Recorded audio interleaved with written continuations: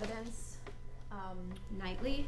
Okay. And because Samara was doing snow coverage, we didn't see it because it wasn't on my list of assignments. Yeah. But yeah, I guess I'll add that to my list of things to do each night.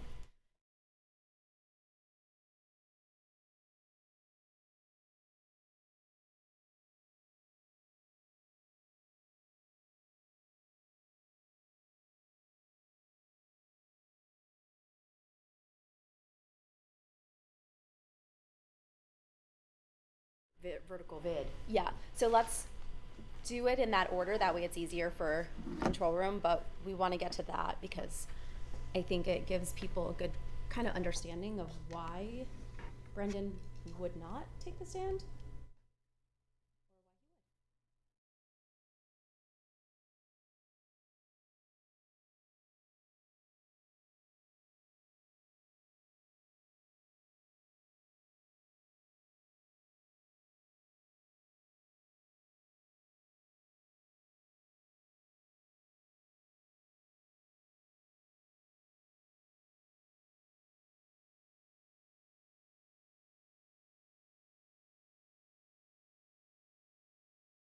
I think that's what he's heavily leaning on, is to use them to create doubt. Yep.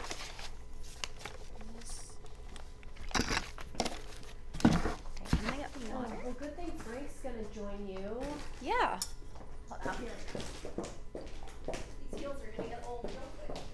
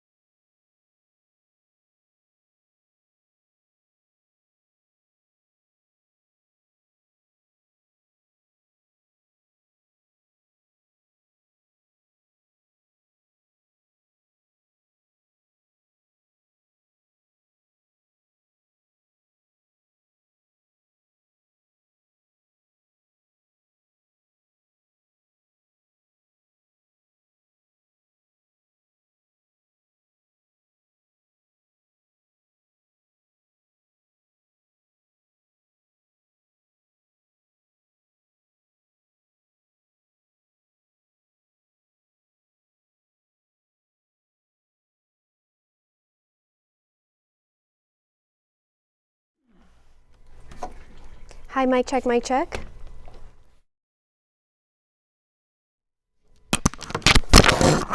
Yeah, sorry. It's going. I forgot to put it on the actual body. Yay. What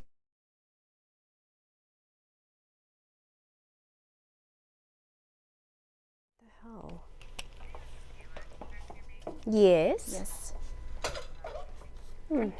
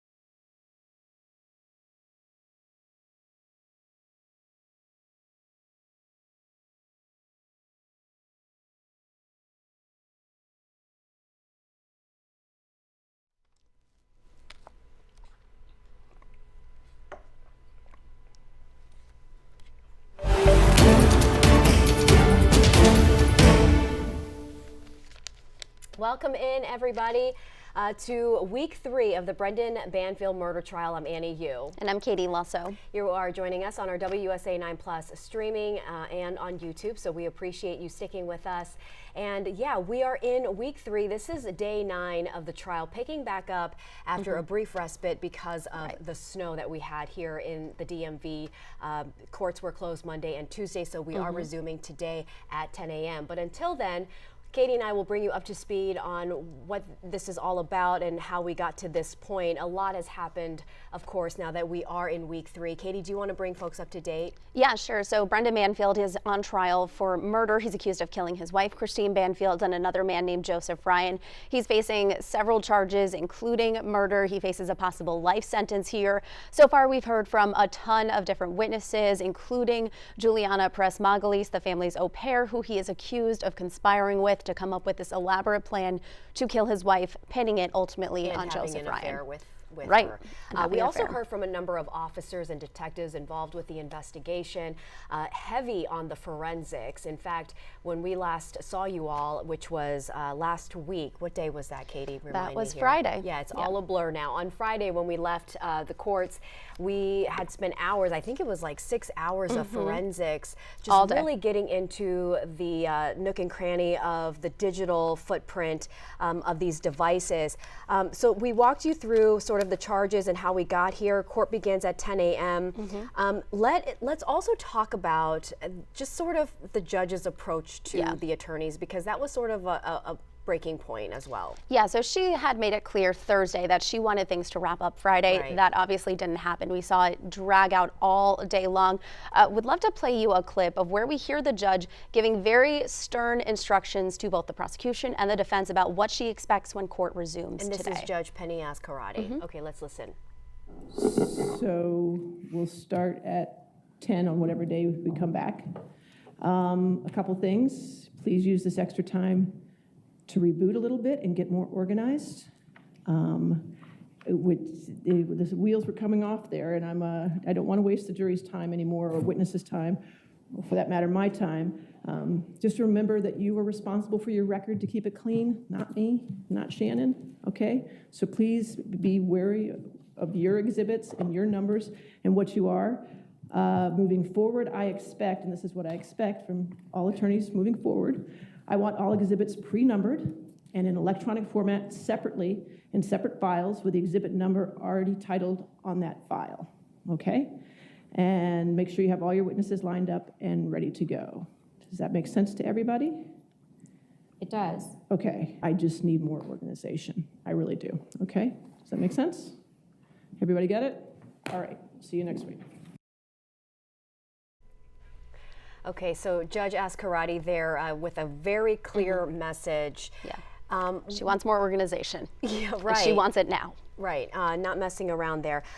Okay, I want to talk about the bombshell that was dropped on us last week. On Friday, the defense attorney, John Carroll, surprised the court and members of the jury and all of us that Brendan Banfield could possibly be taking the stand. Likely, yes. We didn't know when. Right. We thought maybe Friday, but it did wrap up without Brendan. It could be today. Yeah, and to be clear, that happened during jury instructions, so the time period when the jurors were not in the room, so a little before court started on Friday around the 9 a.m. hour, and I actually watched the clip back of where you see the judge. She says to John Carroll, does Brendan plan to take the stand? And John Carroll says yes, and you could see shock on both the judge's face, but then the camera pans to Brendan and he even looks surprised. So interesting there.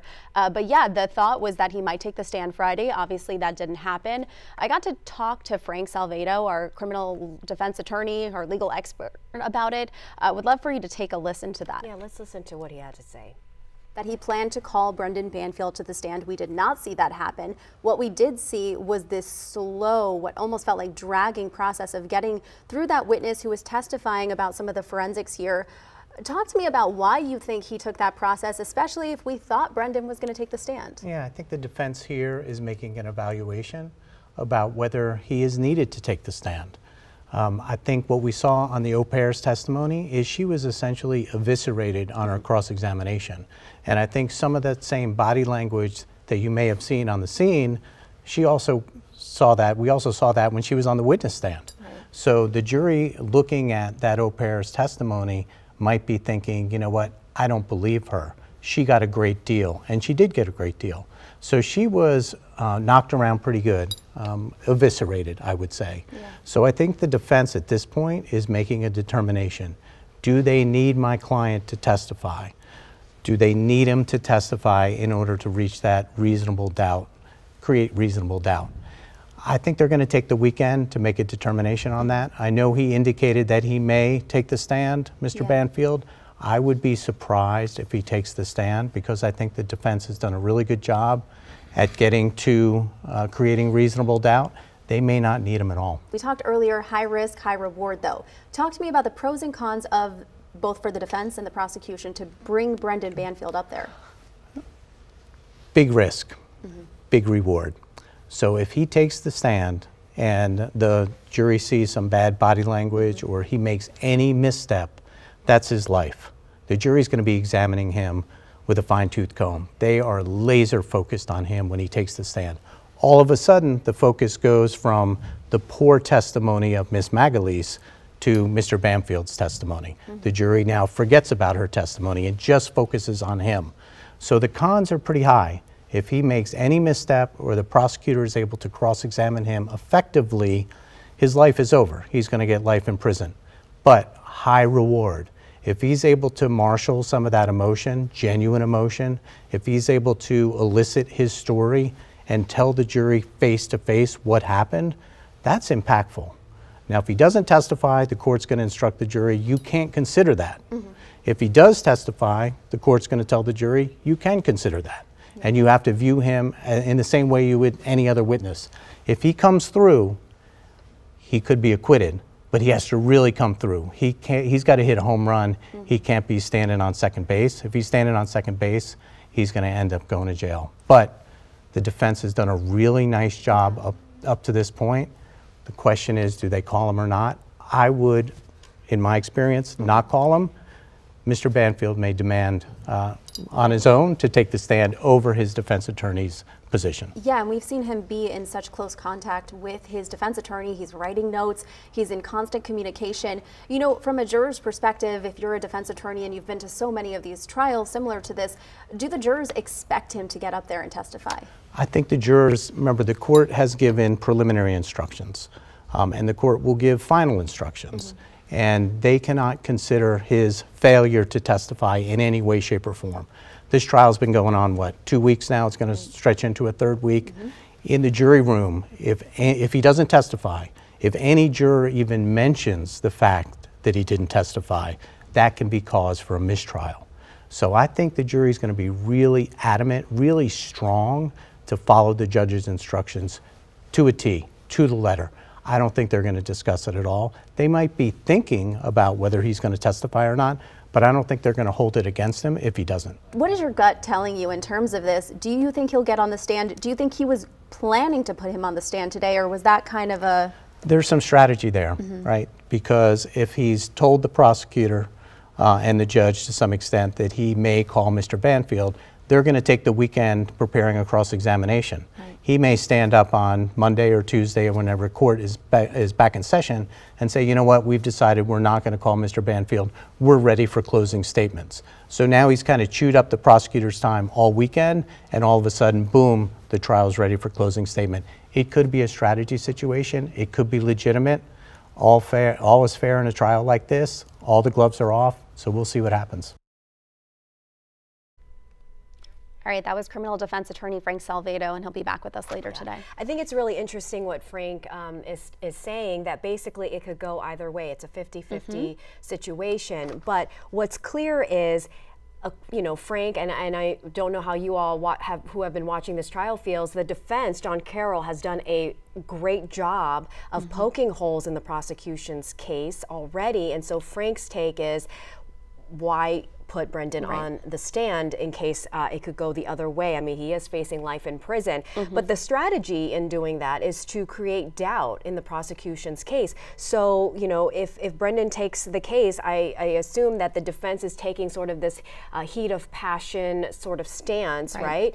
And much of the testimony Friday, remember, from the forensic experts, spent it was going into the weeds of the digital footprint. Right. But what I Of got Christine. of Christine, and what I got out of that, Katie, is that it could have been Christine behind these devices. That it was not a clear indication that she wasn't, right? So John Carroll calling up the forensics expert for hours, just really going through every single line of these devices and the IP address and everything, that was for a good reason. Yeah, and I think it's important, we heard Frank mention that this was a strategic move possibly by the defense, and what he's referring to is just the language of saying that Brendan is going to get on the stand. Now, Brendan doesn't have to get on the stand, even though that conversation happened. Again, the jurors were not in the room when that conversation happened. So Brendan may not get on the stand, and he doesn't have to. The jurors are not expecting that per se. But in terms of strategy, Frank talked about how John Carroll knew they were going into the weekend, and then there were likely going to be some days where the court was closed because of snow. So if you tell the prosecution that Brendan Banfield may be taking the stand, their weekend is going to be focused on trying to come up with the questions they want to ask on cross versus their closing arguments. Yes, which could be very dicey, right? We also love that you all are sharing a lot of questions and your comments. Keep them coming. Let's throw that number up there, 202-895-5599. Go ahead and save that, write that down, because that is where you can text questions or any kind of comment, especially questions for our legal experts as they join us throughout the trial. Also, in addition to our legal experts, we had a body language behavioral expert with us. She was fantastic and sort of describing the mannerisms that we've seen from Brendan and Juliana. What I found interesting was, what she had to say regarding his emotional display, because to us, we talked about that. Oh, he's actually showing some emotions here. He was wiping away tears and looking down and looking distressed and visibly upset, right? And what did she have to share about that? Yeah, I think it's twofold, right? She's giving her opinion, and she's talking about how there are certain little things, like when I believe she said you look down and to a certain side when you're genuinely upset, and she wasn't seeing those things on his face. But of course, that's her analysis. And I think one of the things that we talked about, she and I as well, is that everyone grieves differently. So it is really hard to pinpoint whether or not somebody is genuinely grieving. She does not believe that Brendan Banfield was genuinely crying up there on the stand. And she also pointed out that maybe he was crying, but what was he crying about, right? We don't know that. So it could be genuine emotion. She doesn't think it is. But then if it is genuine emotion, what is that emotion about? Is it because he's on trial, or is it because his wife was killed? Right, okay. Last week we also got to hear the audio. We didn't get to see the video, but we heard the audio of the officer who accompanied Brendan to the hospital the morning of the murders. And in that audio, we heard him break down, cry. We learned a lot from that audio recording. Yeah, and one of the big things the defense keeps pointing out is that conversation about washing his hands and somebody allowing him at the hospital to wash his blood-covered hands. And this was the moment, the reason why they played this audio was because the defense wanted the jury to see and hear. They got to see the video, we only got to hear it. But the defense, John Carroll, wanted the jury members to watch this play out as Brendan was told that his wife Christine had been killed, right? And so we heard him break down and cry. We learned that these were enormous wounds, and the hospital official letting him know that he did everything right. As far in terms as of trying to exactly save her, there's trying to nothing save their he life. could have done, essentially, is what they said. I will add that we will have that video. We were able to get access to that video, and we will have it up on our YouTube page and on our website, WUSA9.com, shortly for you. And once it's up, we will link it here in the comments. Yeah, we will definitely so be that everyone showing can that. see it. Okay. So moving into today, day 8. Okay, so TBD Day on 9. Brendan. Of course, that's what everyone is hyper focused on, is will Brendan Banfield take the stand today? And we'll be watching that closely. But also, we probably will pick up back on the forensics experts taking the stand. Yeah, so Friday we had Detective Brendan Miller, who's been called to the stand numerous times. Multiple times. He was up there early in the day. Then it went to Harry. Remind our viewers who Detective Miller is. So he is a forensics digital analyst for Fairfax County Police. He was at the time. He's now in a different unit, and the defense has said he was transferred because of his conclusion that he found. And his forensics conclusion did not align with what the department believed happened. His conclusion surmised that he believed Christine never lost control of her devices. So that was a big move by the defense, putting him up there on the stand. Then we moved on to Harry Litsky, who is a private investigator but also an expert on forensics. And what was happening all day Friday is he was going through each device that Christine had, and I believe there were 60 or so devices that were pulled as evidence. So he was breaking down, you know, the little nitty-gritty details of when calls were made, who was using the phone per his analysis and per Detective Miller's analysis. He was really using a lot of Detective Miller's data. And then we briefly had a man named Nick Barrero called to the stand, and he's an audio video forensics analyst. There were some technical issues with him, and I know he was taken back off the stand. Harry Litsky got back up on the stand, so a little bit of confusion there. I do think we will see Harry Litsky back up on the stand today, and possibly Nick Barrero. And then, you know, the big question, will Brendan Banfield also take the stand? Right, and heavily focused on the forensics. You know, this is John Carroll trying to basically prove his point or create doubt, raise doubt that Christine Banfield could have been the one behind the devices, behind creating this website on FetLife, right? And so that's the strategy here. Yeah, and a reminder, he doesn't need to prove that things didn't happen. He needs to show that there is reasonable doubt. Right. So every little poke of, you know, any hole he can poke in the story creates just a little bit more reasonable doubt, and that's really what he's going here for. So if Brendan takes the stand, he has a lot of questions he'll be answering up there. Yeah, and to your point, you know, that is going to be interesting to see how the prosecution questions him in the cross-examination if he does take the stand. Okay, let's see here. We see Judge Penny Askarati taking her seat. Let's take you live inside the Fairfax County courtroom. Do we have any preliminary matters before the jury comes out? Not at this time, Judge. Not at this time, Judge. Depending on how counsel presents their evidence, we will have a request regarding our expert watching their expert, but I'm not sure that's relevant for today. Okay, all right, that's fine. Judge, I do have a couple of matters that I'd like to present. May we approach? Okay, sure.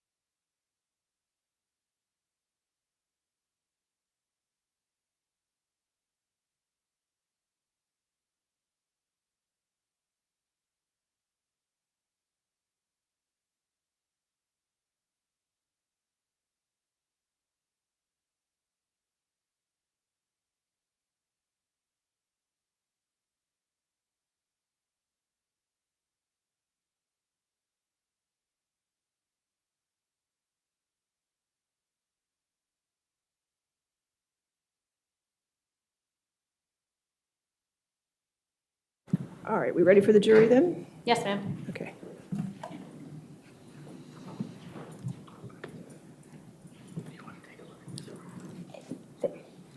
Sure.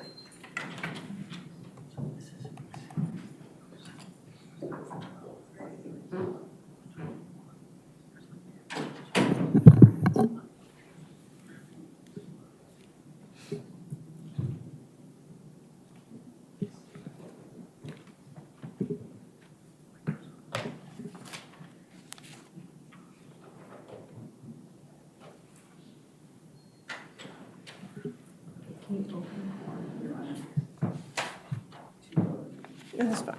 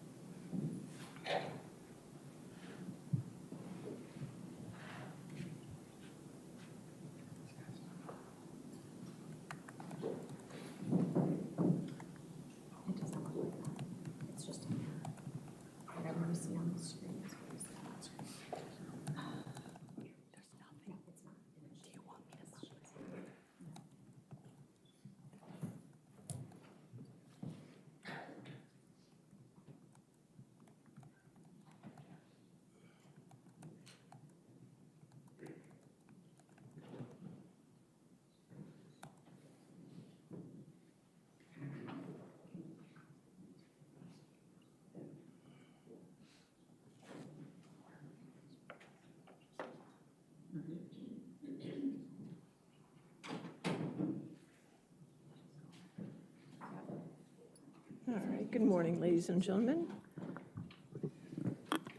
As you may recall, before the break, we were in the middle of an expert testifying for the defense.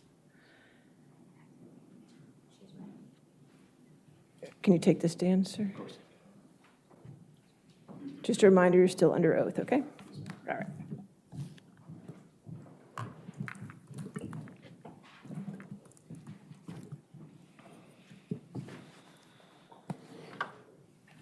Morning, sir. You're Mr. Harry Lidsky.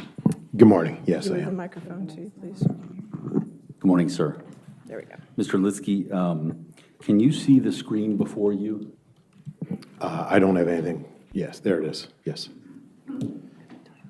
In terms of foundation, these are the, can you tell the ladies and gentlemen of the jury what it is that you're looking at right now?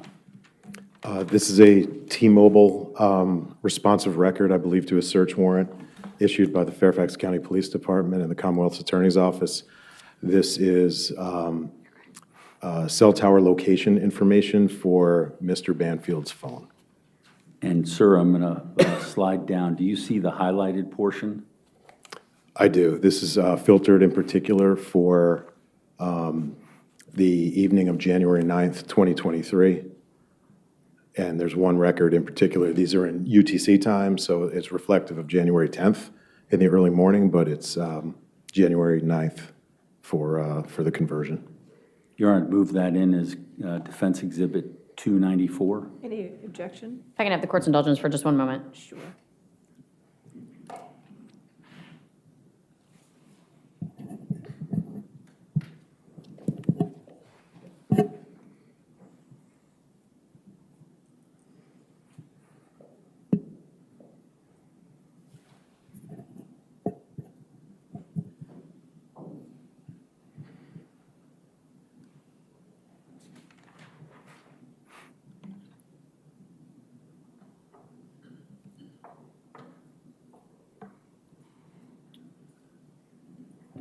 And I'm sorry, Judge, we've identified this as Exhibit 294. 294. Thank you. No objection. All right, 294 in evidence. Sir,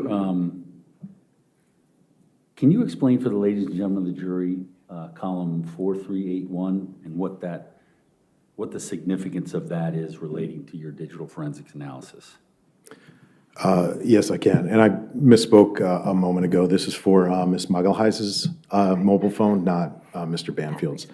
So row 4381, which is highlighted, is just a data session point that T-Mobile logged with location information.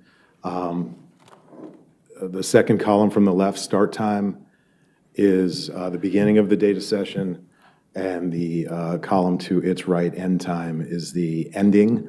For locational information in this regard, the beginning time is what I'm focused on. And sir, I'm going to have you look at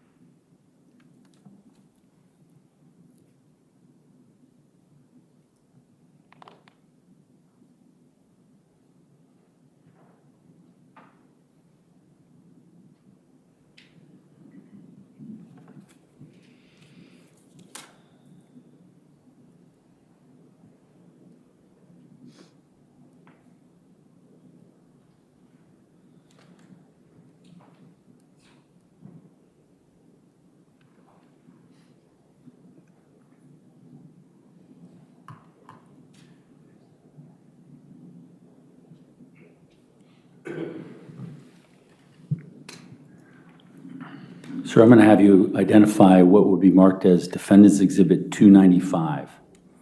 I see it. Can you identify that? This is just a Google map of the Herndon area with an annotation of the approximate location of the Banfield residence on Stablebrook Way. Also, the tower that handled the data session on the previous slide marked with a red pin. Your Honor, I move that in as Defense Exhibit 295. Any objection? No objection. 295? And so, sir, the jury is waiting to see that. Explain what that previous slide is relating to what you've put in Defense Exhibit 295 and what that shows. So on the left-hand side, the icon of the house or structure is designed to represent the approximate location of the Banfield residence. And the red pin, which is in sort of the middle of Stratton Woods Park, towards the upper right-hand side, is the location of the T-Mobile cell tower that handled the data session from the previous slide.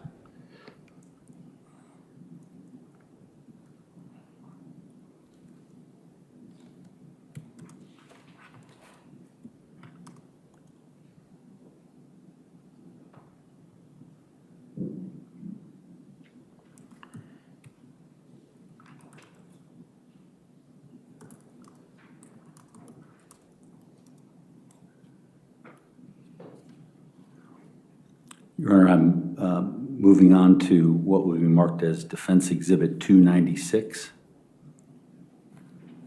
Sir, are you able to see that slide? It's still 295. Sorry, Your Honor. Same.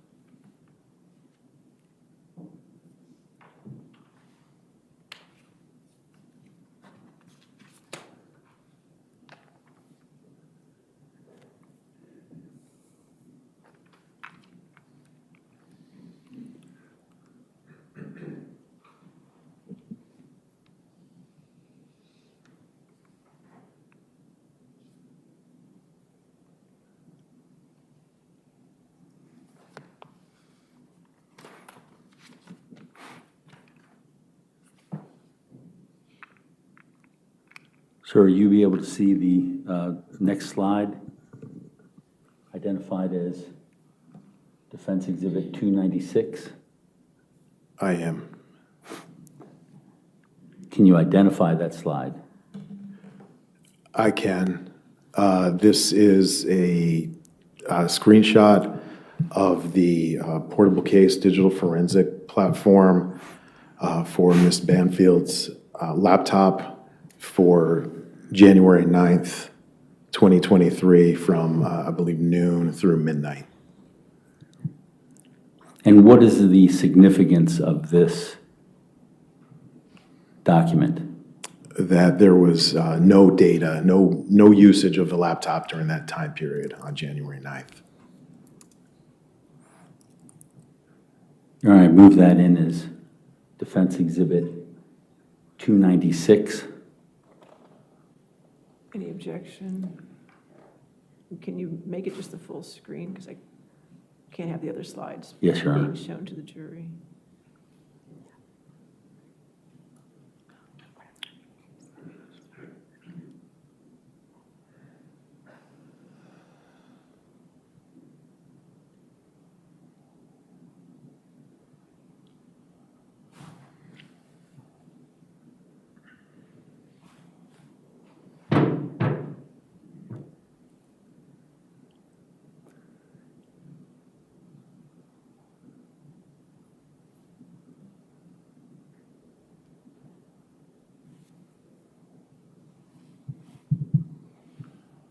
My apologies, Judge, I can't seem to move that next slide.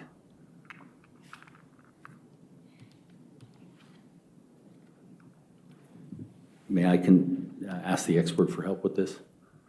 All right.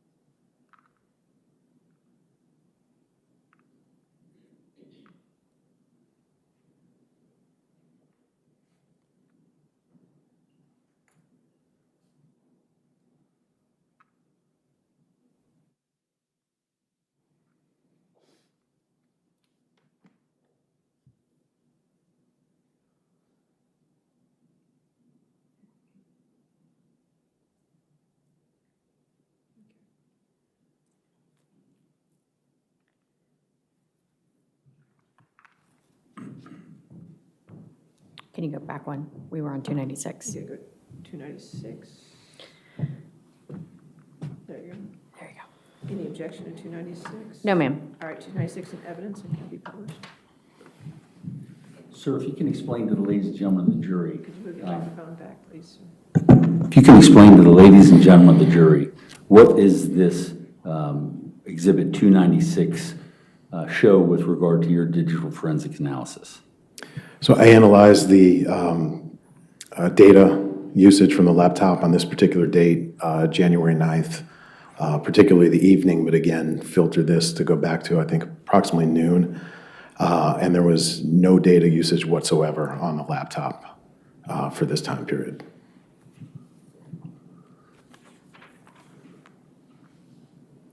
Your Honor, I'm going to move on to the next slide.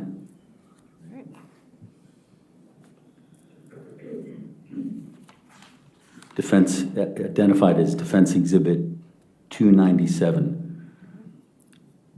Sir, do you see this slide before you? I do. Can you identify it?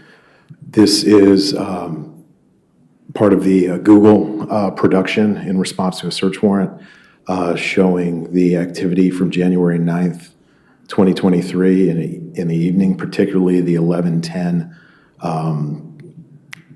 startup or creation of the alleged suspect Gmail account. And Your Honor, I move that in as Defense Exhibit number 297. Any objection? No objection. 297 in evidence. Published. Sir, going from left to right, explain to the ladies and gentlemen of the jury what it is that's displayed and what the significance of it is. So on the left, the highlight is just for the Google login history.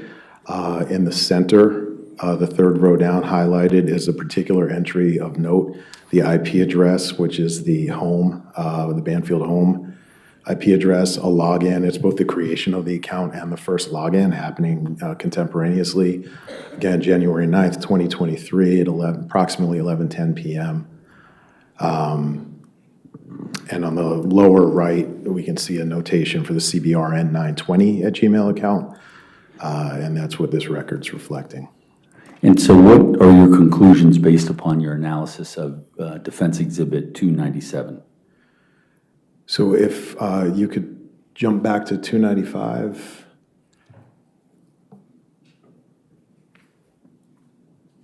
So given the location of Ms. Magalhães' device at approximately 11:08 p.m. From this cell tower and its distance from the residence, my conclusion is that she was not home at the time the Gmail account was created. Objection calls for speculation. The witness can testify to her phone not being present in the house. Sustain the objection. Sir, can you explain to the jury in terms of the devices? So my conclusion is that Ms. Magalhães' device was not in the residence at 11:10 p.m. when the Gmail account, the alleged suspect Gmail account, was created.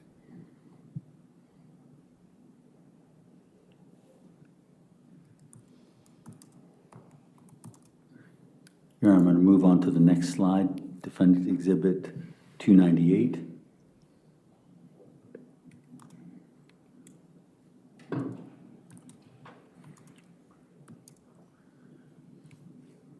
Sir, can you identify this slide? If opened, this would be the Discord. Judge, I'm going to object to the description of what happens when we open it. Let's open it. We get a Okay. Sir, can you identify this 298 has been opened. What, if anything, can you identify this as something that you relied upon in your digital forensic analysis? Mr. Chair, it only says Microsoft Edge PDF document. Oh, sorry, Judge. The document's not open. It opened on my laptop.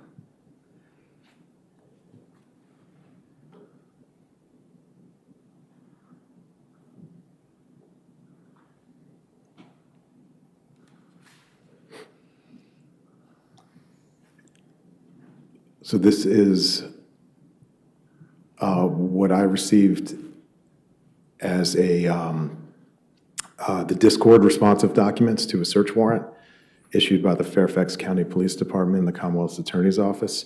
This is for Ms. Magalhães' Discord account, and this is the subscriber information with IP addresses corresponding with login events to that account.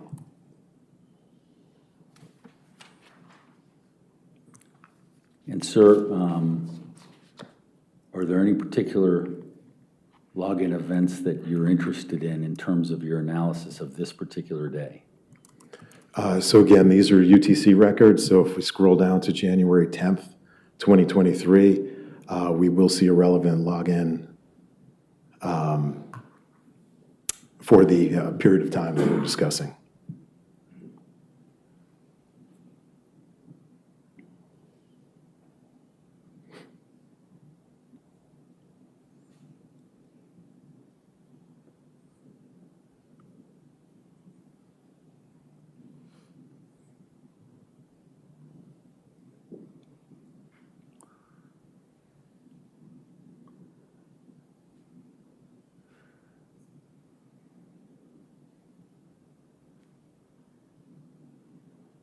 Do you see the highlighted portion, sir? I do. Is that the relevant time relating to your analysis of the circumstances? It is.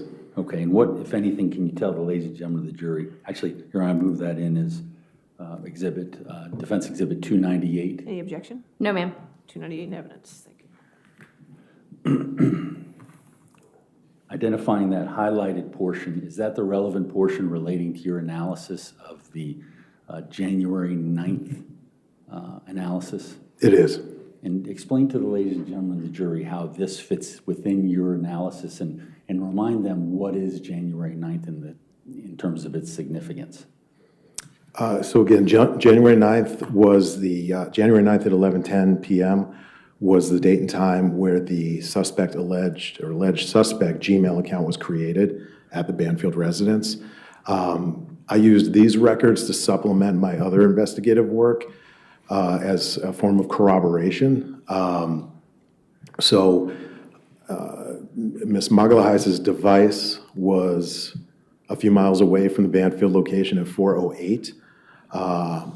This is, again, Discord is not device specific, but Discord has Ms. Magalhães' account transitioning from a T-Mobile service in the line, the 327 entry at 208.127.225.10. That's a T-Mobile provided IP address, and it's shifting to the home IP address at 11:11 and 30 seconds PM on January 9th.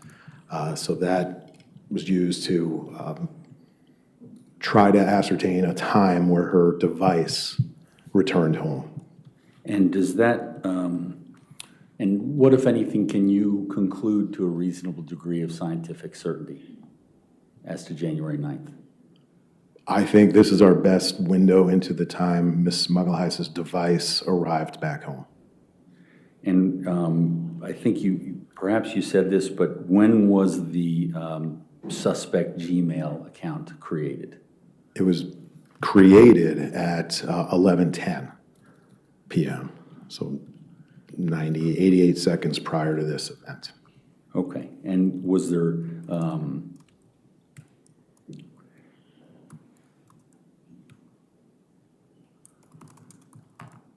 is there anything else relating to January 9th on the defense exhibits up to 298? I don't believe so, no. Okay.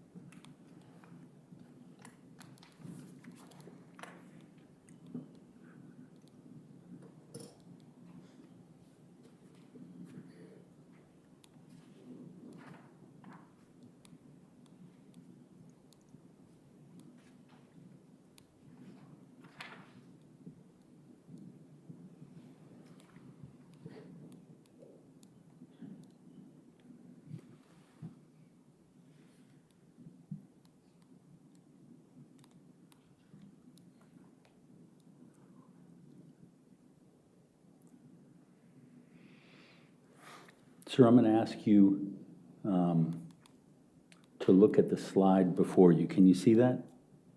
I can, but not in presentation mode. Okay, Can you see that slide? I can. Can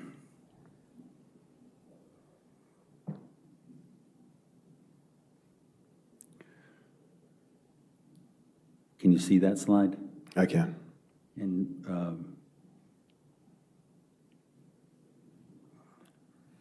sir, if you could look at what would be marked as Defendant's Exhibit 237.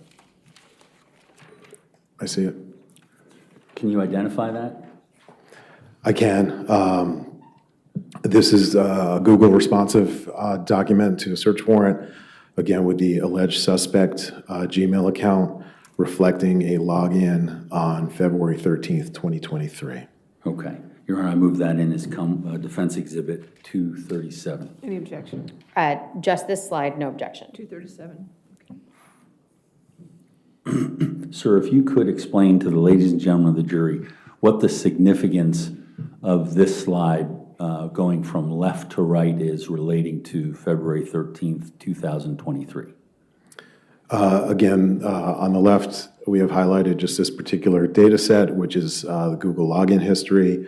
The top row in the middle reflects the particular login we're discussing now.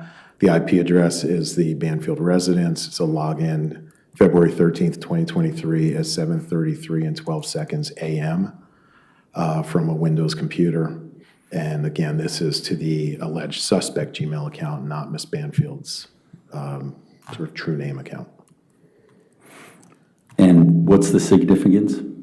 There was a login to the alleged suspect account on this morning. Okay. Your Honor, I'm going to move to Defense Exhibit 238.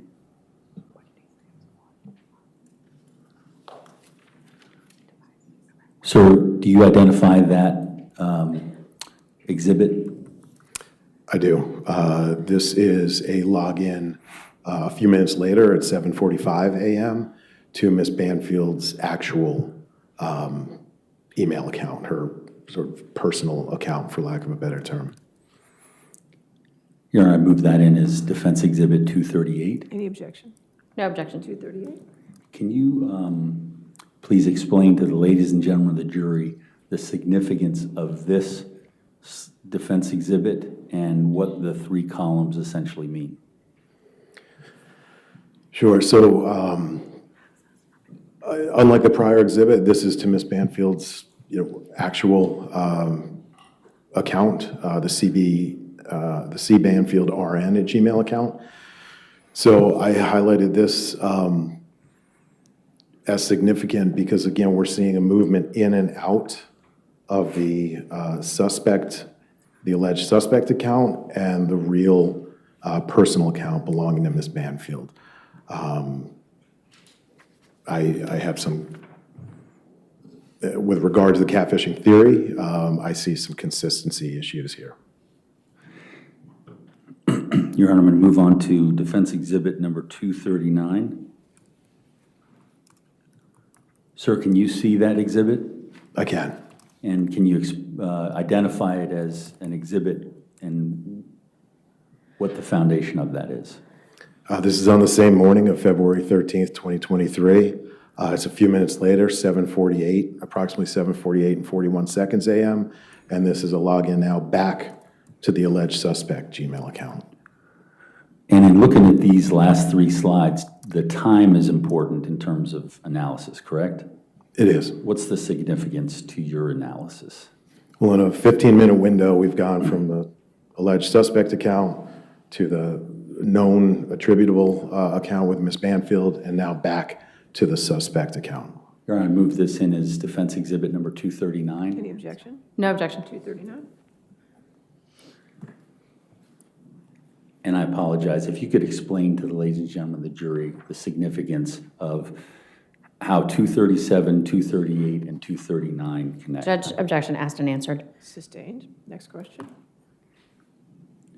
Sir, on the right-hand side, it indicates, or what, if anything, does that item indicate, that artifact? On the right-hand side, we have the IP address, which hasn't changed. It's a login. These are all logins. The date and time. This is now the 7:48 event. And then in the evidence information, a few lines down, the source is the determining record for whether or not this is from the C Banfield RN account or the CBRN 920 suspect account. And that's just, to tell them apart. And if you can, explain the significance of the CB Banfield RN account and the CBRN 920 account. The C Banfield RN account is what I've come to know as Ms. Banfield's legitimate sort of personal email. The CBRN 920 account is the one we've been referring to as the alleged suspect account. That's the one that was created to set up FetLife and then to facilitate communication on Telegram as part of the meeting with Mr. Ryan. Your Honor, I'm going to move to the next slide. This will be identified as Defense Exhibit 186. I already have 186 in evidence. Is that? I believe, Judge, that's the same exhibit, and it's just been included in this. That is the same. Is it okay? 186? Finding something for yes. Can be posted. Yeah. And, Your Honor, I believe this has been moved into evidence? Yes, it's in Yes. evidence. Okay. It's being displayed. Sir, do you recognize this? I do. Okay, and what, if anything, can you tell the ladies and gentlemen of the jury regarding your analysis of this? So these are FetLife communications. These are for outbound communication or messages from the account purporting to be that of Ms. Banfield. These are all on the morning of February 13th, and they're all in or around overlapping with the time frames of the Gmail login accounts or login events that we were just discussing. And identifying them, how are you identifying whom is speaking to whom? So the far left-hand column, 163-63905, that is the user account that's associated with the account purporting to be that of Mrs. Banfield's. And those are all outgoing comments? They are. This has been filtered just to reflect the outbound ones. Okay. Your Honor, I'm going to move to the next slide. This would be identified as Defense Exhibit 241. Sir, can you identify that? I can. And if you can explain, is this, how did you come to receive this, and how did you rely upon it in your analysis? This was a document received from the Treasury Department's Inspector General office. It was provided to the Fairfax County Police Department and provided to me as part of a stipulation of records.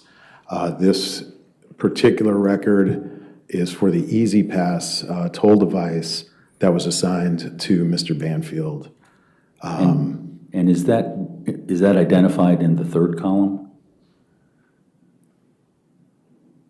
As the transponder or plate number? Yes. Yes. And what, if anything, did you rely upon in this particular document? The location of Mr. Banfield's transponder, presumably his assigned work vehicle, in particular on the morning of February 13th. Judge, I'm going to object to the presumption that it's his assigned work vehicle. If he can testify to specifically which vehicle it's assigned to based on his knowledge and review, then certainly, but if he's speculating, objection. All right. I'll sustain its foundation. Sir, can you explain to Her Honor how it is that you've identified it as Mr. Banfield's vehicle? The Treasury Inspector General's office assigned it, yes. And in terms of the documents that you received, what, if anything, were they, what, if anything, identified to Mr. Banfield's Treasury vehicle? It's a record they keep track of. They have these assigned out to personnel. They pay for the account. And so in looking at these records, how did you utilize them in your digital forensic analysis? Well, it's an Easy Pass transponder, so it can be associated with location information, and that's the purpose I used it for on this morning, on February 13th, Your Honor, I 2023. move that in as Defense Exhibit number 241. Any objection? No, Judge. 241 in evidence. And what can you tell from the morning of February 13th, 2023? So there were 4 entries of on that date, 2 eastbound on the Dulles Toll Road and 2 westbound later on the Dulles Toll Road. These are in East Coast time, so there's no conversion. So the first entry and column B is the transaction date, not to be confused with column A, which is the posting date. So we have an entry that's boxed in green on the morning of the 13th at 6:05 a.m. And it says that this transponder and the vehicle it was in entered the Dulles Toll Road heading in the eastbound direction at the Centerville entry point. Sorry. The column, the row just above, they're out of order, is at 612. So line 21 or row 21 shows us that the same transponder and the vehicle in which it was installed passed through the Dulles mainline toll plaza that is near Tyson's or in Tyson's at 6:12 a.m. heading east. Rows 23 and 24 are the corresponding return trip into the main line heading westerly and then Fairfax Parkway, also heading westerly. Looks like an exit at 11:35. So the transponder was past Tyson's heading east at 6:12 and didn't return until 11:35. Your Honor, I'm going to move on to the next slide.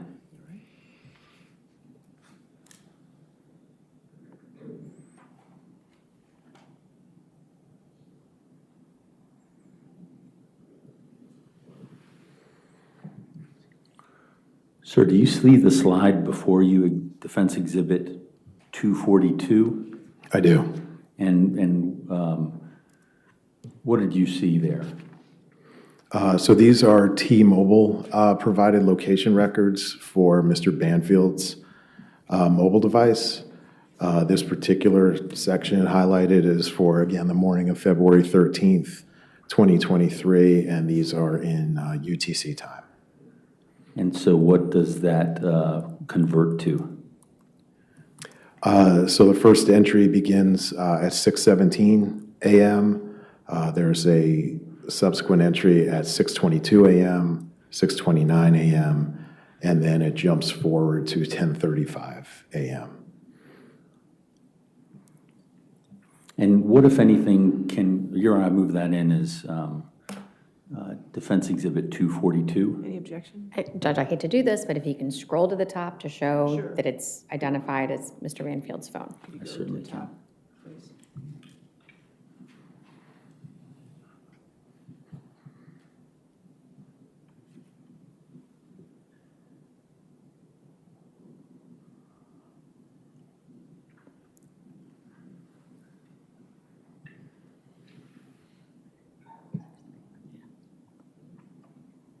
And it came all the way down. Thank you. No objection. All right.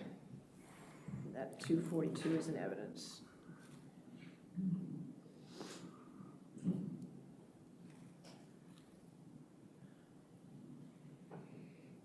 Sir, the highlighted portion is what you were previously identifying? It was, yes. Okay. And just pointing out,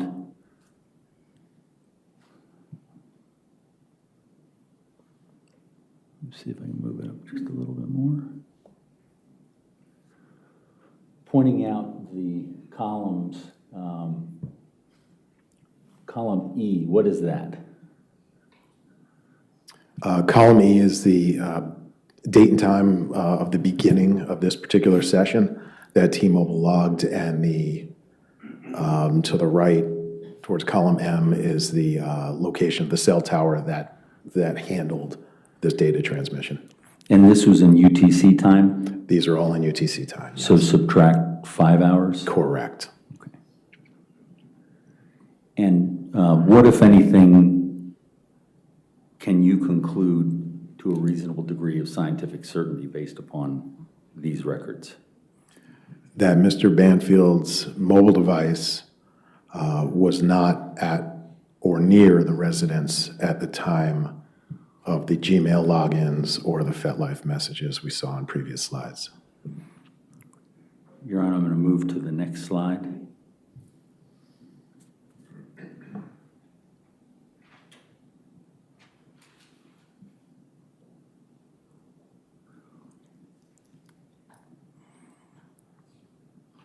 Your Honor, this would be identified as Defense Exhibit 242. Oh, I'm sorry. 243. Let me move on to.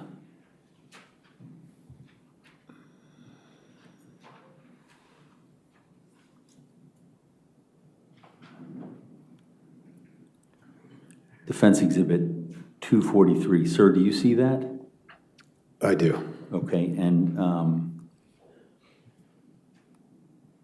this is, explain what that is showing there on the screen. It's still just, the PDF is not open. Thank you. These are AT&T wireless records that correspond to Mr. Banfield's work-issued mobile device. So the same kind of records as we just saw with T-Mobile, this is AT&T for a different phone. Sir, I'm going to scroll to the highlighted portions and have you identify them.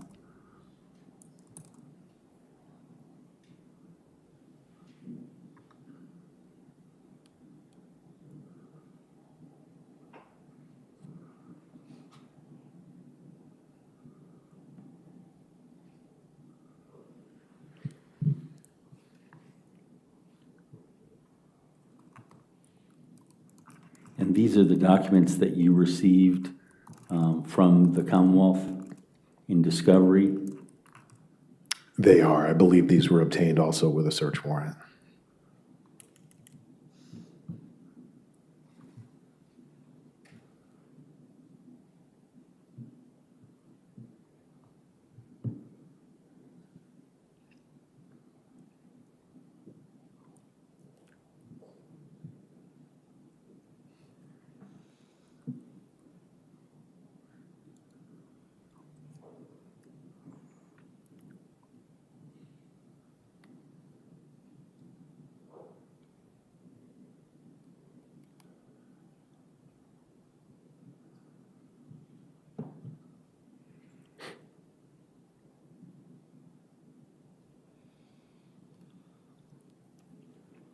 Sir, can you see the screen? I can.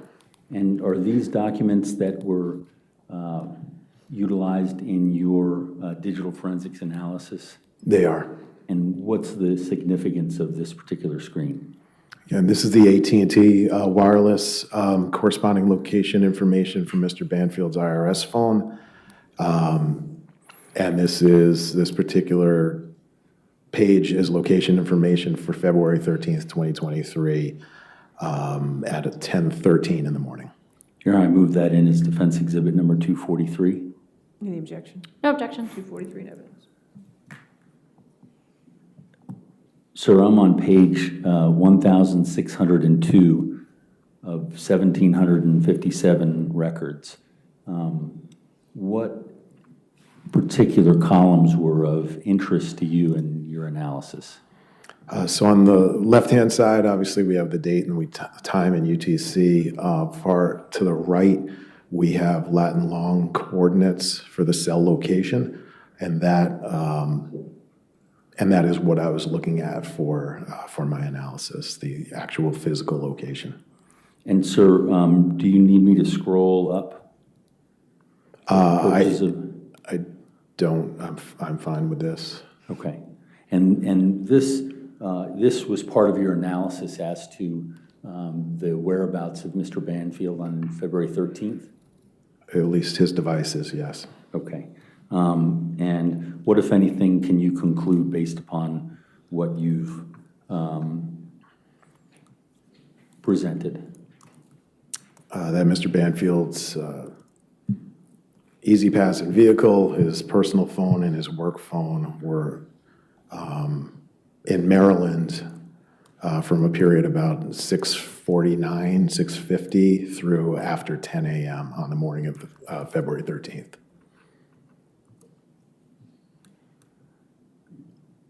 Your Honor, I'm going to move on to the next slide.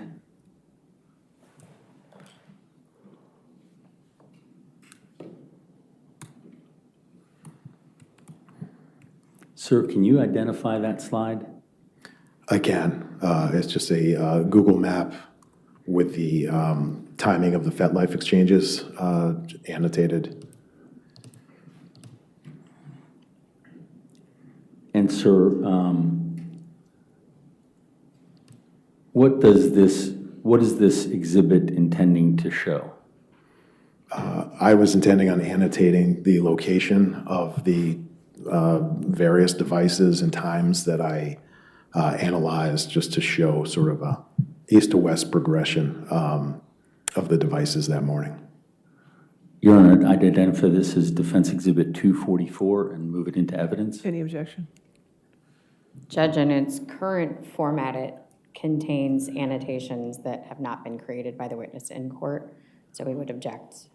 What's your objection then? Hearsay. Excuse me? Hearsay. It's an out-of-court statement. All right.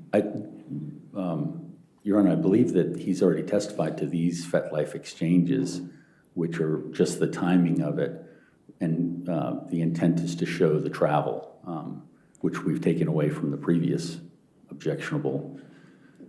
Judge, this is the same problem we had with the graph exhibits. Counsel All right, I'll sustain the objected to. objection.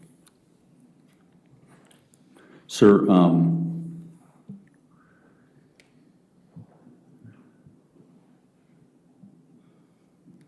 at the time of the FetLife exchanges, can you tell the ladies and gentlemen of the jury where Mr. Banfield's devices were at the relevant times? They were in vicinity of Cheltenham, Maryland. And what's in Cheltenham, Maryland? The Federal Law Enforcement Training Center. And the previous slides that we were talking about, let me reference those.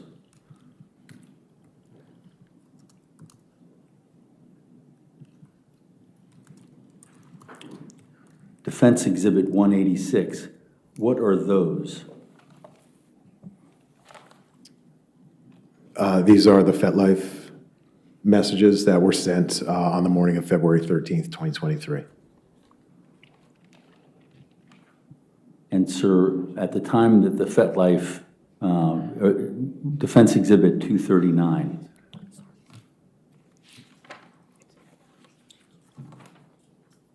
was that one of the FetLife exchanges? Judge, asked and answered. We've been through these exhibits. All right, I'll sustain as asked and answered. Okay.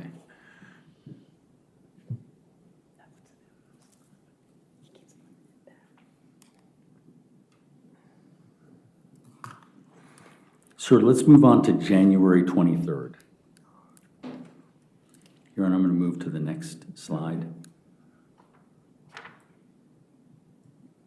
Defense Exhibit 245. Sir, can you identify that slide and what it contains? Actually, just identify it as something that you utilized in your digital forensic analysis. It is. This is part of the Google responsive documentation I received through a stipulation reflecting a login to the alleged suspect Gmail account on January 23rd. And Your Honor, I'd move that in as Defense Exhibit 245. No objection. 245 in evidence. Sir, please explain to the ladies and gentlemen of the jury what the significance of these three columns are based upon your analysis of January 23rd, 2023.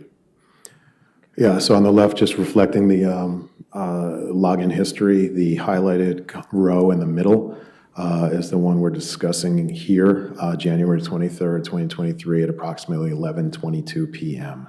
On the right, we see the IP address, which is the Banfield residence. It's a login. And in the evidence information, we're confirming that this is to the CBRN 920 Gmail account. And these are artifacts that you analyzed relating to January 23rd? They are. And what's the significance of January 23rd in terms of the devices? In this particular instance, it is a login to the alleged suspect Gmail account, which is, obviously relevant given the nature of the investigation. Here, and I'm going to move on to the next slide.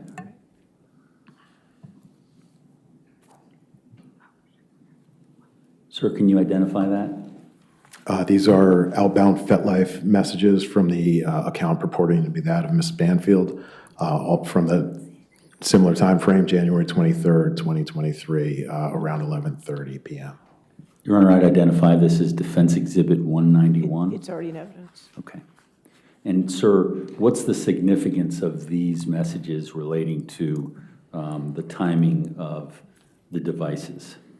Just that they were happening about the same time as the login to the alleged suspect Gmail account. Here I'm going to move on to what will be identified as Defense Exhibit 247.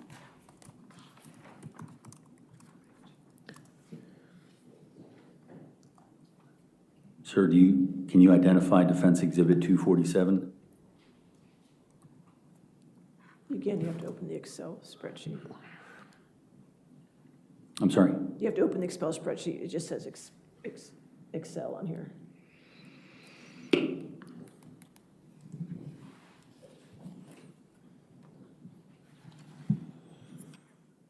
There you go. Your Honor, actually, I think we identified the spreadsheet independently in this. This would be Defense Exhibit 248.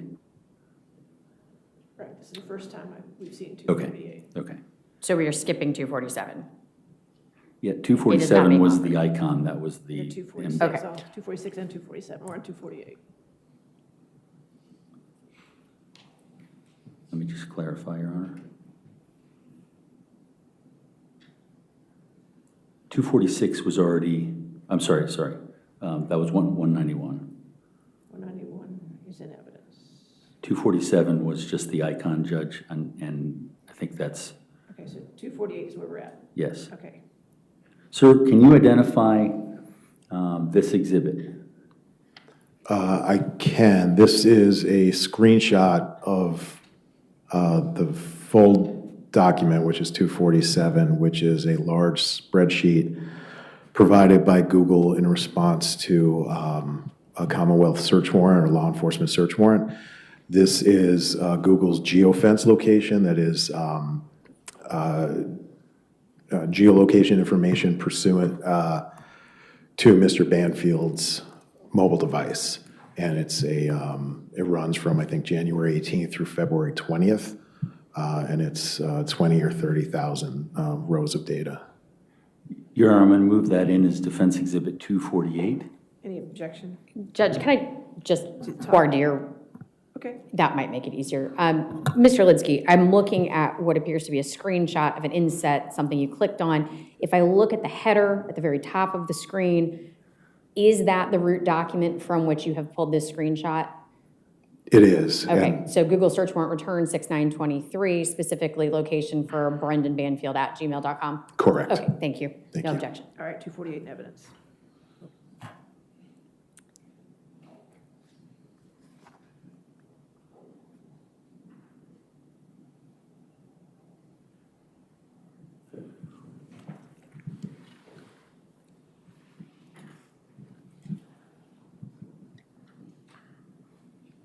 Sir, I'm going to try to find the portion that you relied upon.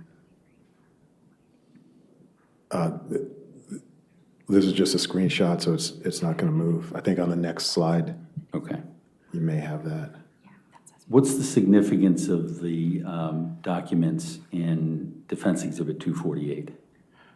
So again, these are the responsive documents provided by Google. They provide location information for the device on which this data was collected. That is Mr. Banfield's mobile device. This screenshot is just at the very start of the spreadsheet, so it shows the column headings and the information that Ms. Sands just ran through. And above that, we see the folder structure as it was provided in discovery. Your Honor, I'd identify this as Defense Exhibit 249. I'd move that into evidence. Any objection, 249? No, ma'am. 249 in evidence? Sir, what, if anything, did you review relating to this particular screen of the Google return? Yeah, so this is just a screenshot of the same records now advanced to the particular day in question, that is January 23rd, 2023, at approximately 11:35 p.m. Obviously, these records are in UTC and require our 5-hour conversion. And so what's the accurate time with that conversion? 11. Asked and answered. He testified as 11:35. Sustained? What's the significance of this, sir? This reflects the position of Mr. Banfield's device on that date and time. And what, if anything, can you opine about his position at that point? He was not, his device was not home. Karen, I'm going to move to the next slide. All right. I'm sorry, that 249 is in evidence, correct? Correct. Sir, can you identify Exhibit 250? This is just a Google map with an icon of the Banfield residence and its approximate location. And what, if anything, can you, in terms of this map and the previous data forensics, digital forensics that you looked at, what can you conclude to a reasonable degree of scientific certainty relating to this map? Again, that Mr. Banfield's device was not at home during the relevant period of the Gmail login or the FetLife messages. I'm able to annotate his approximate location on here, corresponding to the Google location information, if desired. Your Honor, can we have him identify, based upon his analysis, where on this map Mr. Banfield was at the time? If you want to have mark it, that's fine. Yes. May I refer to my notes, Your Honor? Okay. Thank you. Yes, sir.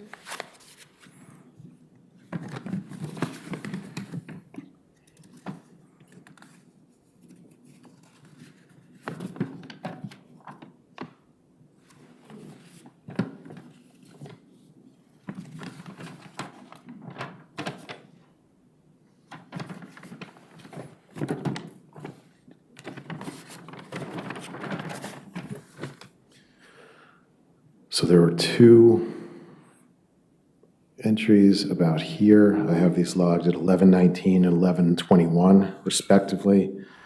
And then one just short of home, sort of in the neighborhood, at 11:29 p.m. on the night of the 23rd. And what's the relevant login for the Gmail? If we could go back a few slides, my apologies. Just let me know. Your Honor, do I, in order to preserve that slide, Do you want to mark that as 250A can we do 250A, Judge? and print it? Okay. Your Honor, I'd move that in as Commonwealth's or Defense Exhibit 250A. 250 and 250A. Judge, is there any way for the witness to identify the times? We have 3 different times associated with 3 different circles, but nothing to clarify from this exhibit. All right, can you just put the times maybe under the statements, please? Of course. And then once the times are there, there's no objection, 250 or 250A? No, ma'am. Okay.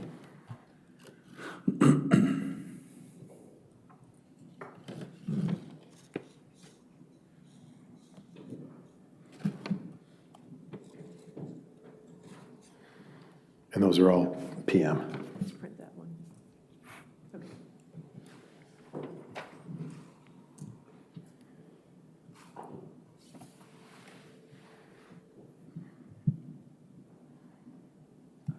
Should be able to clear it now. Yes. Am I able to move the You exhibit? can move Judge? it, yes. Okay. It just clears this. Okay, good. Sir, let me know.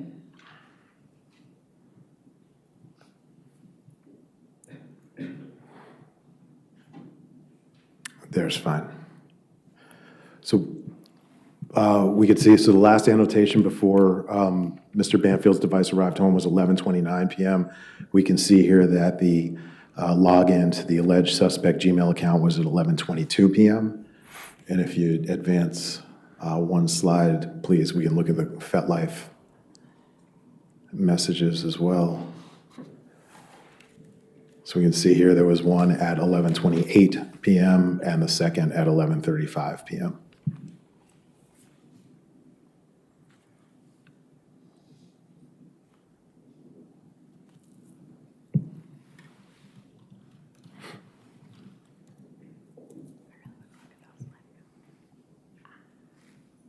And sir, what can you conclude to a reasonable degree of scientific certainty on the as to the digital forensic analysis on that day?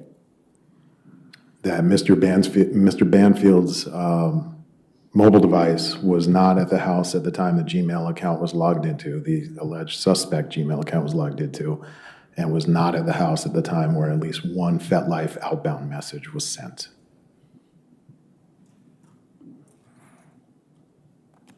Your Honor, I'm going to move to the next slide. Sir, let's talk about January 30th. And on to the next slide, Judge. Defense Exhibit 251. Sir, do you recognize this slide? I do. And what, if anything, did you rely upon in your digital forensic analysis relating to this slide? This is another Google responsive document showing a login to the alleged suspect Gmail account, which occurred on January 30th, 2023 at approximately 10:36 p.m.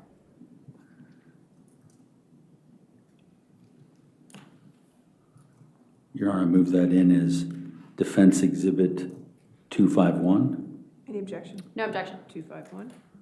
Your Honor, I'm going to move on to the next slide. Sir, can you see the slide before you? I can. And what, if anything, did you rely on in your digital forensic analysis in this case? This is another piece of the Google responsive documents. It's from the same evening, January 30th, 2023, now at 11:03 p.m. This is a login, another login to the CBRN 920 at Gmail account. That's the alleged suspect Gmail account. So we have two logins this evening. Your Honor, I move that in as Defense Exhibit 252. Any objection? No objection. 252.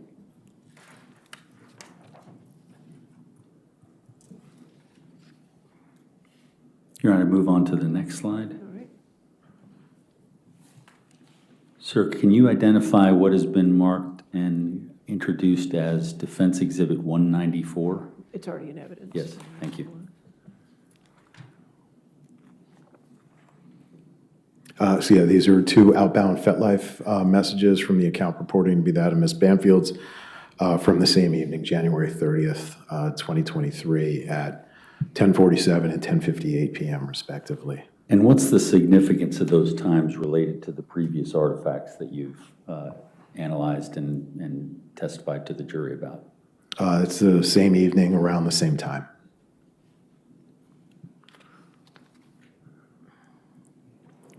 All right, move on to the next slide, Defense Exhibit 247.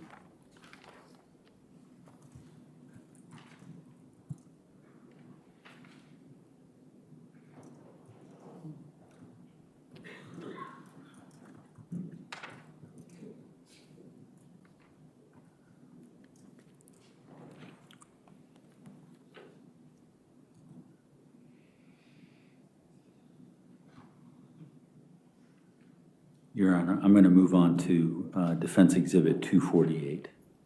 248 is already in evidence.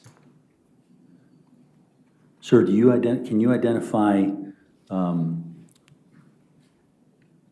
sorry, you said it was already in evidence. It's already in evidence. Sir, what is this artifact in terms of your digital forensic analysis? Judge asked and answered. Sustained.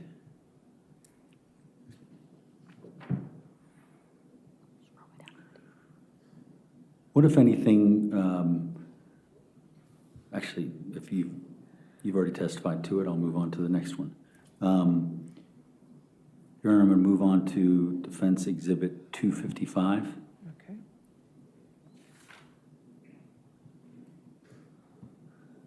Sir, do you recognize this exhibit? I do. And what's the significance of this particular exhibit for your digital forensic analysis? These are the same Google responsive geolocation records aligned with Mr. Banfield's personal mobile device. This is just a different, we're looking at it here for January 30th, 2023. And in terms of the previous slide, 248, is that for the same time frame? No, this is just the records themselves showing the attribution and their original location. Your Honor, I'd move into evidence Defense Exhibit 255. Any objection? No objection. 255?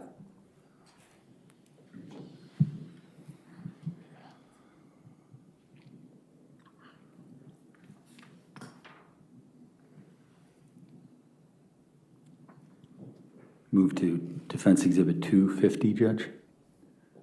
250 is in evidence. Already in evidence. Sir, in terms of the previous analysis that you've done on the documents and the records, can you explain how that, what 250 is relating to your analysis? This is just a Google map showing the approximate location of the Banfield residence, and I can annotate the location from the prior two slides if so desired. Okay. Go ahead and mark the locations that you've identified in your analysis. May I refer to my notes again, Your Honor? Yes, sir. Thank you, ma'am. Only just 250B. 250B, yes.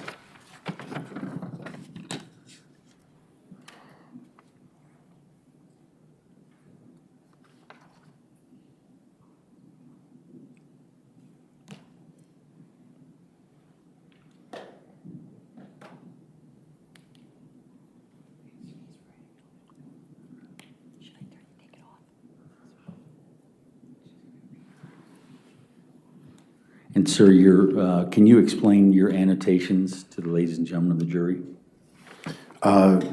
Yes, these are just the approximate locations corresponding to the records we reviewed, showing where Mr. Banfield's mobile device was on the evening of the 30th. Okay, and those are the, what's the relevant time relating to the digital activity?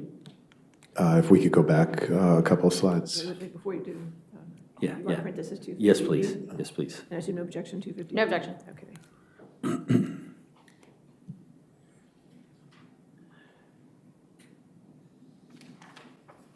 Judge, I won't go back until you tell me. Okay, it's almost done. There you go. Now you can go back.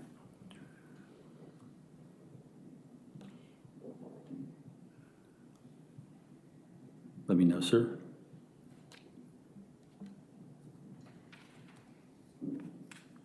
So this is fine. We can see both here.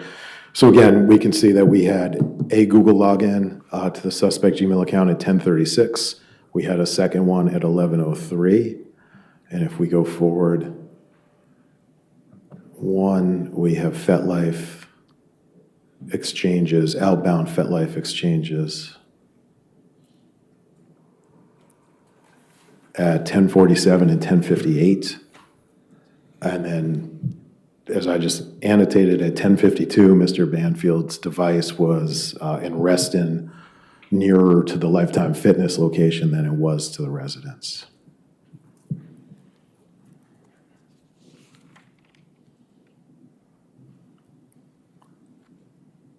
Sorry, Judge.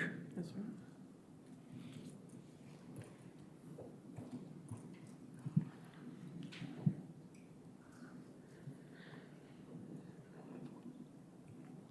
Let's move on to February 7th, 2023. Your Honor, I'm going to move to the next slide, which is going to be Defense Exhibit 257. Sir, can you identify that? I can.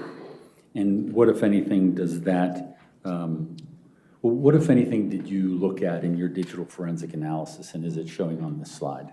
Google responsive record showing another login to the alleged suspect Gmail account, this one on February 7th, 2023 at 10:02 p.m. Your Honor, I move that in as Defense Exhibit 257. Any objection? No objection. 257 in evidence. And how does this tie into the events of February 7th? Just reflecting that there was a login to the suspect Gmail account on this date at this time. And just as a reminder, ladies and gentlemen of the jury, what's the relationship between the logins to the Gmail account and the other accounts that are used? So the Gmail account was used to set up and kick off the other two accounts. However, we have established, I have established that there were recurring logins to the Gmail account for things like account maintenance, email inbox deletion, inbox review of new messages, things of that nature. Your Honor, I'm going to move to the next slide, which I believe we've previously had Defense Exhibit 199. I'm sorry, Your Honor, I'd move 257 into evidence. 257's in evidence. Already. Is it, Yes, we already moved it in. has it already been shown to the jury? Yes. Okay, sorry. All right, Defense back to ag- 199, which is in evidence, okay? Sir, do you recognize this? I do. And what's the significance of this in terms of timing on the other items that you've shown? These are the outbound FetLife messages from the account purporting to be that of Mrs. Banfield on February 7th, 2023, around the same time as the Gmail login we were just discussing at 10:08, 10:12, and 10:15. Your Honor, I'm going to move on to Defense Exhibit 247.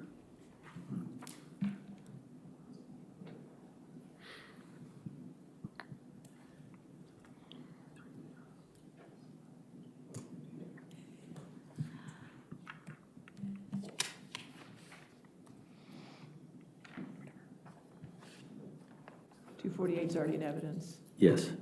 Sir, what's the, what is this in relation to your, Judge asked and answered. what's a different, I think it's a different day, Judge, so it's a different question. Okay, go ahead. What's the significance of your analysis of this particular record that's already into evidence as Defense Exhibit 248? This one's actually just to illustrate the record itself. I believe the next slide is the one with the Your Honor, move to corresponding location information. Defense Exhibit 260. Sir, do you identify that? I do, yes. And what is this document? This is, again, the Google responsive geolocation information associated with Mr. Banfield's mobile device. This is for the reflective of the evening of February 7th, 2023 at approximately 10:12 p.m. All right, I move that in as Defense Exhibit Any 260. objection? No objection. 260?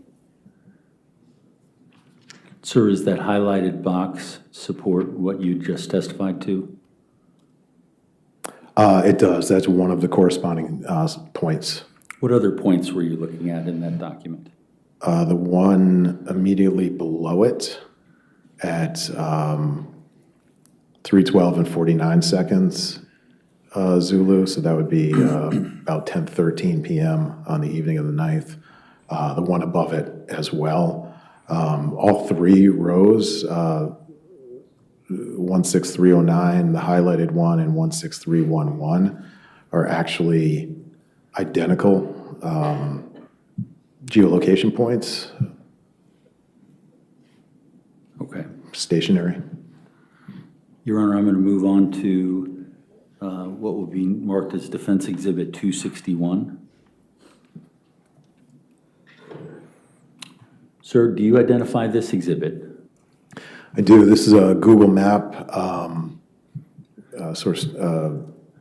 traditional or default map view with the Banfield House approximate location. Also included is a satellite view of a related area on this map as well, which correspond to the geolocation points I just mentioned on the previous slide. And are you able to, based upon the previous slide, identify where the geolocation of the device that you were analyzing is? I am, Okay. yes. And can you mark on the map where that was?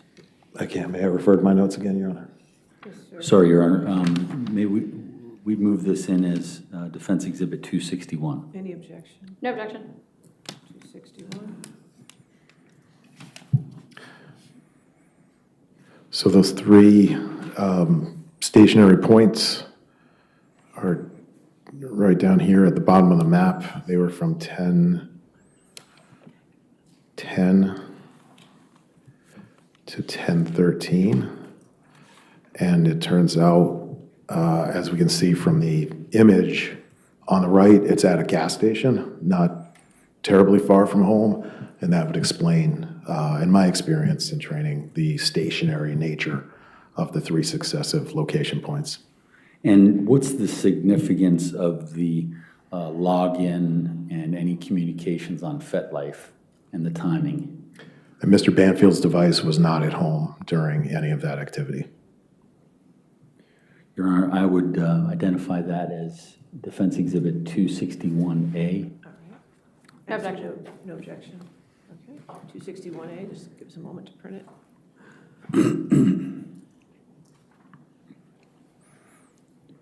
All right, while we're printing that, is this a good time to take a break, Mr. Carroll? Yes. Thank Okay, you. ladies and gentlemen, let's go ahead and take our morning recess of 15 minutes. Again, do not talk to anybody about the case and don't do any outside research, okay?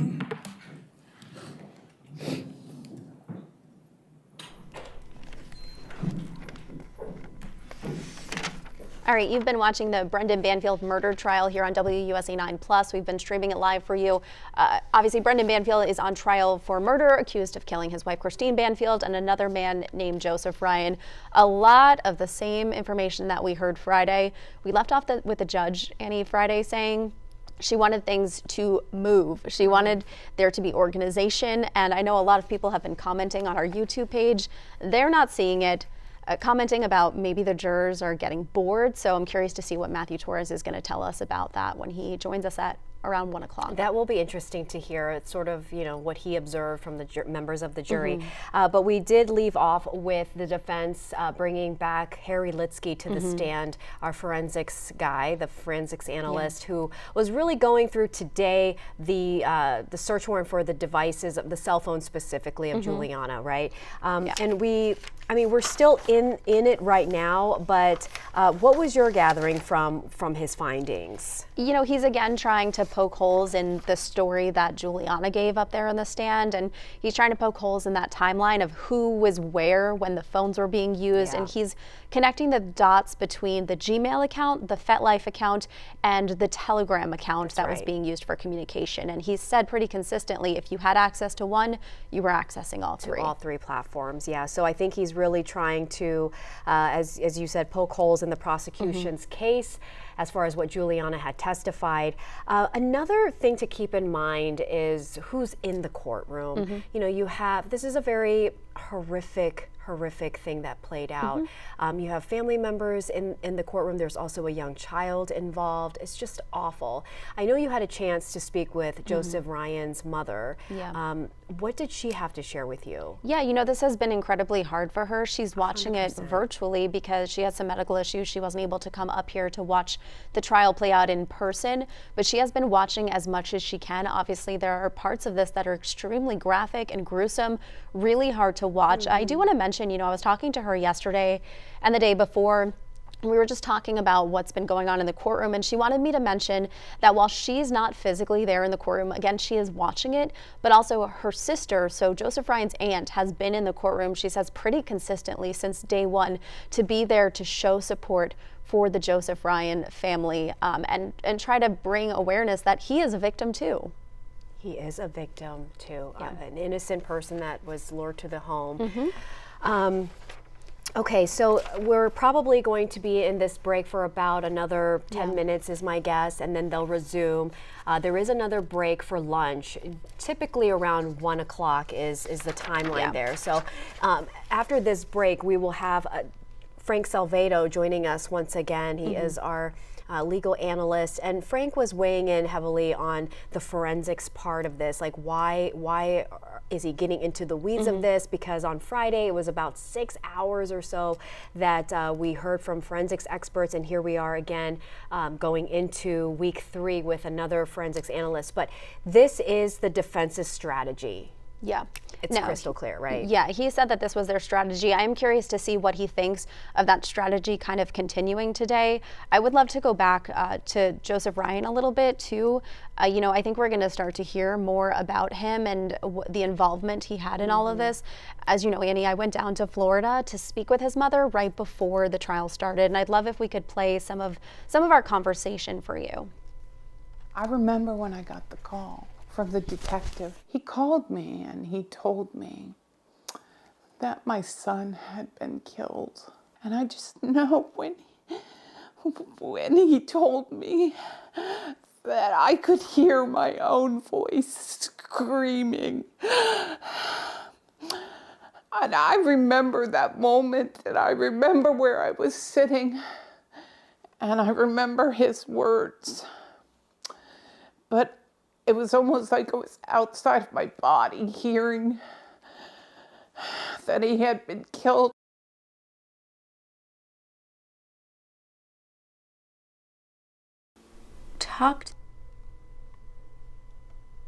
Okay, so that was some of it. I don't know if we're able to play the rest of it. Are we able to play the rest of that clip?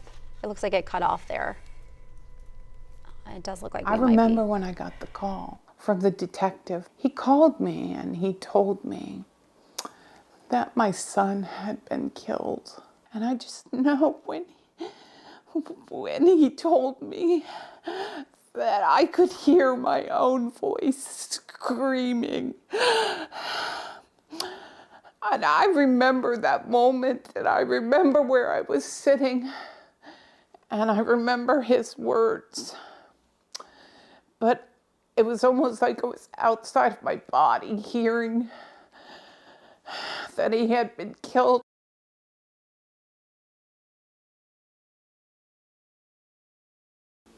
Talk to me in the way you're most comfortable about what his role was when it came to sexual fetish websites. Did he ever talk to you about involvement in websites like that? Yes. This was kind of out of character, right? Not that he brought a knife, but the idea of actually cutting a woman. Like, he could bring a knife and you just sort of act. It's not, you're not using that knife. You're just brandishing the knife. And it's not intended, you know, it's role play. It's not the same thing. So we had discussed that in the past, and it wasn't a strange topic. What do you want people to know who are hearing you say that and they are passing judgment? What do you want them to know and think about before they pass judgment? I want them to look in the mirror. That's what I want. If they have issues, they're their issues. And maybe they're ashamed of their own sexual desires. All right, so that was Deirdre, Joseph Ryan's mother. Obviously, a really hard situation for her. She spoke with us exclusively. It was her first time speaking on camera about her son, and you know, she took the time to share a little bit about Joseph Ryan, who he was. You can check out more of our conversation on WUSA9.com. We'll also put it in the link on YouTube for you all if you'd like to see more and learn more about Joseph Ryan, the other victim in this case. While we are in week 3 now, can you share anything that Frank has said to you that is very critical to where this trial stands at this point? Yeah, you know, I think what we're going to be seeing is, from his standpoint, is we should see things start to pick up a little bit. You know, this trial was slated for 4 weeks, so we are in week 3, and we've lost 2 days already. I did notice in the comments somebody mentioned how that sidebar conversation, where if you were watching, you probably didn't hear any audio for about a 10 to 15 minute stretch. That was because the judge and the attorneys were speaking up at the bench, and they mute the microphones during that. So we've been seeing a lot of those sidebar conversations, and it's kind of slowing things down. But then we also saw things moving quite slowly today again. So I'm definitely going to ask Frank about that, ask him his perspective on why we're still moving so slowly, especially when they only have till next week to get this into the hands of the jury. So I'm curious to see how many more people he's going to call up there. You know, on day 1, he said he was going to call 4 to 5 witnesses. Right. He's already called 9.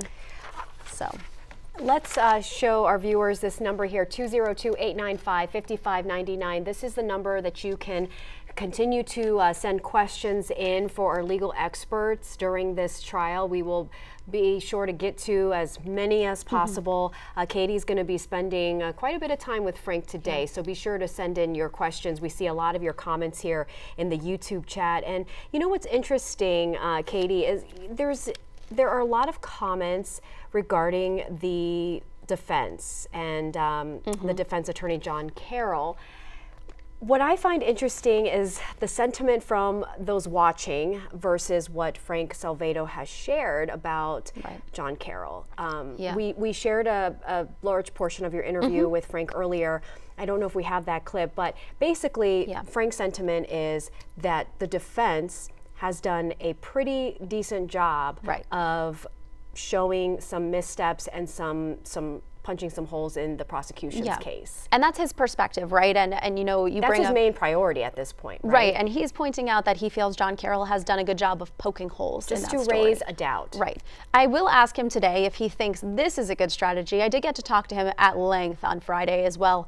And you can check out more of that online on YouTube, WSA9.com. But, you know, I asked him about this process of going so slowly. You know, we're seeing so many people, like you mentioned in the comments, getting frustrated. Are the jurors getting frustrated? And he said, the viewers, us, we are all the same as jurors. You know, if we're feeling something, the jurors are likely feeling it. And he mentioned how, you know, yes, John Carroll is walking that line of annoying the jurors and being fine. He did tell me that most of the time the jury likes the prosecutor, likes the defense attorney. It's the process is trying to get them to like or dislike the client, if you will. So Brendan Banfield, and he mentioned that usually if he feels, so if Frank feels that he has annoyed the jurors in any capacity while he was up there doing his job, he apologizes to them at the end and tells them he's sorry if they felt like he was wasting their time. That wasn't his intention. So I'm curious to see if we see any sort of apology from John Carroll at the end, if there is actually frustration happening in the courtroom. I know on Friday, Matt mentioned that he saw some of the jurors yawning. So, you know, it's a lot of information. It's important information. Is it as juicy and emotional and interesting to maybe some of us at home? Probably not, but a lot of people are interested in this science too. Oh yes, and you know, I think that you know, Matthew will have a better idea, and he'll be able to share with us, you know, sort of like what the jury members look like. These are 16, you know, residents of Fairfax County selected, and that was another thing that really surprised me early on, because I thought for sure jury selection would take longer, just given the high profile interest in this case. But they were able to select jury members and seat 9 men, 7 women, I believe, and that was taken care of on Monday, and Tuesday was day 1 of the actual courtroom trial. So really interesting that they were able to seat those jury members quickly. The video that we also saw, or will be sharing with you later, we were able to get our hands on the actual video, the footage of the body cam that the officer who accompanied Brendan to the hospital wore that day. Right. Now, if you were with us last week, then you remember the audio. We listened to the audio clip of that, but today we actually have the video clip that we will be playing for you. We'll have that during in the 1 o'clock lunch break. So stick around for that, because that is riveting. The defense showing that there is a reason for that. I think it's, you know, maybe Frank can speak more to this, but really the defense wants the jury members to see and hear this video of how Brendan Banfield reacted when he was told by the hospital official that his wife, Christine, had passed away. Right. I think they're trying to show his emotional side of it. I can add that I just checked in with our digital producer, Elena, and she said that they're going through the video right now to make sure it's safe to share. This is obviously extremely graphic stuff. So it should be up on our website shortly. We will again put a link for you in the YouTube comments, but also it'll be on our website, WUSA9.com, and we are hoping to be able to show you some clips and have Frank kind of explain some of the reasoning of why this was something that was so important to get into the hands of the jury. And on the prosecution side, that moment was also the time that the officer did allow Brendan to wash the blood off his hands. You know, he mentioned that he felt bad. His wife had just passed away, and you could hear the hospital official in the video saying, you know, maybe that will make you feel better, just to kind of get cleaned up. And compose yourself a little more. But remember there, the whole reason for that portion of the conversation, the hand washing, is because they don't have any blood evidence from Brendan's hands. Right. You know, whose blood was on his hands? Was it Christine's? Was it Joseph Ryan's? And they'll never have that answer because they never swabbed his hands. They let him wash his hands. Yes, and that was such a big piece to this.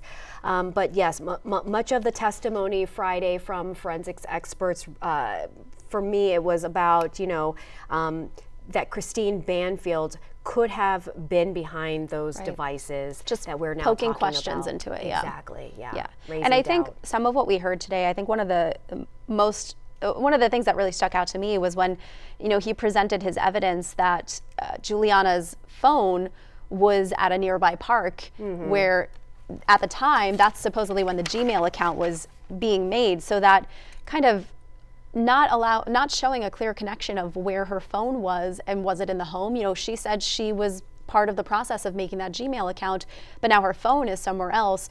And the prosecution made a point to say, you know, this was her device, not at the home. That doesn't mean Juliana wasn't at the home. It means her device. It's not clear, right? But we did learn that, and so did the members of the jury. Right, and it makes you wonder, are the jurors listening to this and starting to have questions and questioning Juliana's story? And, you know, I said to you, do you think they're going to bring Juliana back up to the stand to kind of clarify, why was your phone in this park when you said you were at the home putting together this Gmail account with Brendan? So I'm curious to see if they're going to bring her up. Again, she is subject to recall here, so she could be brought back up on that stand. Yeah.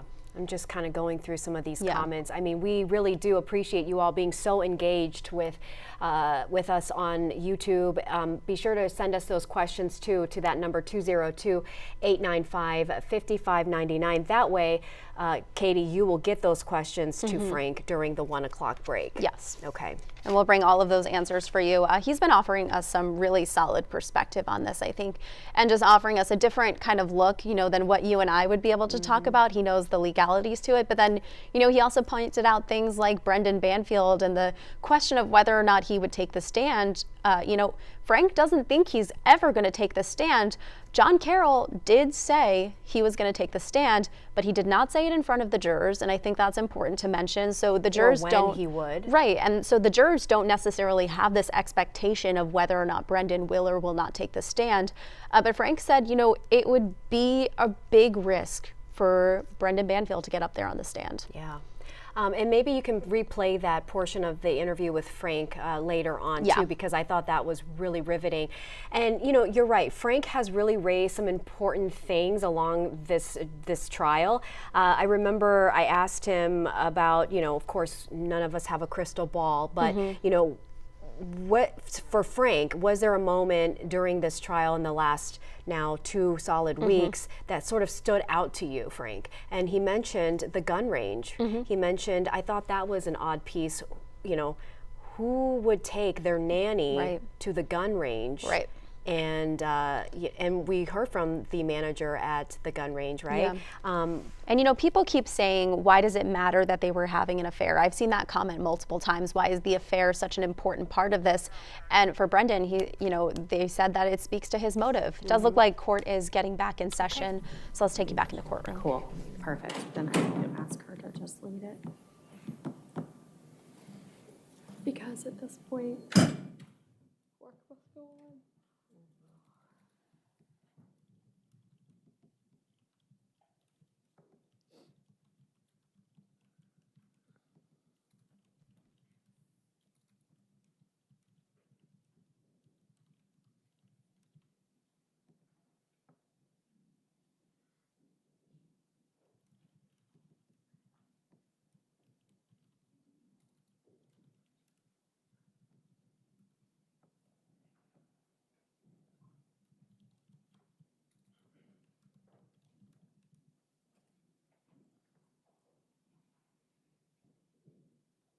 All right, your next question. Thank you, Aaron.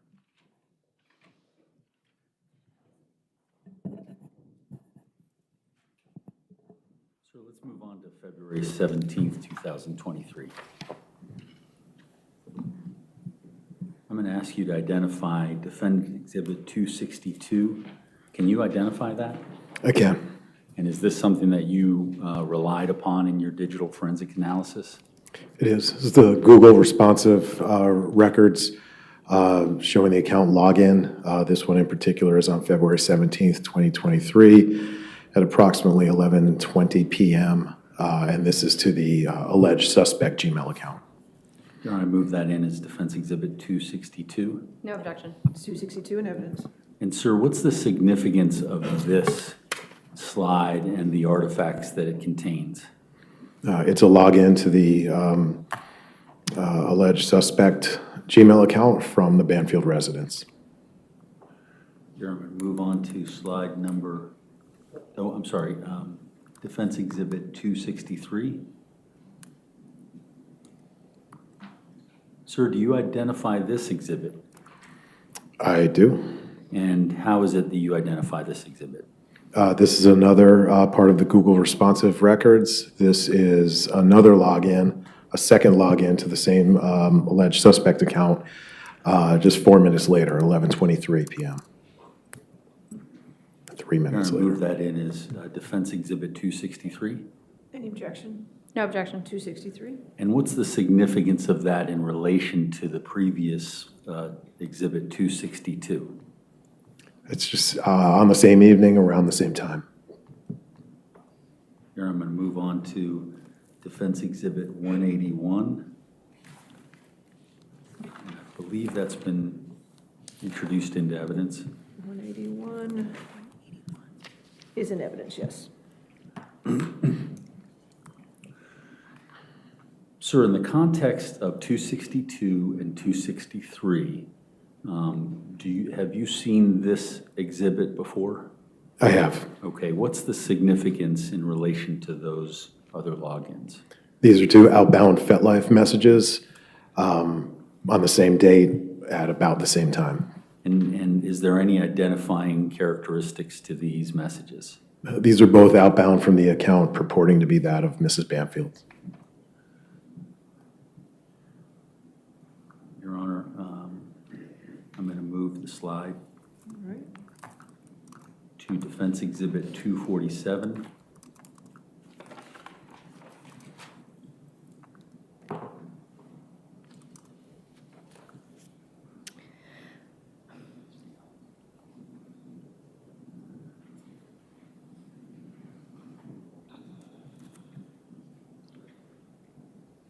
Here, I'm going to move the slide to Defense Exhibit 248. It's already in evidence. We've been there 4 times, just to let you know. I understand, Your Honor. Okay. Sir, this is Defense Exhibit 248, which has already been introduced into evidence. What's the significance of this Objection asked and answered. I'll sustain. related to, All right. it's a specific date, Judge, if I Judge, may. the next slide is the The specific next slide will date. be the specific date, I think. Correct. There we go. Sir, do you see Defense Exhibit 266? I do. And I believe that's been introduced into evidence, Judge? No. No, okay. I'm sorry, Mr. Litsky, what is it that we're looking at here, this particular slide? So this is a part of the Google geolocation responsive records associated with Mr. Banfield's mobile device. This particular line highlighted is for the evening of February 17th at about 11:21 p.m. Your Honor, move that in as Defense Exhibit 266. All right. any No objection. 266 in evidence. And what you've just testified to is in the highlighted box? The highlighted box and the 2 rows after it. Can you identify those rows that you're referring to for the ladies and gentlemen of the jury?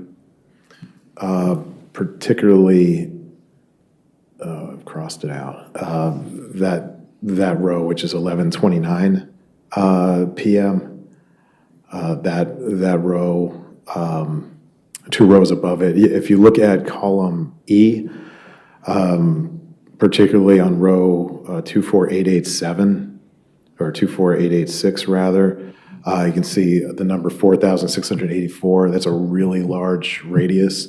To me, through my training and experience, that is an inaccurate measurement. I don't, I just typically avoid those. I ignore them when I'm doing my analysis. So I'm skipping that row.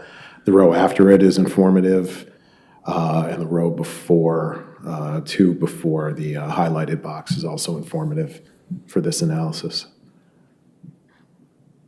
You're going to move on to the next slide, Defense Exhibit 250.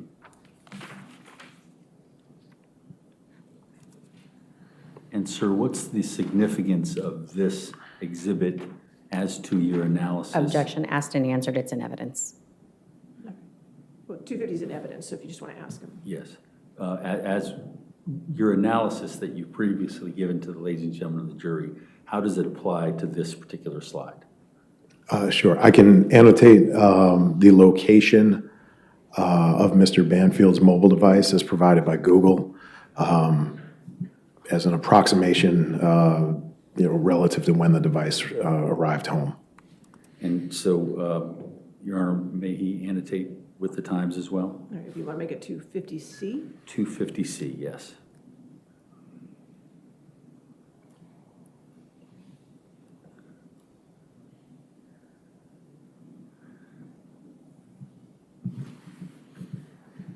And what, if anything, does that indicate? So that's the last geolocation point reported before the device reports basically in the house, at the house. And how do you analyze the arrival in the house? What do you look at? Well, if we go back to the large spreadsheet, we can see coordinates that actually plot to the house itself. Before we do any sort of moving, is there anything related to your analysis beyond that marking as well as the numbers that are next to it? So the earlier points were back towards Reston, so I just jumped ahead at the last one before the device registered in the house. Okay. Your Honor. You can move, it's okay. Yes.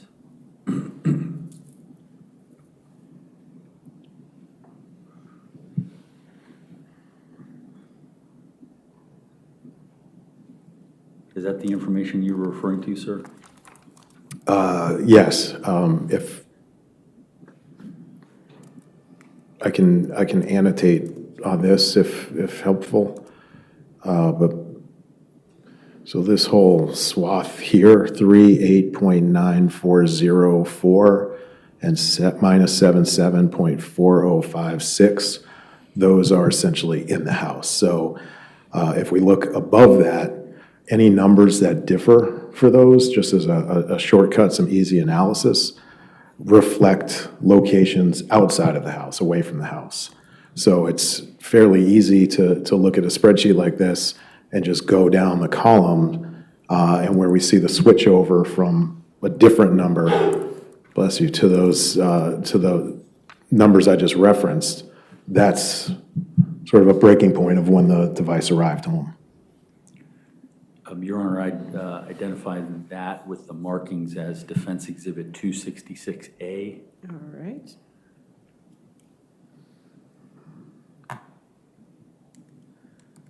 Sir, is there something else that you were referencing relating to the original map? No. Okay. I'll wait until. Go ahead.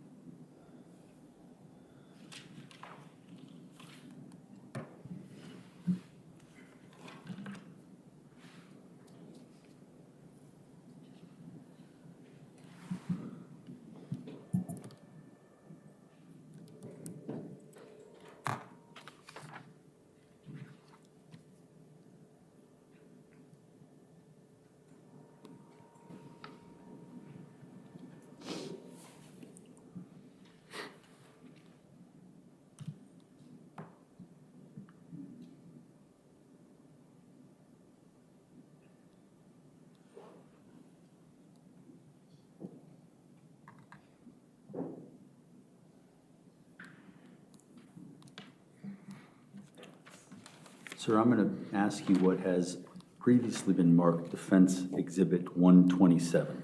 It's already in evidence. And it's already in evidence. Do you recognize that? I do. And it's been moved into evidence. What's the significance of the artifact information relating to the picture that's before you? This is the photo that Mrs. Banfield took of herself on January 17th at 7:20, approximately 7:20 p.m. This photo would ultimately be cropped and uploaded and used on the FetLife website in connection with the account creation there on the same date.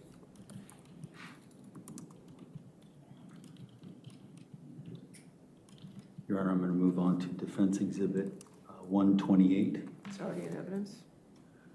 Sir, do you see the slide that's before you that's already been admitted into evidence? Yeah, this was just when Mrs. Banfield shared the same photo we just saw on the last slide. Judge, I'm going to object to this line of questioning. Asked and answered. We've been over it. Sustained. Sir, I think we've already seen this. Let me move on to the next slide, Your Honor, which is Defense Exhibit 299. Okay.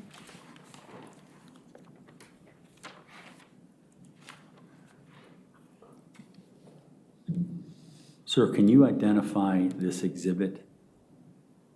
Again, And what are the, what did you use this exhibit for in your analysis?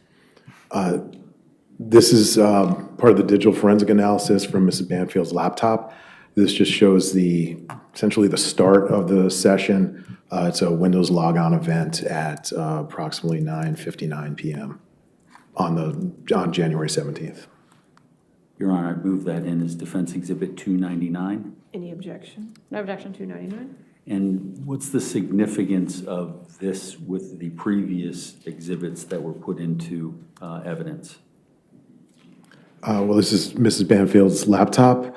It's the security identifier associates with her user profile on the laptop, and it's really just the start of a session, basically a logon event. So it's other than being the same date and later in the evening, it doesn't really tie to the first two exhibits. Your Honor, I'm going to move on to Defense Exhibit number 300. And sir, what, if anything, did you review and analyze relating to this exhibit? This is also from Mrs. Banfield's laptop. This is just part of the logon sequence where the laptop is joining the home Wi-Fi on the night of the 17th. I believe we discussed some of this last week. It was just less formal than it is presented here. And are there individual identifiers as to the logon and as to the time and what the search is? This is the evening of January 17th. It's also at approximately 9:59. It's within a second or two of the logon event, which is normal. Once we start up our computer, it does a lot in the background to include grabbing a known Wi-Fi if it's in a location. Your Honor, I move this in as Defense Exhibit number 300. Any objection? No objection. 300? Your Honor, I'm going to identify as Defense Exhibit 301. Sir, can you identify that? Again, And what, if anything, did you utilize of that data in your digital forensics analysis? it's from the same laptop. It's just showing a Google website visit, opening up probably with Chrome. Again, just to sort of establish baseline activity as the computer is starting up. Your Honor, I move that in as Defense Exhibit number 301. Any objection? No objection. 301? Sir, can you identify what will be marked as Defense Exhibit number 302? I can. And what, if anything, do you recognize this information? I do. And what is this information? This is part of the Google responsive documentation from the search warrant, and this just reflects a Google search that was conducted on this same evening, on January 17th, 2023, around the same time, shortly after what we just saw, the computer sort of starting up, or at least Mrs. Banfield's account logging on. This is at 9:59 and 52 seconds, and it's just, the search term was Google search. Your Honor, I move that in as defense exhibit number 302. Any objection? No objection. 302. Now, sir, what's the significance of this in relation to the other logins and searches that you've discussed in this date frame? So again, this is a search conducted under Mrs. Banfield's sort of personal account. We can see on the right-hand side, about in the middle, under evidence information, the source, we can see that it's the cbanfieldrn@gmail account, and I'm happy to circle that if it's helpful.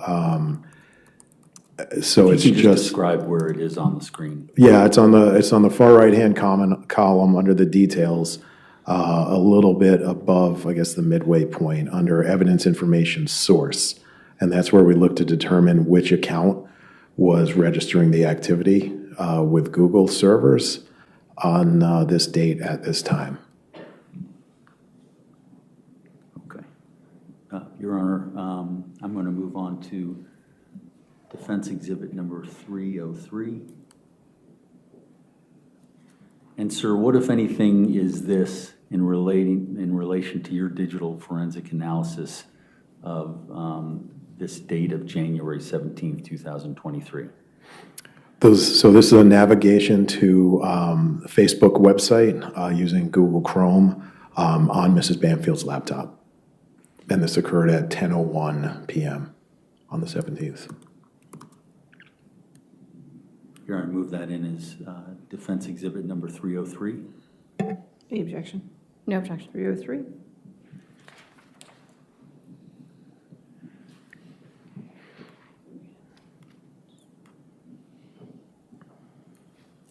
And sir, there's a highlighted portion there. Is that relating to the artifacts on the right-hand side?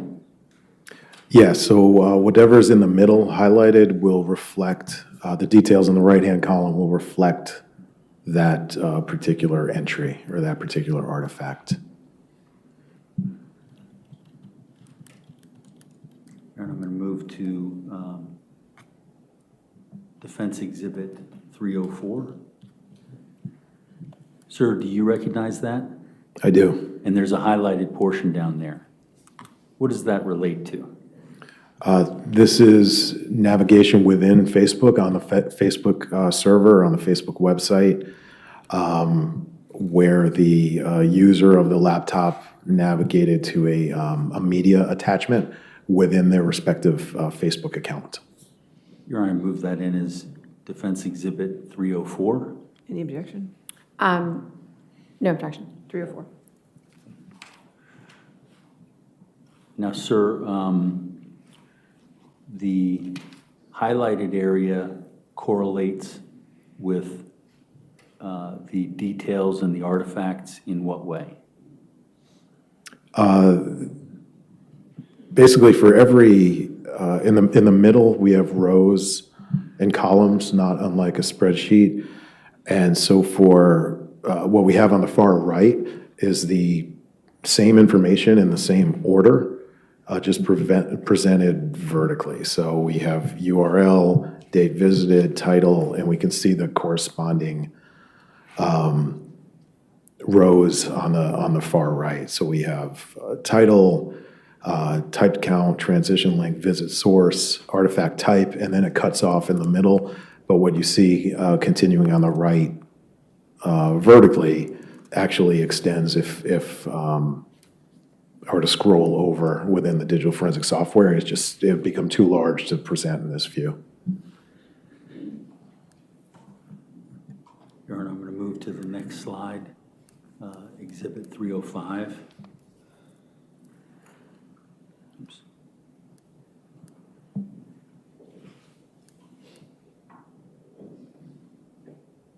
Sir, can you see Exhibit 305? I can. Can you identify it? I can. Is this your work product? It is. Your Honor, move that in as Exhibit 305. Any objection? No objection. 305? Sir, what, can you explain to the ladies and gentlemen of the jury, what is it that we're looking at and the significance of any of the timing or the particular logins? Yeah, so this is part of the Google responsive documentation. This is January 17th, 2023 at now approximately 10:03 p.m. And this is a login to the alleged suspect Gmail account, the cbrn920@gmail.com. This came from the Banfield residence from a Windows computer. And in terms of the timing of the previous logins and what's the significance of 10:03? These are, I believe, presented in chronological order, and these are in close in time, rapid succession. I think we saw the login to the computer itself at 9:59. 10:01, we're in a Google search, or 10:01, we're into Facebook, downloading media or navigating the media rather, and now 10:03, we're into the Gmail account. Your Honor, I'm going to move to slide Defense Exhibit 306. Do you recognize this slide, sir? I do. Is this part of the digital forensics that you relied upon It is. and examined? Yes. Your Honor, I move that in as Defense Exhibit 306. No objection. 306? Sir, what, if anything, can you tell the jury about what these artifacts reveal? This is a downloading of media from Facebook, downloading an image in particular. And are you able to tell, based upon this, what that image is? We can see the file name of the image. It's probably easiest in the right-hand column. The second line down is file name. That's the name of the actual image. The download source is part of a more complex, data point.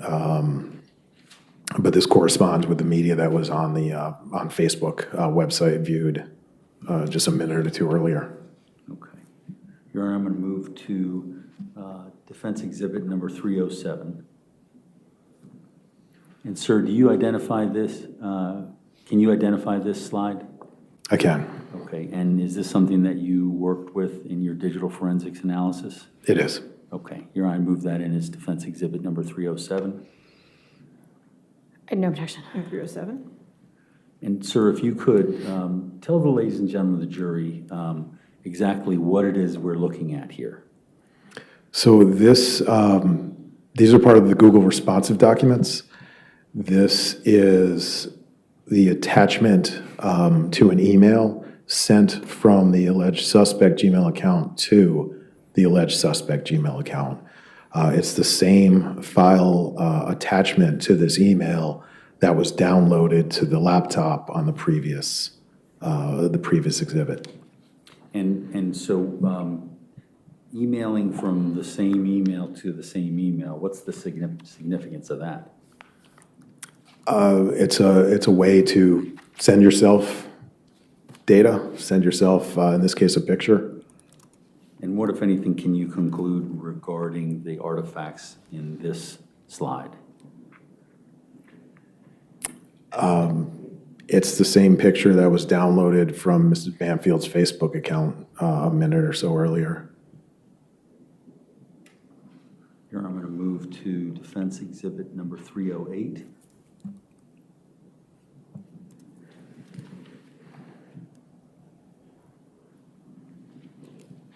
Sir, can you identify this I can. exhibit?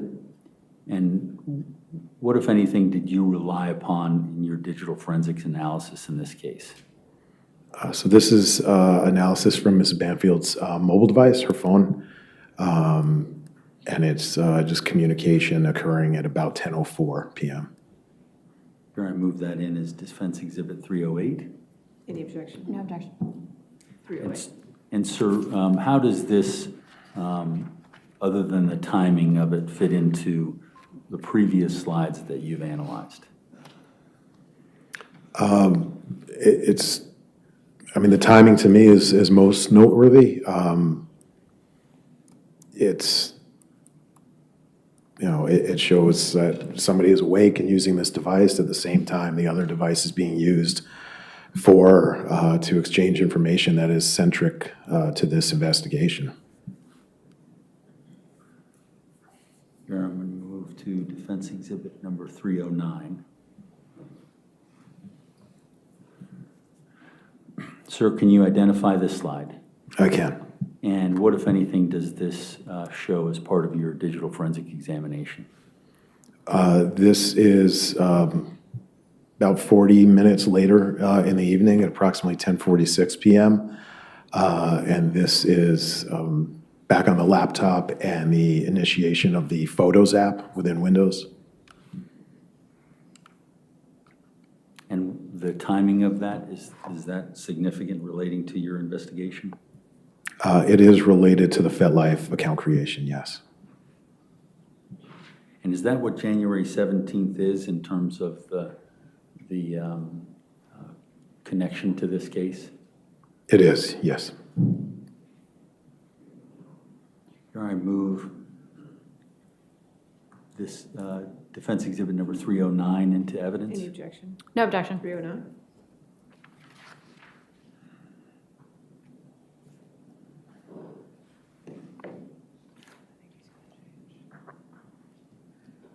Here I move to the next slide, defense exhibit 310.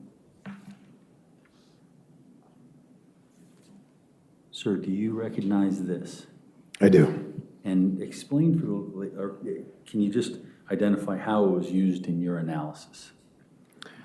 This is part of the FetLife response to the search warrant that they received. It's the sort of most complete representation of the document that I can provide. It shows the location of the files provided, the raw files provided by FetLife, and then the particular text file associated with the account creation at FetLife.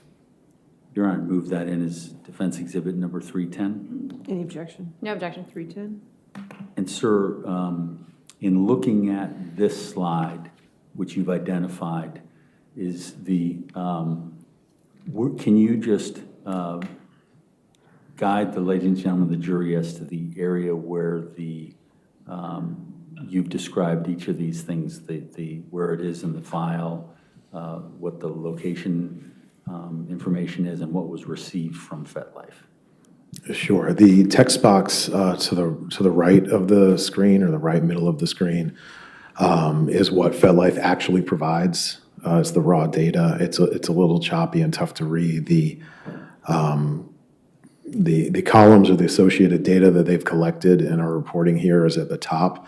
I realize it's wrapped around, which makes it worse, but we can see the user ID that we discussed earlier this morning, 163-63905. That is the user ID associated with this account.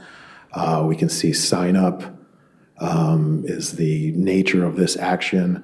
The verification email, the CBRN 920 account is listed here as well. And then we have the date and time, of course, in UTC. So this is actually on January 17th, 2023 at approximately 10:47 and 56 seconds, so 10:48 p.m.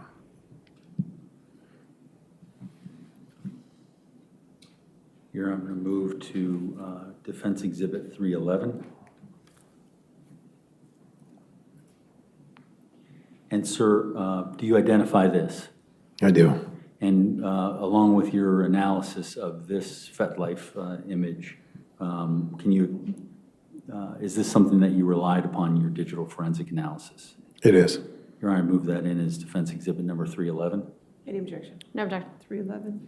Sir, can you explain the layout of this slide and the significance in your investigation? Yeah, unfortunately, this is even worse than the one before it. Just objection to the characterization of the evidence. Sustain the objection. I'm sorry. This is how FetLife captures the uploading of an image. We can see JPG or JPEG, which is an image file.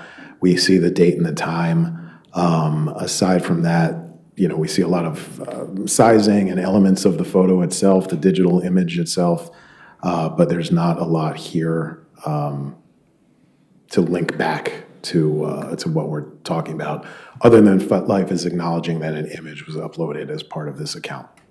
In terms of what you just said about sizing and the image and things like that, can you just point where that is within that grouping in the text box? Well, we can see sort of dimensions, original width, format is JPEG, that's a picture file, height, file size, so those are all aspects, those are all metadata of the image that was uploaded itself. Your Honor, I'm going to move on to Defense Exhibit 312. Right.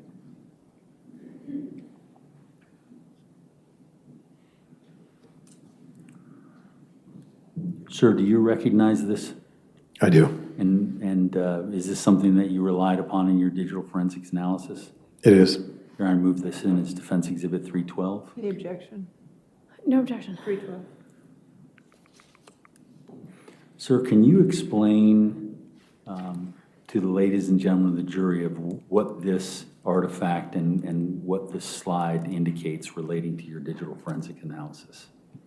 So this is the actual picture that we saw sort of contextually in a raw format from the previous slide. So this is the photo that was uploaded and associated with this account on the evening of January 17th.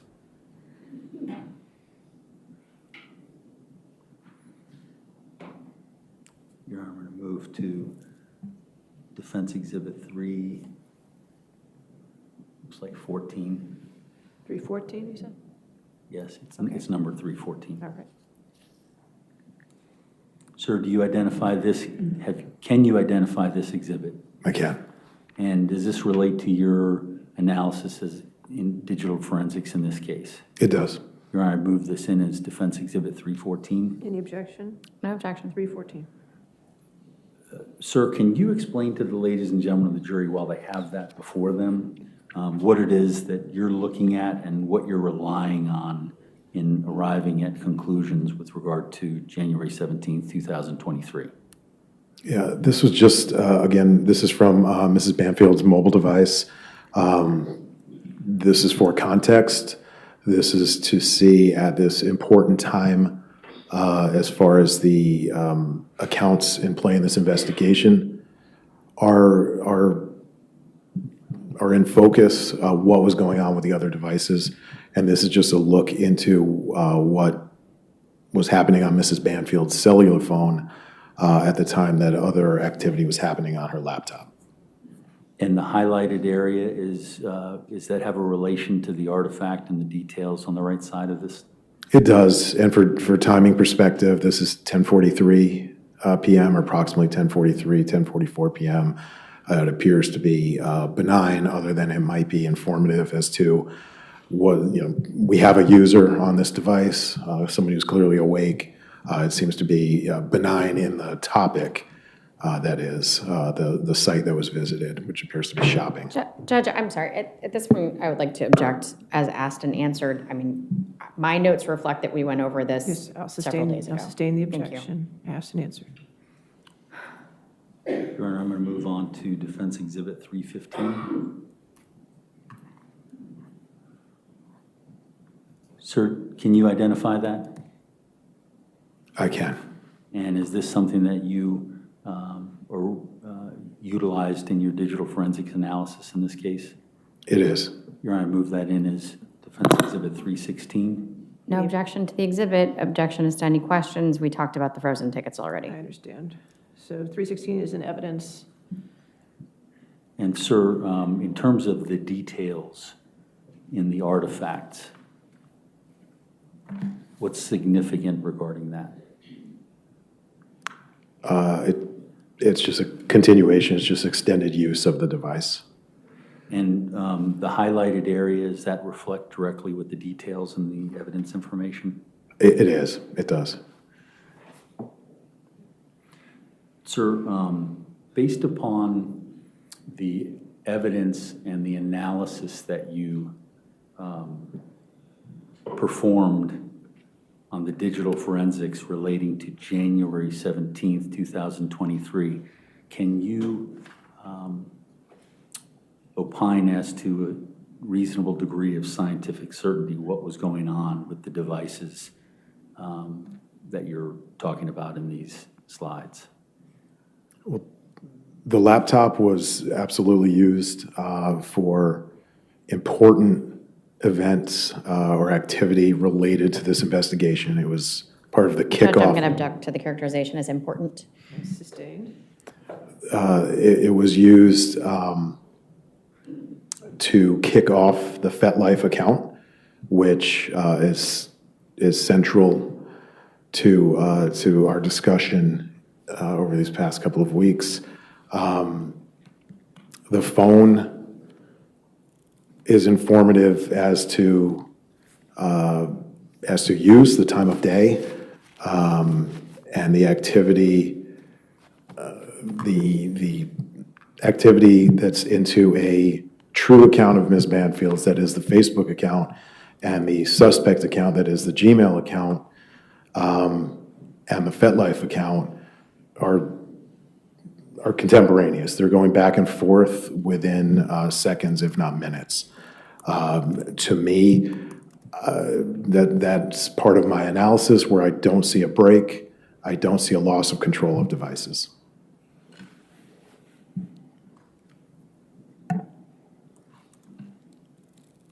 Thank you, sir.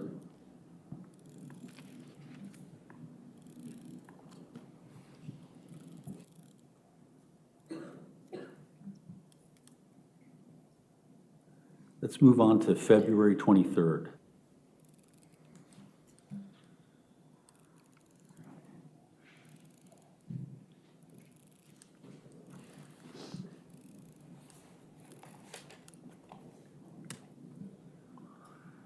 Your Honor, identifying, can Your Honor see Defense Exhibit 317? Yes, sir. Okay. Sir, can you see the Exhibit 317 Defense Exhibit on your screen? I can. Okay. And we've moved on to February 23rd, 2023. What if anything, did you rely upon in your digital forensic analysis relating to this particular, well, first of all, let's identify this as you use this information in order to do your digital forensic analysis? Yes, this is part of what I analyzed. Your Honor, I've moved this in as Defense Exhibit number 317. Any objection? No objection. 317. Sir, what, if anything, did you rely upon in examining these artifacts? This is analysis of Mr. Banfield's mobile device, and it's just a look at some of the activity that was occurring on the evening of February 23rd, and this is between 8:45 p.m. and 9:23 p.m., approximately 9:23 p.m. All right, move on to Defense Exhibit number 318.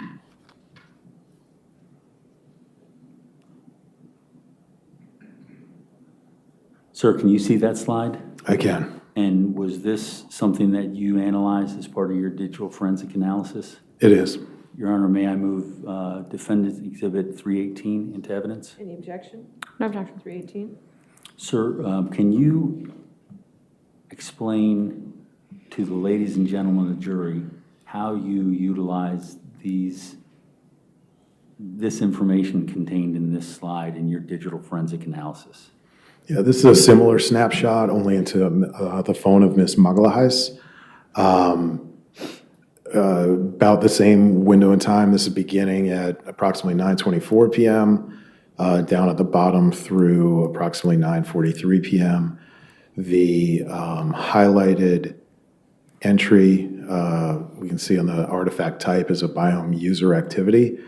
This is the user of this device at essentially 9:35 p.m., 9:34 and 58 seconds, using Instagram at this particular point in time. Your Honor, I'm going to move to Defense Exhibit 319. I'm sorry, Judge, was 317? Yes, 318 is an evidence. Was in evidence? Yes. Okay, thank you. Sorry, I just saw it. I didn't Okay, see the that's fine. green.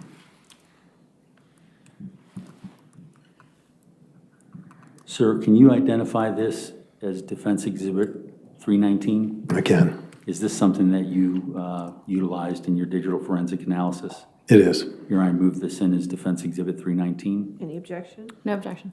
Sir, if you can, explain to the ladies and gentlemen of the jury as to the way the slide is broken up, what the significant elements relating to your digital forensic analysis is.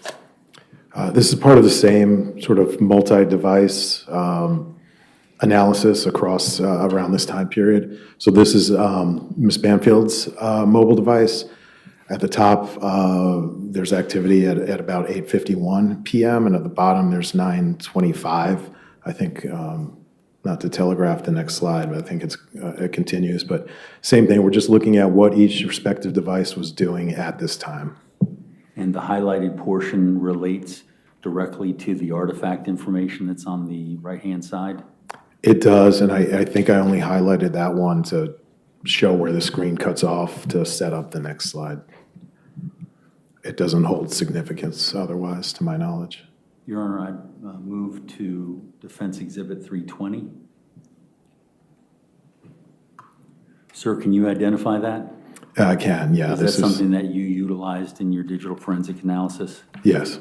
Your Honor, I move that in as Defense Exhibit 320. Any objection? No objection. 320. Mr. Lidsky, can you explain to the ladies and the gentlemen of the jury what the significance of this particular artifact and the results that you're showing on this slide? Yeah, so this is just a continuation of the activity we were looking at on the previous slide.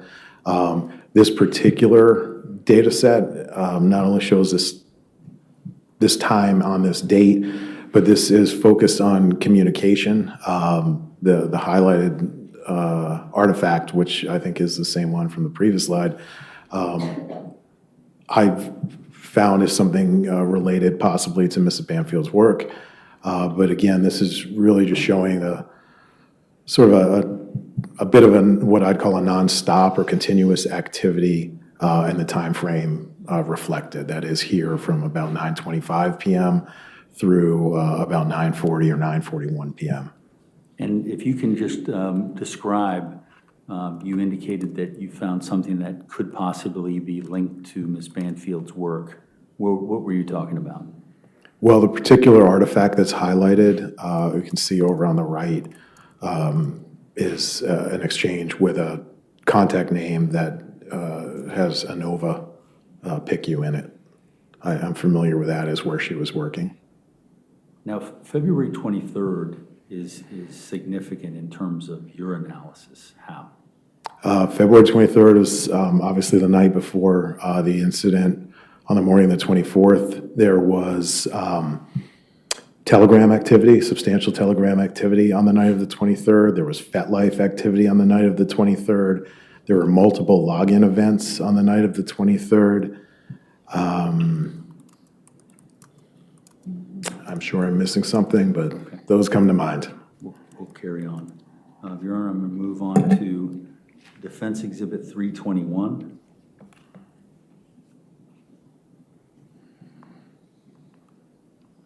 Sir, can you identify Defense Exhibit 321?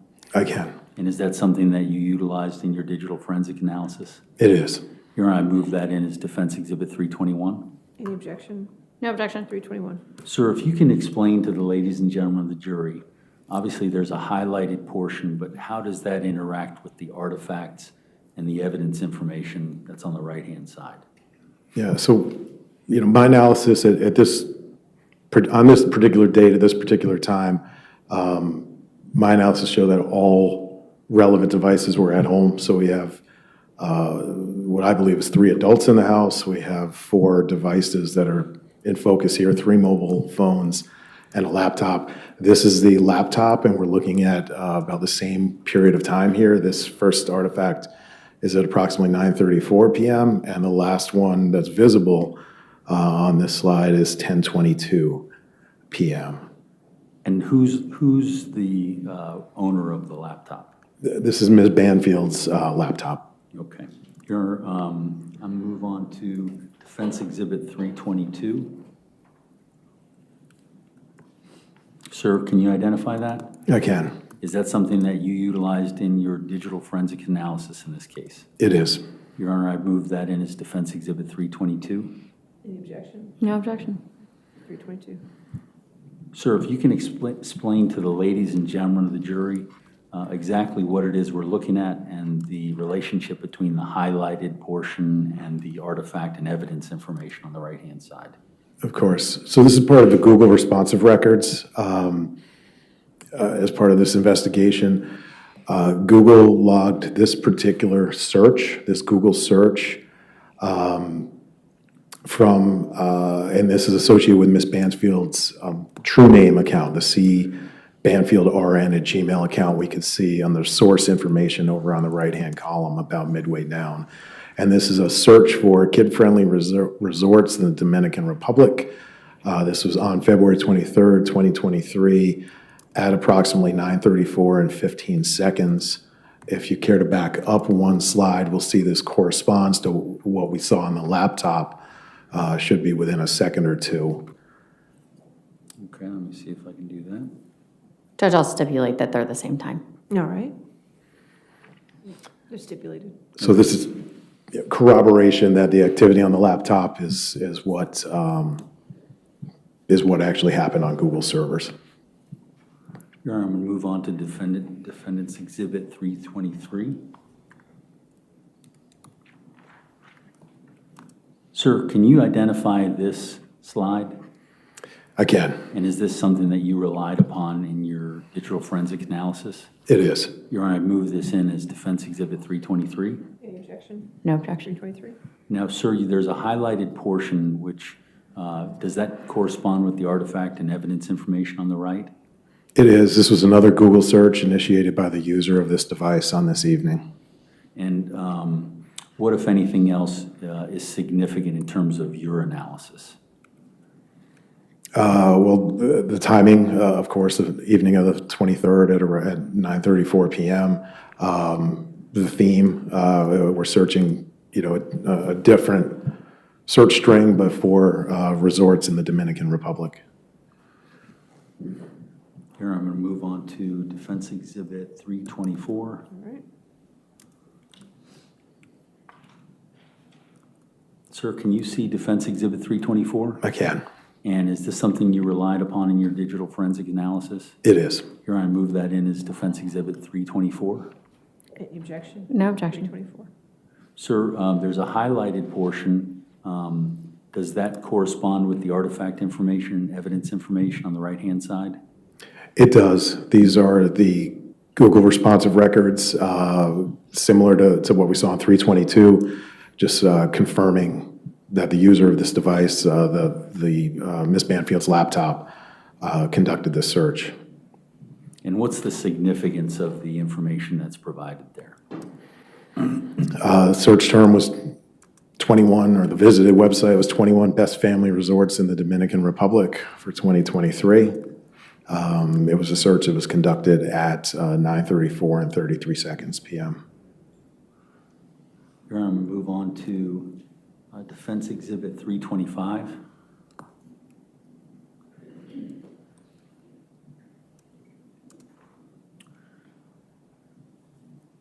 Sir, is this a different device?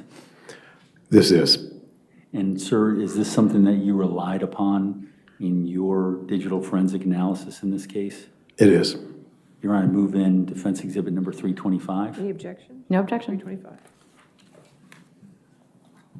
Sir, what, if anything, can you explain to the jury as to the highlighted portion, the device that was being used, and the significance of the content of the artifacts? So again, same evening, February 23rd, at about 9:34 p.m. This it looks like it's part of a group exchange. Seems to be it possibly related to work, a bulletin board reference. This is from Mrs. Banfield's mobile device.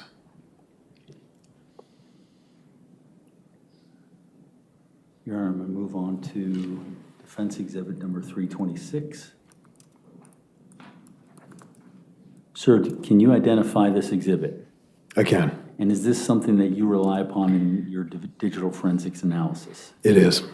Your Honor, I move that in as defense exhibit number 326. Any objection? No objection. 326. Sir, is this the laptop? It is. Okay, and what if anything relating to the highlighted portion and the artifacts that you're showing on the right-hand side? So this is an activation of the Telegram app at 9:35, approximately 9:35 p.m. on the evening of the 23rd. We just looked at other devices at 9:34 and change. They were engaged in Google searches for resorts in the Dominican, on the phone, text messages with friends or colleagues. And now we have a Telegram activation in use on the laptop at 9:35 and 16 seconds. Your Honor, I'm going to move to defendant's exhibit number 327. I'm sorry, did I introduce that into evidence? It's in evidence. Sorry.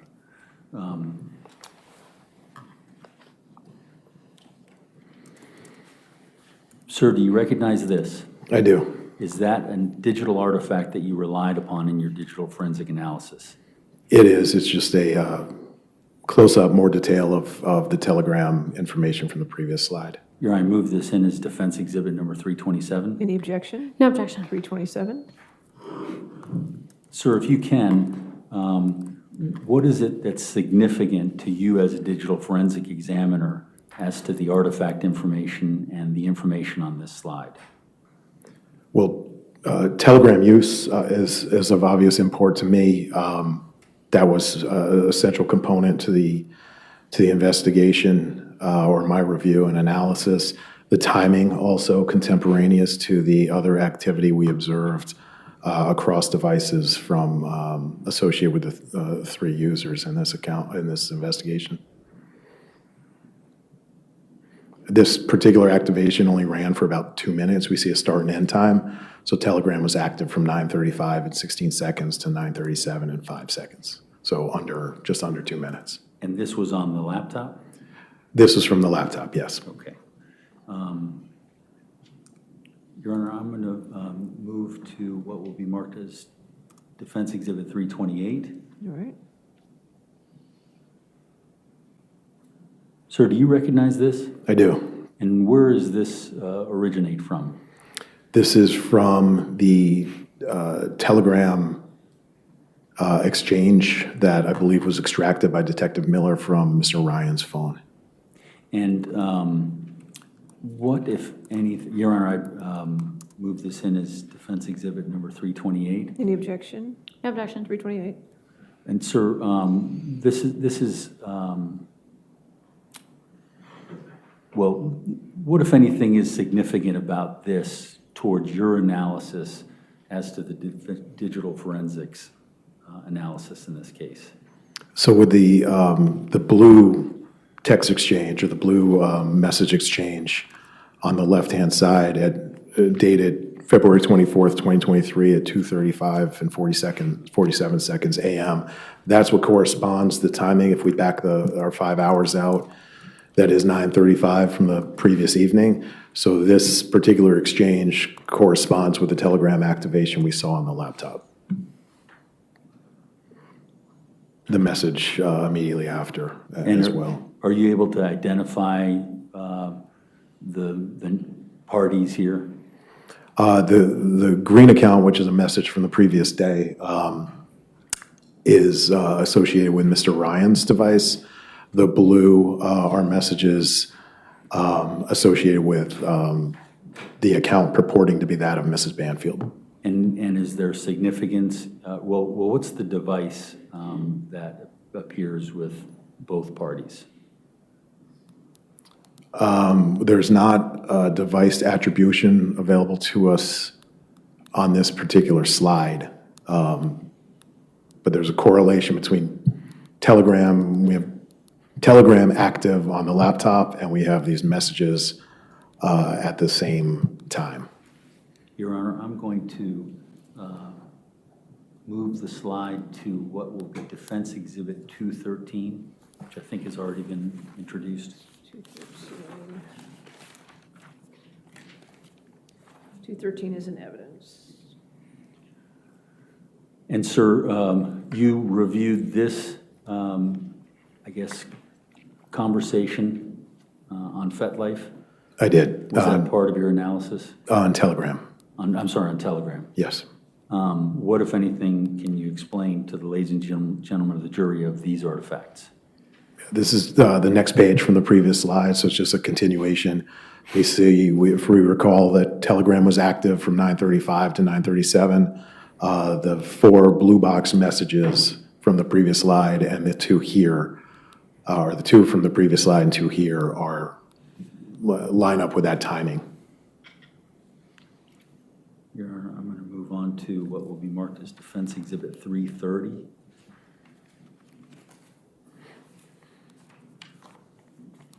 Sir, can you identify this slide? Again, And is this related to your analysis in digital forensics, or your digital forensic analysis in this case? it is. And there's a highlighted portion there. Well, Your Honor, I move this in as Defense Exhibit 330. Any objection? No objection. 330. Sir, can you point out for the ladies and gentlemen of the jury, there's a highlighted portion. Does that relate to the artifact and evidence information on the right-hand side? It is. This is back to the laptop. So this is a continuation of the website activity that was occurring on the laptop on this particular date and time. If we look actually at the first 5 rows, and there's some repetition here, but we see activity, we see the kid-friendly resort search, we see the 21 best family resort searches that we discussed earlier, both at 9:34, 17 seconds apart. And then we have a gap. We saw Telegram being used from 9:35 to 9:37. And then here, this highlighted artifact in 9:37 and 45 seconds, we have what I would call an immediate resumption of the vacation destination searches right after the Telegram conversation was completed and the Telegram app was closed. Your Honor, I'm going to move on to Defense Exhibit 331. Sir, can you identify that slide? I can. And is that something that was related to your digital forensic analysis? It is. Your Honor, I move this in as Defense Exhibit 331. Any objection? No objection. 331. Sir, if you can, for the ladies and gentlemen of the jury, just explain the significance of this artifact and the matching results. So this is a continuation of the slide before. And if we look at the overall, picture that is developing from the laptop, we saw the login, I think, right at just before 10 o'clock. We went straight into searches for resort type activity. We had the Telegram activity at 9:35 to 9:37. And this is a continuation. We see the resort search continues, or the vacation destination search continues on this particular slide from 10:35 all the way down to 10:50, almost 10:51 p.m. Your Honor, I'm going to move on to the next slide, which would be Defense Exhibit 332. Sir, can you identify that slide? Yeah, I can. Is that something that you reviewed in your digital forensic analysis? It is. Your Honor, I move that in as Defense Exhibit 332. Any objection? No objection. 332. What, if anything, can you highlight or explain what was part of your digital forensics in this artifact and this matching result?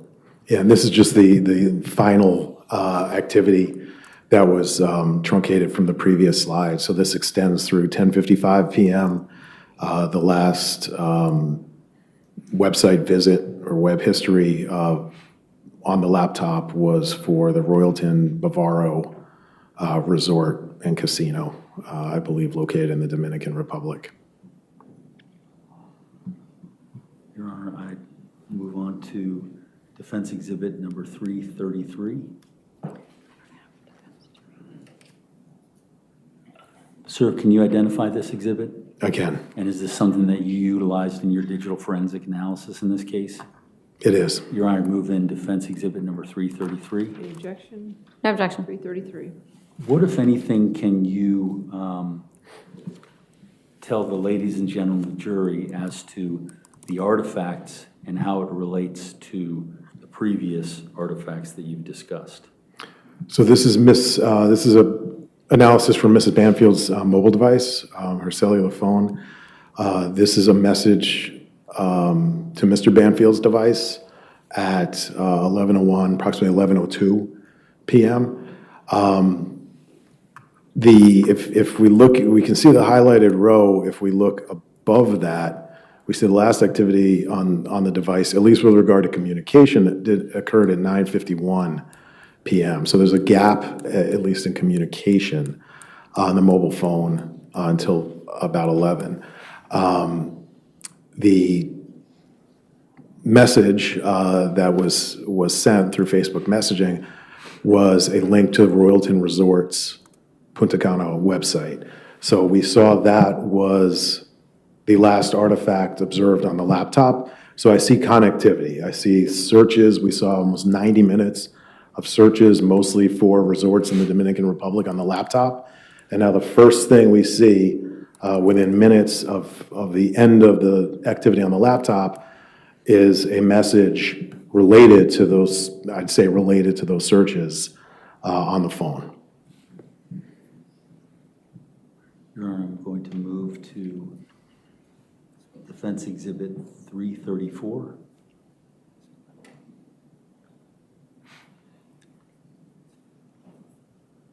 Sir, do you recognize that exhibit? I do.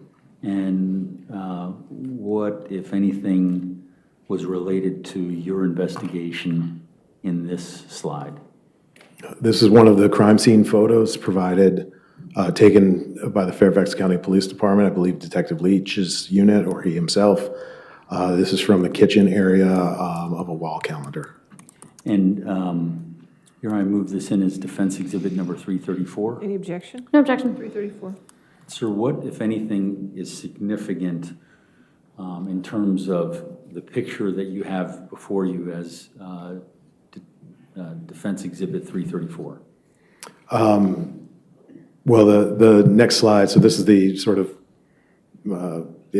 investigative work. We take a general picture, and then of things of interest, we zoom in and take successive pictures. So the next slide, I think we'll give a clearer Okay. Your Honor, I'm going to move on answer. to what would be identified as defense exhibit 335. 335. Sir, can you identify that? I can. And what, if anything, and was this something that you used as part of your analysis in this case? I did. Your Honor, move that in as defense exhibit number 335. Any objection? No objection. 335. So, sir, can you tell the ladies and gentlemen of the jury how this piece of evidence was part of your digital forensic analysis? Well, again, this is another crime scene photo, closer in view, so we could see what's actually on the calendar. This is one of a few pictures, but in the top left here, we can see the Royalton Bavaro Splash Water Park is written on the calendar. And so, again, contextually, an artifact on a computer or in a text message may not, they can mean something, they might not mean something. The fact that we saw extensive research, or I observed extensive research on the laptop about resorts, immediately transferred over to the phone and communicated from Mrs. Banfield's device to Mr. Banfield's device, and now calendar entry, although it's without, date or month. To me, it seems like it was a part of a vacation plan. And are there any other aspects to this calendar that you relied upon? No. Okay. Your Honor, I'm going to move on to defense exhibit number 336. What, if anything, is this, sir? This is just an even closer view of the particular piece of information. Your Honor, move that in as defense exhibit 336. Any objection? No, Judge. All right, 336. Your Honor, I'm going to move on to defense exhibit 337. Sir, can you identify this defense exhibit 337? Is this something that you utilized in your digital forensic analysis in this case? It is. Your Honor, I move that in as defense exhibit number 337. Any objection? No objection. 337. Now, is this, what device is this relating to, sir? This is Mrs. Banfield's laptop. Okay, and there's a highlighted area. Does that correspond with the artifact and evidence information on the right-hand side? It does. What, if anything else, is significant in your analysis, if you could just let the ladies and gentlemen of the jury know? So this is another Telegram activation at approximately 10:59 p.m. on the night of the 23rd. It runs for about 2 or 3 minutes. Your Honor, move on to defense exhibit number 338.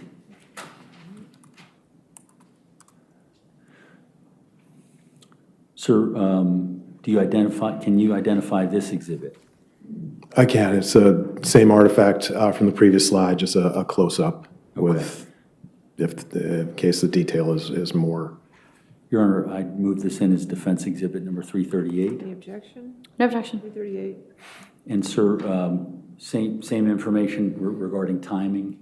Is there anything else additional other than this is a bigger picture of it? Yeah, it's just a bit easier to see. And this is, I'm sorry, was this also from the laptop? This is from the laptop, yes. Your Honor, I move on to defense exhibit number 339.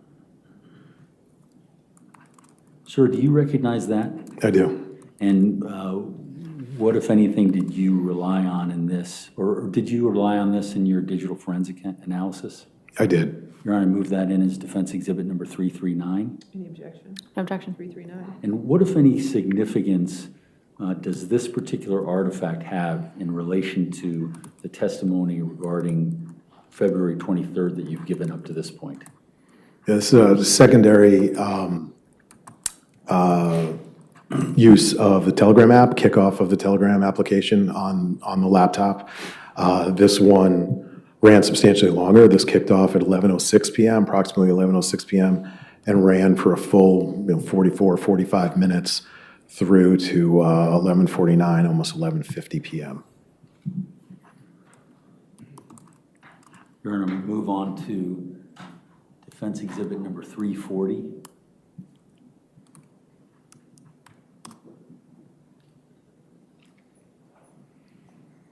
Sir, do you recognize exhibit 340? I do. And what's the significance of these FetLife messages? These are Telegram messages. Oh, I'm sorry, Telegram messages. The first one is from the account purporting to be that of Mrs. Banfield, and it kicks off at 10:59 p.m., so in line with the Telegram desktop application on her laptop. Your Honor, I'm going to move on to defense exhibit number 341. I'm sorry, can we move exhibit 340 into evidence? Any objection? No objection. 340. 341. Sir, can you, I'm sorry, identified as exhibit 341, Your Honor. 341. Sir, can you identify this exhibit? I can. And was this something that you used in your analysis, your digital forensic analysis in this case? It is. Your Honor, I move this in as Defense Exhibit 341. Any objection? No objection. 341.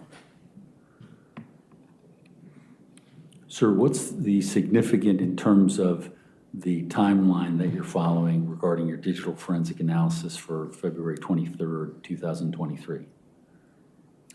This is part of the extended and running telegram conversation between the account purporting to be that of Mrs. Banfield and Mr. Ryan. Mrs. Banfield in blue, or the account purporting to be that of Mrs. Banfield in blue and Mr. Ryan in green.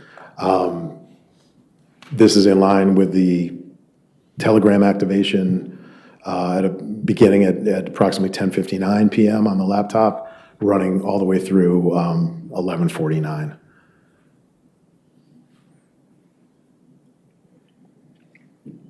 Your Honor, move to the next slide, Defendant's Exhibit 342. Sir, can you see that slide?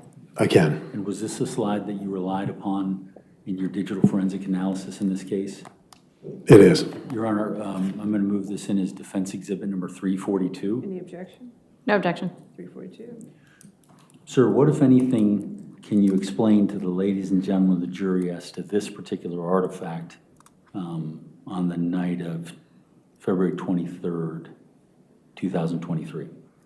This is access to what appears to be Mrs. Banfield's resume on the laptop, and it was done in the middle of the activity we just discussed, the middle of the telegram activation, the middle of the telegram exchanges between the account purporting to be that of Mrs. Banfield and Mr. Ryan. Your Honor, I'm going to move to slide Defendant's Exhibit 343. Okay.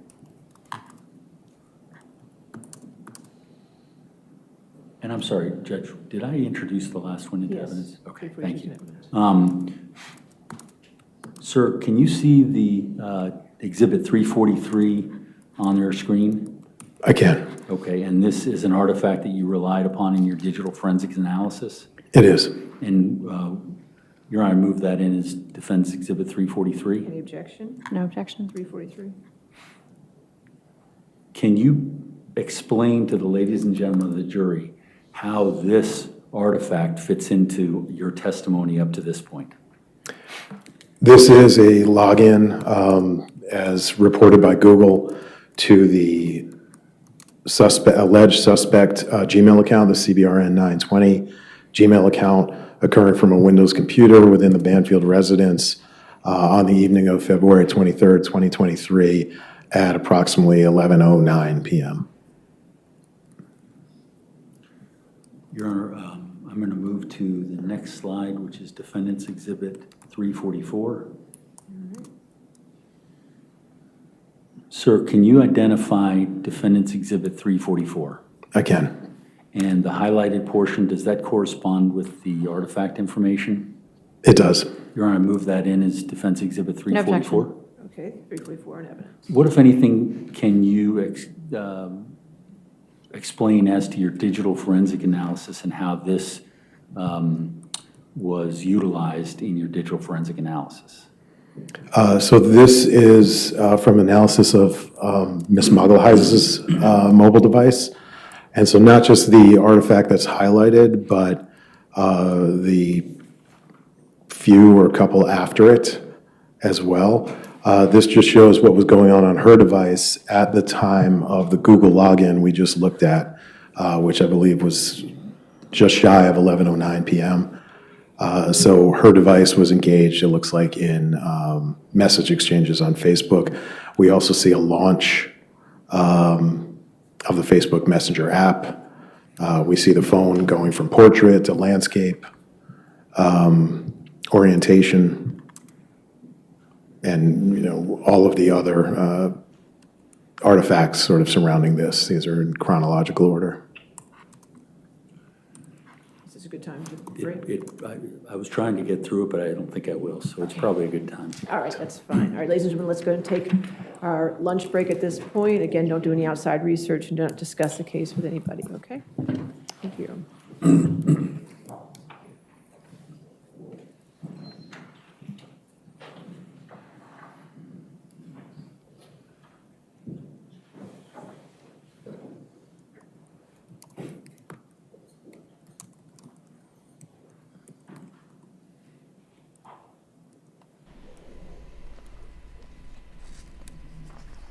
says. Again, since you're testifying, don't discuss your testimony with anybody, okay? Let's come back at 2:05 then, all right? 2:05. Thank you. All right.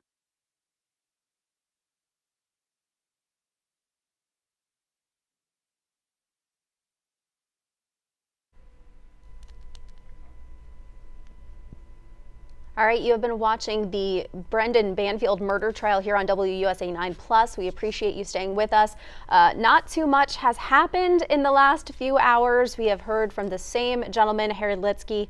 He is a private investigator, and he has been testifying to some of the forensics evidence in this case. Here with me is Frank Salvedo. He is our legal analyst, a criminal defense attorney here in the DMV.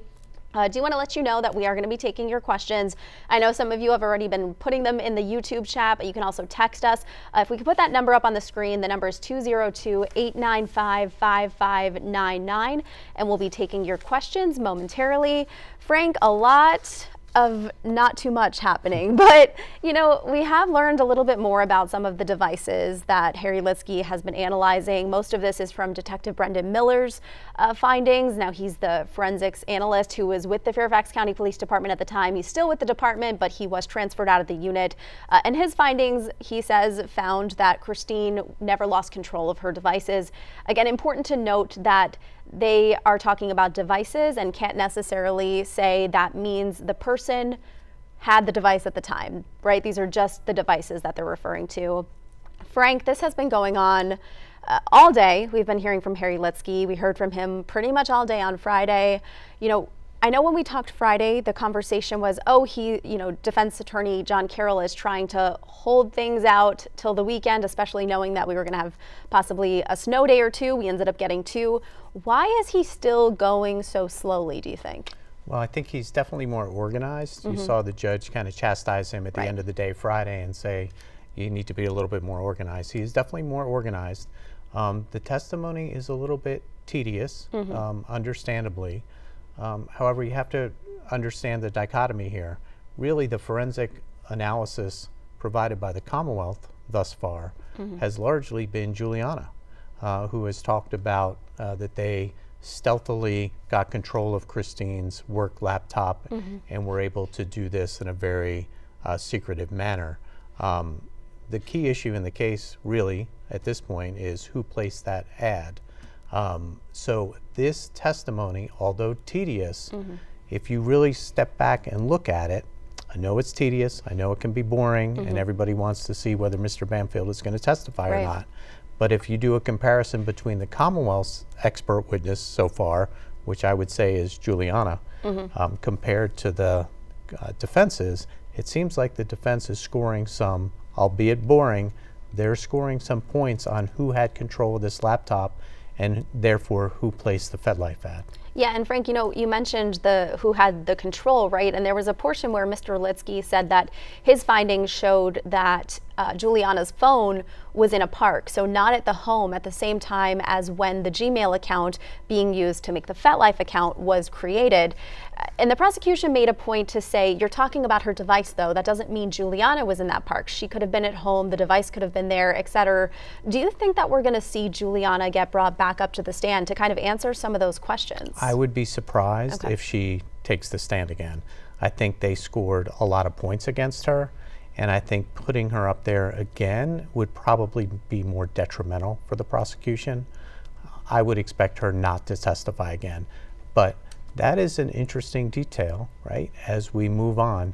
And don't forget, in closing statements, it will not be tedious, it will not be boring, and it'll be up to Mr. Carroll to synthesize all of this evidence into a coherent, strong message that perhaps raises that reasonable doubt about who actually placed the ad. All right, I'm going to ask you this question now, and then I'm going to ask you again at the end of this conversation. Again, if you do have questions for Frank, text us at 202-895-5599. Frank, do you think Brendan Banfield is going to get up there on the stand? I do not think that he will get up there on the stand, as I indicated last week. I think they've done enough now, but ultimately, it is his decision whether to testify. That is something, when it comes to evidentiary issues, objections, what questions to ask, all of those rudimentary things in trial, That's up to the lawyer. The lawyer gets to make those decisions. One of those sacrosanct decisions that a client can make and can overrule you on is whether they want to take the stand, whether they want a jury or a non-jury trial, whether they want to plead guilty or not guilty. Those are really the holy trio. He may have overruled Mr. Carroll and indicated, listen, if I'm going to go down, I'm going to go down telling my side of the story. Personally, and the way the trial has played itself out, I would not think that he would take the stand or that he necessarily needs to take the stand, because right now, as we've discussed, all the attention is on Juliana and her testimony. Once he testifies, all the attention is on him, and he has a fair amount of things that he would have to explain. I anticipate that he would not, but without knowing what Mr. Banfield is thinking, he's certainly writing a lot of notes. Maybe one of those notes is, I can't wait to get on the stand. Yeah. Well, I will mention, I was able to watch back the video of the moments that conversation unfolded. As we know, that conversation between John Carroll and Judge Penny Ascarati, it happened prior to the jurors being in the room, and it happened prior to Friday morning's hearing. And, the judge said, does Brendan Banfield intend to testify? And John Carroll said yes. And you could see this look of surprise on the judge's face, but also Brendan's face. He kind of jerked his head, and he looked a little surprised. So, we had spoken on Friday about this potentially being a tactic to keep the prosecution from being able to really focus on their closing argument statements and instead have to focus on coming up with some cross-examination questions. Do you think that was the strategy, or do you think Brendan is really honing in to testify? Well, lawyers can be very crafty, oftentimes too smart by half. Right? In order to win a jury trial or to have a good relationship with the judge, you need to answer those questions directly. So if a judge asks you, does your client intend to testify, or will your client testify, or something like that, you do have to answer that question. He has to keep his candor with the court. That's required. But it's all in the words that he used, not unlike what the prosecutor would say. Do you intend to call any more witnesses? Yes, we intend to call 3 more witnesses, but they may not be calling 3 more witnesses. Same thing with Mr. Banfield's testimony. Mr. Carroll could say, yes, he intends to testify, but without a doubt, he could reverse course and say, you know what, we've thought about it over the weekend, and now he does not want to testify. I think it's more of a tactic to keep the prosecutor working over the weekend on various things. Do I get ready for my closing? Do I get ready for cross-examining Mr. Banfield? It could be straight up that he intends to testify and he is going to testify. Again, I would lean against that.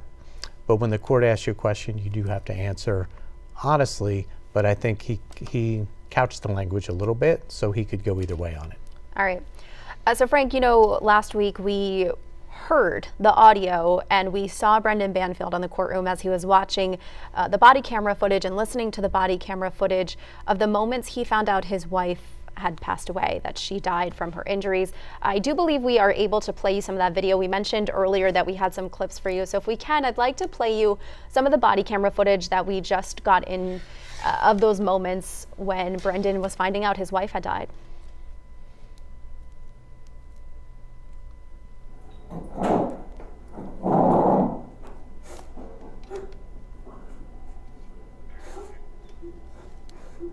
Yeah, so actually we're looking for the body camera footage. So we were working on getting some body camera footage of that actually happened. So that was Brendan obviously reacting himself to hearing the audio, but there's new body camera footage that shows Brendan. It should show him in the hospital as this is all unfolding. Do we have that video? Are we able to show that with our viewers? Check what? The status of his wife, ma'am. Hi, sir. My name is Gina. I'm one of the doctors here. Your wife has died.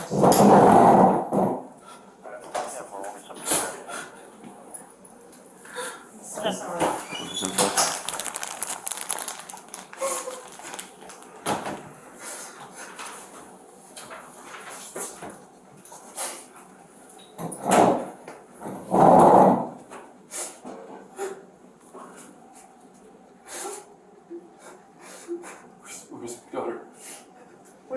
She's still at the scene, sir.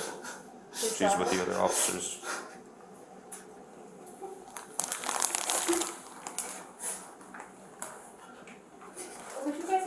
someone else to bring some tissues? That's the nurse.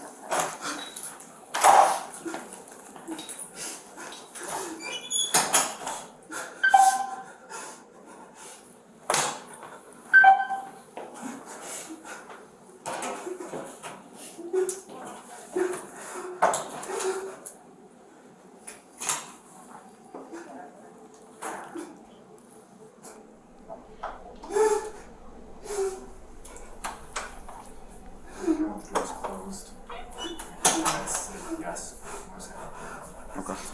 We're still burning. Just a heads up. Body cams are still on. Okay. It's okay. Just yell at me. I'll get out of your way.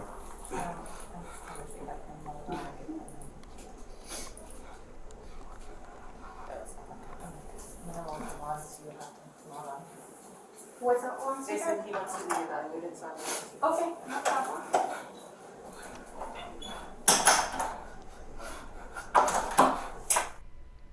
All right, so that was just some of the body camera footage. I believe the whole thing is about 50 minutes long, and it is hard to watch, but you know, it shows us a different side of Brendan, if you will. It shows us the moments he found out, and you know, we'll try to get our body language expert to weigh in as well. And I can tell you that we do have that footage, the full footage for you up on our website, WUSA9.com. We're also going to link it in the comments on YouTube, so if you do want to watch it, you do have the ability on there. I do want to bring in Matthew Torres. He's been in the courtroom for us all morning long. He's been in the courtroom every day since the trial started. Matthew, you know, we're hearing a lot of comments on YouTube from some of our viewers talking about the jurors and wondering if the jurors, how they're looking, if they're bored. What's kind of been the reaction you've seen on their faces as they're listening to this testimony today? Yeah, Katie, I will say it does seem like it's dragging. I did see some of those comments on YouTube as far as this seemingly long, questioning with this expert. The jurors, surprisingly, seem engaged. They don't seem fatigued by the length of questioning that's been taking place. They seem focused, as I've said before, taking notes. So I think it's the people in the gallery, the ones, for instance, us. I know some people have kind of stepped out just to take a little bit of a breather because it does seem to be repetitive in some cases. You could also tell how frustrated Jenna Sands seems to be as well when it comes to the next exhibit saying no objection, just to kind of help move this along. But as far as the jury members, they seem more engaged than what you'd expect. What you said, it's a little hard to hear you, Matthew, but I think you said that they look more engaged than they did last week. You know, Frank and I were talking about that, how some people are saying this seems kind of boring, but you're not getting that sort of thought when you're looking at the jurors. Are they taking notes and things like that? Yeah, they're taking notes. Hopefully you can hear my audio better. They're taking notes, they're paying attention. And when we were talking amongst ourselves with the people who are in the gallery just as we went on break here, we were all agreeing that they didn't seem so bored. They didn't seem to be losing attention or being distracted, at least the first 2 hours of trial so far. It depends on, I think, how long we'll have this this witness on the stand, because we still do have that, if you might remember from last week, that audio expert that's still waiting to testify and come back. So I think maybe the few days break really helped the jury, but as far as whether or not they're paying attention, yeah, they don't seem fatigued. We saw that the judge and both attorneys were brought up to the bench, and they were up there for about 15 minutes. And I think a lot of us were wondering what that conversation was. Were you able to hear any of it? Did the judge kind of give any insight on, you know, a couple of different things? One being, is there going to be court on Friday to make up for this week? But also, did she mention anything about Brendan getting up on the stand? No, nothing at all, because usually, obviously, when they go to the bench, that's when they kind of blur out that audio so you wouldn't be able to hear. They were there for quite some time, so to me, I was wondering if she was making sure that the exhibits, especially after last week, after John Carroll was admonished to make sure that things are according to plan, that things are more organized this time around. But no, we didn't have any indication whatsoever. I did see Jenna Sands speaking with one of the detectives just out in the hallway soon during the first break. And so curious to know what that was about, but no indication at all. And you have a lot to get back into the courtroom for, but thank you for joining us. Matthew's talking about how the jurors look interested, and you mentioned that too, and I see in the comments some people saying it's not boring, it's just technical, and I think it is important. Some people find it boring, others find it fascinating. At the end of the day, it's important, that's for sure. That is true. There's 12 jurors on there. Right. Some of them might be, if you're looking at a prize fight, some might be looking for that big knockout blow, that overhand right that's going to knock the Commonwealth's case out of the ring. You saw some of that with the cross-examination of Ms. Magalhães. This is a jab, jab, jab, jab type of fight, which maybe over the first few rounds might be a little bit less interesting, but I think the big blows are coming later. What is really fascinating to me is how will the prosecution deal with this witness? This witness is not enthralling. He's not magnificent on the stand. He doesn't have a huge personality, but certainly he is very well credentialed. He used to work in law enforcement for, I think, 20 years or so. How will the prosecutor deal with him? Will they get into the technicalities? Will they get into the weeds, so to speak? I don't think so, because they're going to get knocked around by somebody that knows their field. I think they're going to get in and out with some cross-examination and just try to be done with it. That will be the most interesting part of this next little bit of time, is how the prosecutor deals with this expert witness. Yeah, and we've heard Jenna Sands, her objections were more so to keep him focused, because he keeps saying things like, well, Christine, it shows Christine was home at this time, and the prosecution says, no, it shows her device was home at that time. Is that what we're going to continue to see, just those little? We're going to see some of that. That is effective, because I've done that on the other side. That is effective to a point. However, how many times in a person's life are you really separated from your device? That can work out, the forensics track the device, not the person. But after a period of time, if that evidence keeps building, you can only say that one or two times. Usually your device is with the person. So we'll see what tactics she takes, but if I'm her, if I'm the prosecution or advising the prosecution in any way, shape, or form, they've got to be really careful with an expert witness, because as we've talked about before, sometimes lawyers think, or oftentimes they think they're the smartest ones in the room. But when you're dealing with an expert witness, they're usually the smartest ones in the room on this particular subject. I would expect her to be short and punchy on her cross-examination, make that exact point, give a few examples, and sit down. We'll see if she really wants to engage him or not. We talked about the beginning of today's hearing, and let's talk about Friday too. It ended with the judge giving very stern and to the point instructions. She wanted everyone, specifically John Carroll, I think that was directed at him, to come in prepared today. Some of the people in the comments asking if you feel that he is prepared. Does he seem more prepared today? Is this just his personality? What's happening here? I think he's had a few days to kind of get things together and organized. There is a lot going on at the defense table. There's a lot going on the prosecution table. But having sat at the defense table for 30 years or so, there's a lot going on there. The prosecutor really only is dealing with the person next to them, which is typically the other prosecutor or the police officer who's been through a trial before or whatnot. Mr. Carroll's dealing with a lot more. He's dealing with actually an individual who's writing him notes, who might be a little bit more fidgety or demanding than other clients.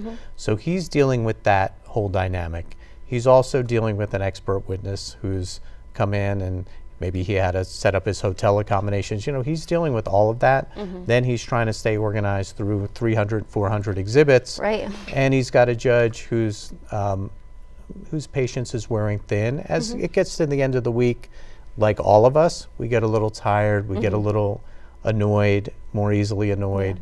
But she didn't chastise him really in front of the jury at all. No. She just chastised him out of presence of the jury, which was a very professional move. He does seem more organized. He seems a little bit more sprightly. He's had the weekend to relax a little bit, and he's come out with a little bit more fire. But again, a technical witness, it's hard to have that huge amount of flamboyance. And, you know, I think it's important to mention, she said it's about respect when she was saying it. You know, she was saying, I want you to respect me, but I want you to respect the jurors' time and all those things. You know, we heard Matthew mention this other witness. So briefly, another gentleman named Nick Barrera, he was called to the stand and they were having some technical issues, which I think just added on to the frustration by everyone in the room. So I think we will probably hear from him again. Curious to see what he's going to say. We do have some more body camera footage that we're going to play for you. And Frank, I do want to just talk to you a little bit about the importance of why this body camera footage was shared in the courtroom. This is footage of Brendan Banfield in the ambulance being taken to the hospital. So And a reminder, they were taken separately to the hospital. So he is not with Christine in this moment. So what you're watching is that conversation happening between the officers and also, you know, the EMTs. They're checking him out. And we also have some more video of them actually in the hospital. So maybe we can show that as well. But Frank, you know, these videos, what is the importance of showing those videos? What is the relevance of showing them in the courtroom to the jurors? Well, it's in the eye of the beholder. Some would say, well, he's putting on some type of show or whatnot. But I think the importance of it is that the jury can see in that moment how he reacted. And I think when that doctor came in and quite bluntly told him the news that his wife had died, it really demonstrates a couple of things. First of all, the humanity of this case. As we've talked about before, this is the humanity of this case goes without saying. And you have two decedents, a child. He's on trial for his life. But putting that aside for the actual strategy in the case, it shows that he did react in an emotional way. It appears to me that is emotion that Mr. Carroll is trying to get in front of the jury. They need 12 to convict. And if 2 or 3 of those juror members look at that and say, you know what, I believe that is true, raw emotion, that in and of itself can create a reasonable doubt in a particular juror's mind. So Mr. Carroll's doing a nice job in dealing with not only the technical things, perhaps there's an engineer or two on the jury, but he's also dealing with the emotional aspect of it. So he's trying to cover a lot of subject matter, technical and emotional. That really is just trying to appeal to the emotions of the jury. There's no real relevance to that body cam, in my opinion, but it's relevant enough to get in front of the jury and perhaps show that he was in reality very emotional, and that is not something that a killer would demonstrate learning the news of his wife's death. 2 sides to every story. Someone could look at that and say that that was faked emotion. Everybody reacts to grief in a different way. People can shut down, people can get very big, they can get very small. Ultimately, I don't know if the jury's going to put a lot of weight onto that type of testimony, but he's just trying to get a little bit of an emotional connection to the jury. All right. Well, you can watch that entire body camera clip on our website, WUSA9.com. We will also put it in the comments for you on YouTube, so you can check all of that out. Let's get to some questions that we've been getting from viewers, both on YouTube and also people texting us. And the number to text if you would like to submit a question for Frank to answer is 202-895-5599. Again, that number is up on your screen. It's 202-895-5599. And, you know, court resumes at 2:05. That's when the judge said they were going to come back. So let's see if we can get through. We have a lot of questions for you, Frank, but we're going to try to get through as many as we can for you. Let's start with this one. I saw this a little bit earlier, and it was also of interest to me. You know, this trial was slated for 4 weeks, right? Initially, the judge said we were moving quickly. Things were going very quickly. She thought we were going to be done with the trial within a matter of days. Fast forward to today, we lost 2 days. Now we're entering week 3, but it's also middle of the week. What happens if they need more than the 4 weeks that were allotted? That is really unlikely. Okay. But if they need more time, the jurors will find more time. In my experience, jurors in this jurisdiction, all jurisdictions, but in Northern Virginia in particular, are very conscientious. They call it jury duty, right? It's not jury fun. It's not jury, I'm off of work for a few weeks. It's jury duty. There was a federal judge who would often tell the jurors that in the beginning of the voir dire. He would say, ladies and gentlemen, they call it jury duty or jury service. It may stretch a little bit longer. They've probably taken into account another couple of days or so in jurors' vacation plans and that type of thing. It may go a little bit longer. I think this is going to rapidly accelerate once we're done with this witness. I think we're going to rapidly accelerate to the end.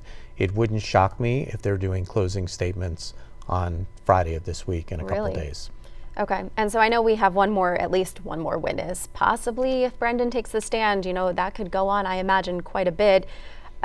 So you think they'll be done with witnesses by Thursday, Friday? I think they'll be done by Friday, would be my guess. Right. We'll see if Mr. Banfield takes the stand. And we can't forget, because the burden is so high, the Commonwealth gets to rebut any evidence that the defense has presented. Right.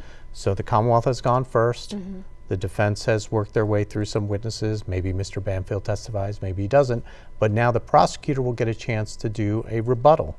What'll be interesting about the rebuttal is, does the prosecutor think, you know what, I've done enough, I want to get it to the jury. You see some of the objections are more with a sigh or let's get this over with. Right. We'll see if they do anything on rebuttal after the defense case or not. I would expect if they do, it would be a short witness or two, but they have the chance to put on a forensic expert if they want. Will they call Juliana to the stand? Unlikely. Yeah. Will they call another expert to the stand? Unlikely. I think they'll probably call a couple of witnesses just to get something out in rebuttal, but I don't think they're going to do anything expansive. So putting that all together, I would say by Friday the testimony should be done. Banfield is the wild card. Right. If he testifies, how long will that take? That could take a good half a day or a full day. Yeah, and I believe Jenna Sands said on Friday that she had 1 or 2 witnesses, so that would make sense. This might be a silly question, but is there a scenario where the prosecution would call Brendan Banfield to the stand? Is that a thing? They're not able to do that. He has his right not to testify. The jury will be instructed. There is no inference for him not testifying. But once he gets up on that stand, it's all open. There's a lot of subject areas that if I'm John Carroll, maybe I don't want to be explored. Right. I've never met Mr. Banfield. Maybe he will do great on the stand. That, like we've talked about, high risk, high reward. Let me ask you this. I know you've handled a lot of cases. If you're the prosecutor in this case and Brendan Banfield gets up there on the stand, what is the first question, the most important question you're asking him? I think the first line of questioning may be something.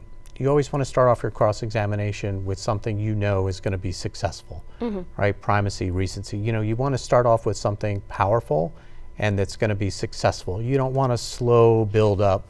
That's boring. And the jury is expecting you to really eviscerate him on the stand. He's the guilty guy. He's involved with 2 murders. They expect the Commonwealth to really go out and get him on the stand. So I would start off with something that I know I'm going to be successful on, that I know is going to hit home, and that I know he cannot escape from. So the topics could include the relationship that he had with Juliana. That is something he's not going to be able to run from, that he will have to admit to. That's probably the area I would start off with. It shows his bias, his motivation, and I know what answers I'm going to get. Or you start off with something about the blood spatter evidence or something like that. But I think those are topics that he's well versed in, that he might be able to move around on a little bit. So if I'm cross-examining somebody, whether it's a key cooperator or somebody along those lines, I want to start off with something that I know I'm going to be successful with. I don't want to start off with a Hail Mary pass. I want to run for a first down and I know this play is going to work. So that's what I would start off with if I'm the prosecutor. Okay. I'm interested to see how this all plays out. Let's get to our next question. Somebody asked, does Brendan need to be convicted for Juliana to get her deal, or does she only have to testify against him? Frank, we have her plea agreement here today. First, let's answer this question, but then the question everyone just continues to ask. Yes, her agreement is not predicated on the success of her testimony. Most cooperators agreements have language along those lines. This one does not. But let's say she agreed to testify and for some reason Mr. Banfield had a heart attack or passed away or something happened before the trial. That doesn't impact that she fulfilled her part of the agreement. So no, the success or lack of success of the prosecutor's case has no impact on her plea deal whatsoever. If there is a mistrial or a hung jury situation, I know you answered this last week as well, but is there a scenario where she could potentially have to testify again, or is it just a one-time thing? She would absolutely be required to testify again. Her time in jail, and we'll get into the details of it, her time in jail is capped at time served by the prosecutor's recommendation. Now, if there's a mistrial or a hung jury, they have to do it all again. That might be 6 or 9 months down the road. Everything is in limbo. She stays where she is. She stays in jail. They have a redo, and they do the entire thing over again. Now, if that happens, and she has to sit tight for another 6 or 9 months, sometimes when you have a cooperator who's sitting there in jail for 6 or 9 months, who has expected to get out right away, and now they have to sit there, they often do squirrely things when in the jail. She may reach out to more journalists. She may do some more phone calls with people that are not helpful for her testimony. So that delay, if there is a hung jury, only inures, in my view, to the defense's benefit. Prosecutor always does better in a second trial, but with a witness like this who might sit in the jail for a little bit longer, she might get a little bit fidgety as well and start to do things that are not helpful. Happening. Yeah, we've already seen that happening. You know, everyone keeps asking, she is set to get time served, meaning she would be free after this, but free in some capacity. She would be deported back to Brazil. We do have her plea agreement here, and we can put that up on our website as well. And Frank, you know, everyone keeps asking, is there a world in which the judge says, I'm actually not going to agree with the agreement that you were given, the deal you were given, and I'm going to sentence you to a longer term?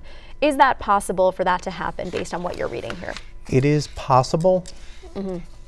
Looking at the paragraphs of the plea agreement, which again, I commend both sides to this agreement. As we talked about, I think the prosecutor had to make a deal in this case.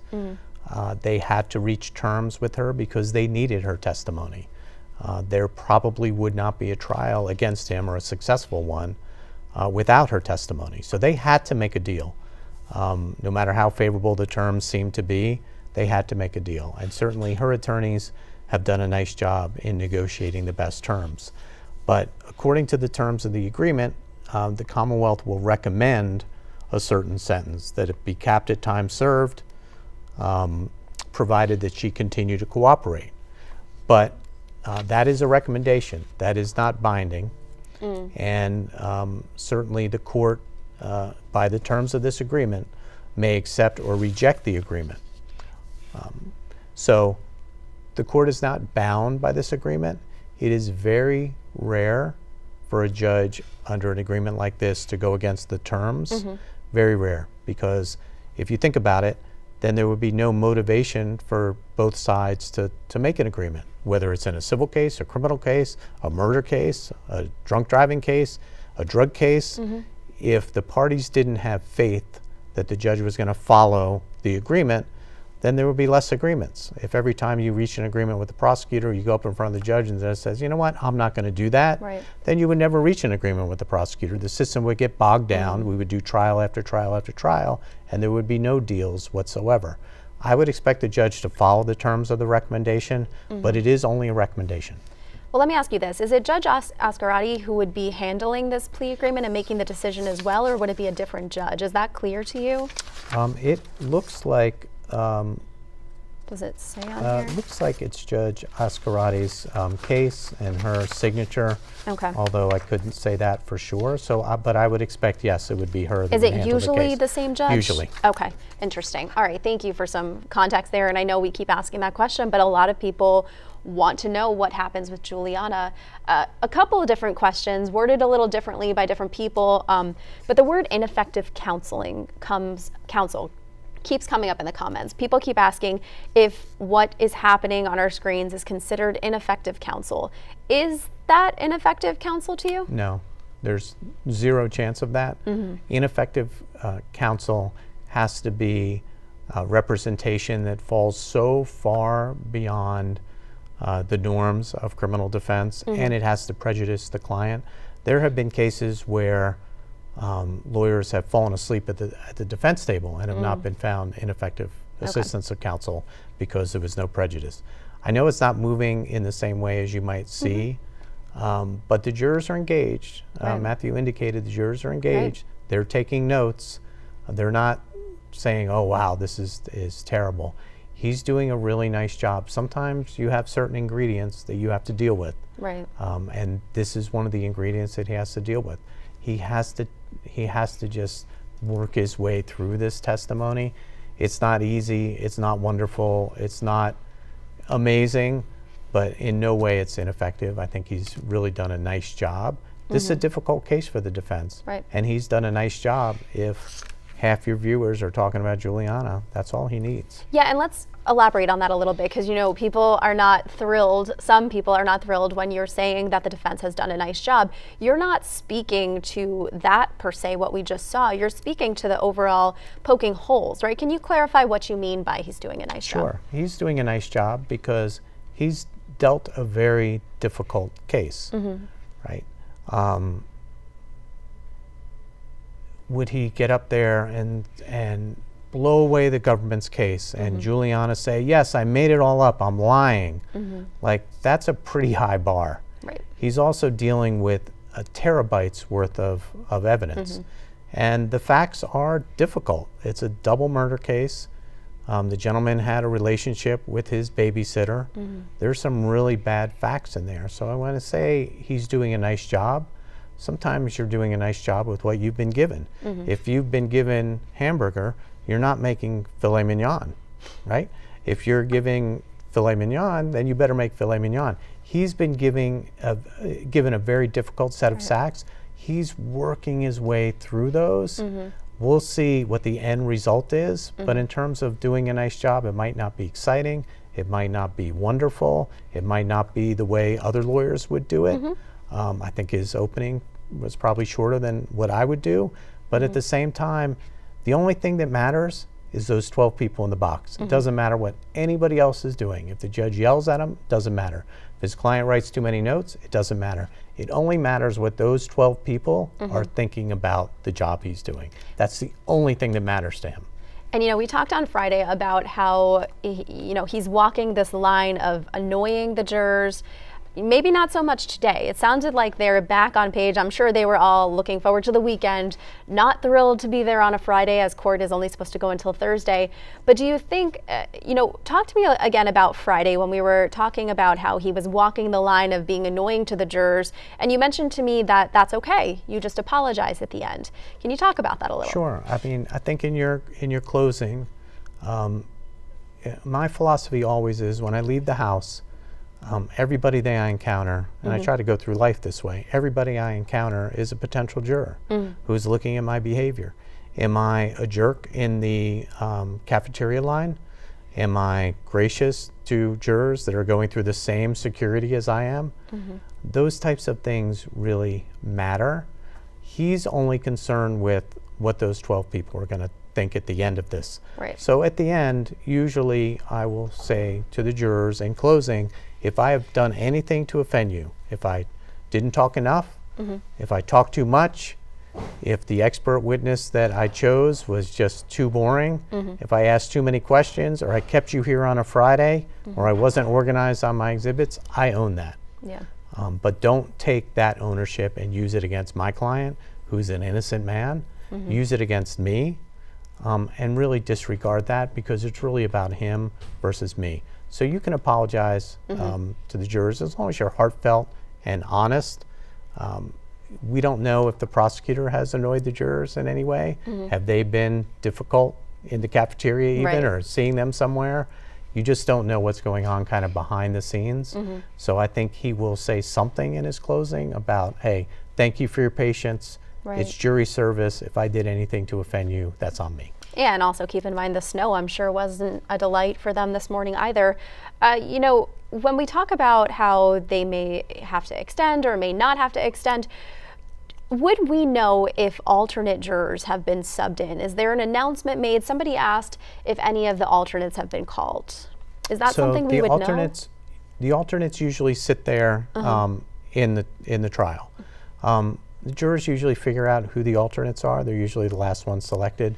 Some judges, and I'm not sure how she did it here, certainly in federal court sometimes it is kind of a mystery who the alternates are.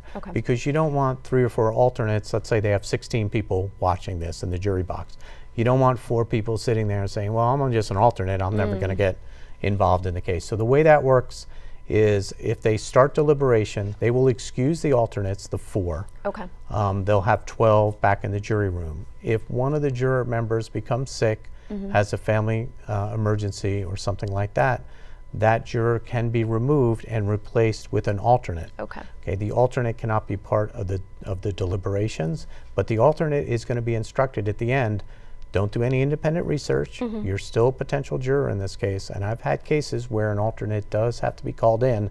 In that case, they start the deliberations all over again from the get-go. So it can happen. I've seen it happen before. If they run out of alternates and you're down to an 11-person jury, the defense can say, you know what, I'm going to take my mistrial now because I'm entitled to 12, or everybody can agree that the case can go forward with 11. So alternates are set to the side, the 12 start to deliberate. Sometimes there's some substitution if there's like a real emergency. But right now in that courtroom, those jurors may not know who among them is the alternate. They may not. They may not. Usually they figure it out because it's at the end, but they want the alternates generally to pay attention, just like everyone else. If you know you're never going to get into the game, then you probably don't know exactly what the score is. So you're just kind of chilling out. Interesting. But they'll usually keep everybody's attention by keeping some subterfuge about who the alternate is. Interesting. We learn something new every day, Frank.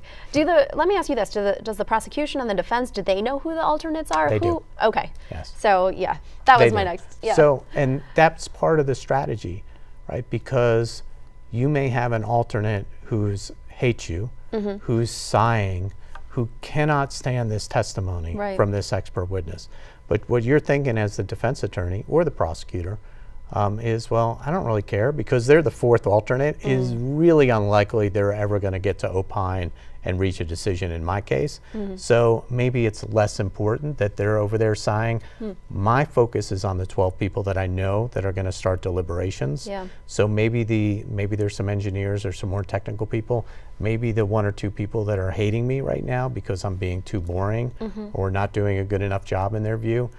It doesn't really matter to me because they're never going to get into the jury room to actually make the decision. Yeah, and just so everyone knows, Frank is not saying it's boring. He's saying some people may find it boring. I know there's a lot of opinions on both sides. Some people are like, this is great, I'm loving this, and other people are like, snooze fest. So anyway, let's get to another question here. Speaking of that, somebody asked, what is the defense trying to make here? What is the point they're trying to make? And I think they're referring to all of the forensic and technical details. Yeah, I think they're trying to say that the forensic signature connected to her laptop and her phone is all her.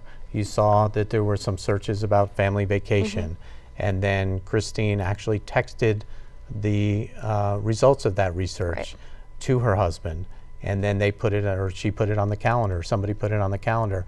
They're trying to show that she had control over her devices. The prosecution, like we talked about, is going to say, well, that doesn't mean that the 2 of them, Juliana and Mr. Banfield, could not have snuck away with these devices and done a lot of nefarious things on them. But I think what the defense is trying to say is there's so much evidence of her control of those devices, it stretches credibility to believe that Juliana and Mr. Banfield were able to nefariously take away those devices for this long period of time to create a profile, to create a Gmail, and to place these ads. So I think the testimony here has been effective. It's been jab after jab after jab, and the jurors do not seem bored. They seem engaged, taking notes.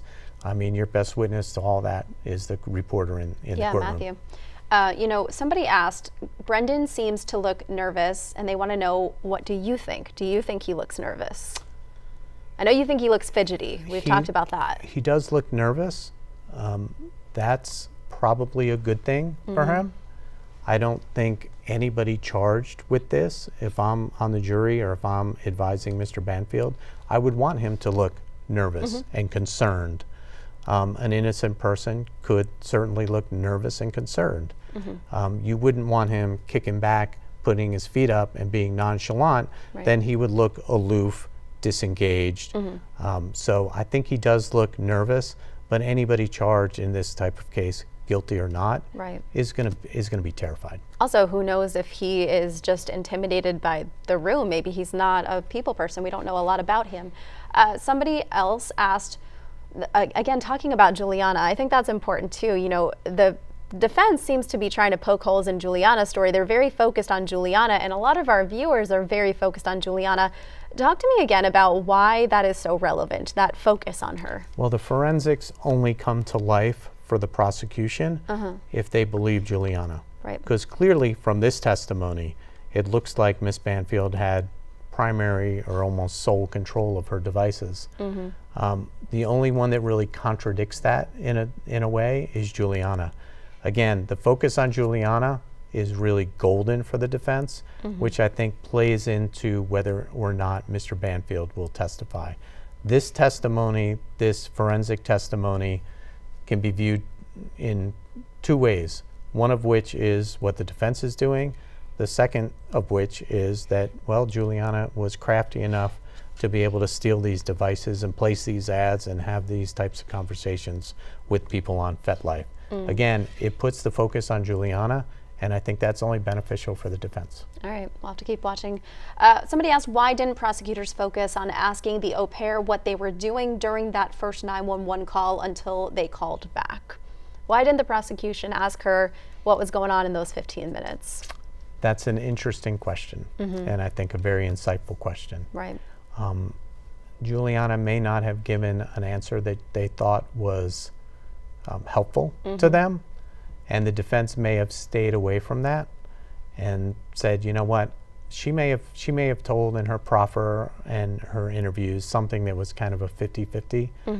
Maybe they weren't doing anything, which didn't really make sense, or maybe they discussed something. Who knows? So I think the prosecutor probably just stayed away from that, and I think the defense, there was probably something in there that wasn't beneficial to them. They probably stayed away from that time period as well. But yes, that was something that I noticed, that some questions, some time periods were kind of omitted from the prosecutor's case, a little bit fuzzy and foggy. That could be that neither side wanted to touch it. Now, it could be simple forgetfulness. Sometimes you get up there and you forget to ask a question or two, and the defense says, well, they didn't touch it, I'm not going to touch it because it actually hurts me. So there's probably something in that, in her previous statement, that might have been a little bit fuzzy, and I think both sides probably just stayed away from it. Now, if I recall, though, she did, when she was testifying, she did talk a little bit about what was happening, because she mentioned, remember the hand gesture, because it was right after the medical examiner testified and made that hand gesture with the knife, and then we saw Juliana testifying about how when she made the first call, Christine yelled to her, Christine told her to make the call, and then Brendan went like that, hang up the call, and she mentioned how he asked her to get towels and blankets from the closet. And now that I think back, I also remember one of the blood splatter experts talking about how the blankets on the floor that they had photographed, they didn't test those to see whose blood was on there, but then they also didn't believe that those blankets were used to help Christine. So you have to wonder, you know, if you're the prosecution, are you saying that Brendan used the towels, the blankets to hold the knife? Because, you know, there was no conclusive evidence of fingerprints, of whose fingerprints were on that knife other than Joseph Ryan's. So I think it kind of leaves a lot of questions. It leaves some questions, and what seemed to be missing, and I may not recollect the evidence. Yeah, there's been a lot. With specificity, but what seemed to be missing was, okay, the cops are now on their way. This is what you need to tell them. You need to tell them X, Y, Z. You need to be emotional. You need to cry. You need to be big, or whatever, you know, instructions may or may not have been given. I don't remember any of that testimony. I don't think anything along, and I think that's what the viewer was asking about, is what was the plan, so to speak, as between the time of the deaths and the time that the police officers showed up. I don't remember anything specifically along those lines. It could be that nothing was discussed and perhaps they had discussed it before, or it could have been, on the defense's view, just the reality of the situation and that Mr. Ryan was involved. And it went down as Mr. Banfield has told the jury, or Mr. Carroll has told the jury, and maybe all of that emotion that you saw in that 911 when the police arrives and on that body cam was actually real emotion. Those are the two conflicting sides of the story. All right, we are getting some texts in as well. If you do have a question for Frank, the number to text is 202-895-5599, and we've got about 10 minutes or so left before court is expected to resume. Right now, the court is on a lunch break. We are expecting them to go until about 5 o'clock today, maybe a little earlier, but I'm curious to see if when the judge comes back, if she's going to talk about having court on Friday. As we know, last Friday they did have court in preparation, anticipation of the snowstorm. So I'm curious to see if she's going to extend that out another Friday and if the jurors will be on board with that, obviously, is a big question. But somebody asked, and I don't know that you'll be able to answer this, but they said, was there ever a life insurance payout on Christine Banfield? And could that have been a motive? Why hasn't the subject of life insurance ever been brought up by the prosecution? I haven't heard anything about that. I haven't heard anything about life insurance. Typically, when there is a suspicious death along these lines, the life insurance company will hold off on any payment. Certainly, if there was a big life insurance payout, we would have heard that in the prosecution's case. So we're not sure one way or another. Now, you know, you say suspicion, but as we know, Brendan wasn't arrested until September of the following year. So not even that year. Juliana was arrested in October, but it wasn't until September that Brendan was arrested. But obviously we know that the police, that officers that have testified have said that they were kind of flagging things as they went, kind of had their suspicions. Specifically, Sally Fayez got up there and she talked about how they had an intel officer in the hotel who overheard a conversation between the 4-year-old daughter of Christine and Brendan Banfield and Juliana Peres Magalhães along the lines of, "Are you going to be my mommy now?" So do you think that's why maybe we haven't heard about it? Well, would that have been flagged? In my experience, life insurance companies, or any insurance company, with all due respect to them, don't really open their checkbook right away. Okay. I think every viewer, every juror, everybody in this world would say, wow, it took me a little time to get some money from that insurance company. When there's any type of suspicion about who did something, it's usually going to be paused. It probably has been paused. I don't know if there was any claim that was put in.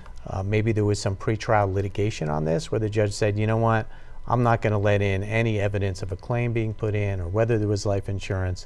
If there was an immediate payout, I think we would have heard about that.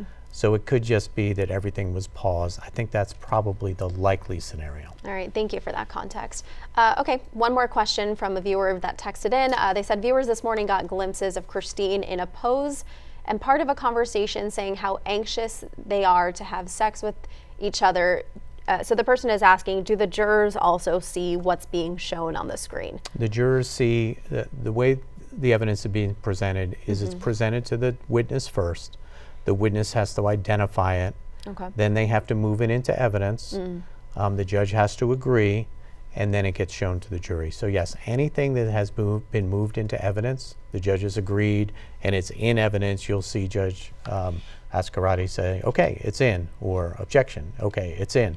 Once it's in, then is in that particular courtroom, then is then published to the jury, and they're able to see what the viewers have seen on the screen. Some things are put under seal that only the jurors are able to see. So the courtroom clerk is really doing yeoman's work, a magnificent job in keeping everything straight, because you don't want something flashed in front of the jury that hasn't been admitted yet. The courtroom clerk looks like he or she is doing a wonderful job keeping all the exhibits straight. That's not an easy job. Which is why Judge Oscarati was very clear that she wants those exhibits numbered correctly, and she wants things in early, on time, but in early if possible. She said she has her clerk working very hard on all of this.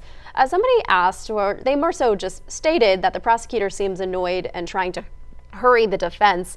When the jurors are looking at the prosecutor, and this is more my question, but is there a point where that kind of annoyance from the prosecution is going to have an impact on them? Is there a situation where the judge is going to be like, stop it? Everybody's trying to pick up on the vibe of the jury. Right? So if you have 12 or 16 people to your left that seem impatient, then you want to make kind of an impatient objection. You want to say, oh, okay, no objection, this is taking too long, right? You want to play into what the jurors are feeling. There seems to be a little bit of a curtness or a quickness in some of the language coming from the prosecutor. We've seen that from the defense side as well. So I think everybody's just trying to catch the vibe of the jury and just react and object in that way. If you're feeling the jury's getting frustrated, you want to give an objection to kind of voice like, hey, I'm frustrated too, I'm with you. Whether that's successful or not, we'll see.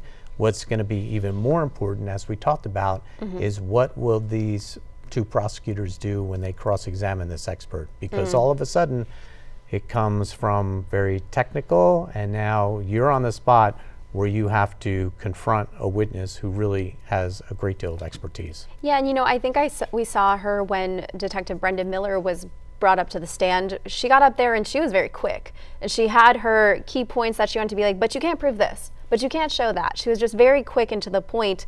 Do you think there's a strategy there? I think the strategy is, I don't really want to weigh in on this particular expert because they know more than I do about this subject matter. So I want to make my few points and I want to sit down. Again, I'm playing to the jury. Maybe they're frustrated and they say, wow, Mr. Carroll took 2 days to do something that Ms. Sands was able to do in 2 minutes. Right. That's an interesting strategy. I think that's probably what she will do. I am guessing the cross-examination here is much, much, much shorter than the direct testimony. Right. All right, we're going back. I was actually planning to bring us back here anyway, but somebody said, Frank, all things considered, would you put Mr. Banfield on the stand? I would not. I think that it's gone as well as he could have expected, but here's my disclaimer. Not being in there puts all of us at a huge disadvantage. If I'm in there and I can see how the jurors are looking at him, how they look at him when they leave for the day, you can tell somebody's body language. You can, if you're paying attention. Right. A lot of lawyers don't pay attention. If you just pay attention to what the jury is thinking and doing, they might be giving the vibe off of, yeah, he's guilty, and then you might think, I need to put him on the stand.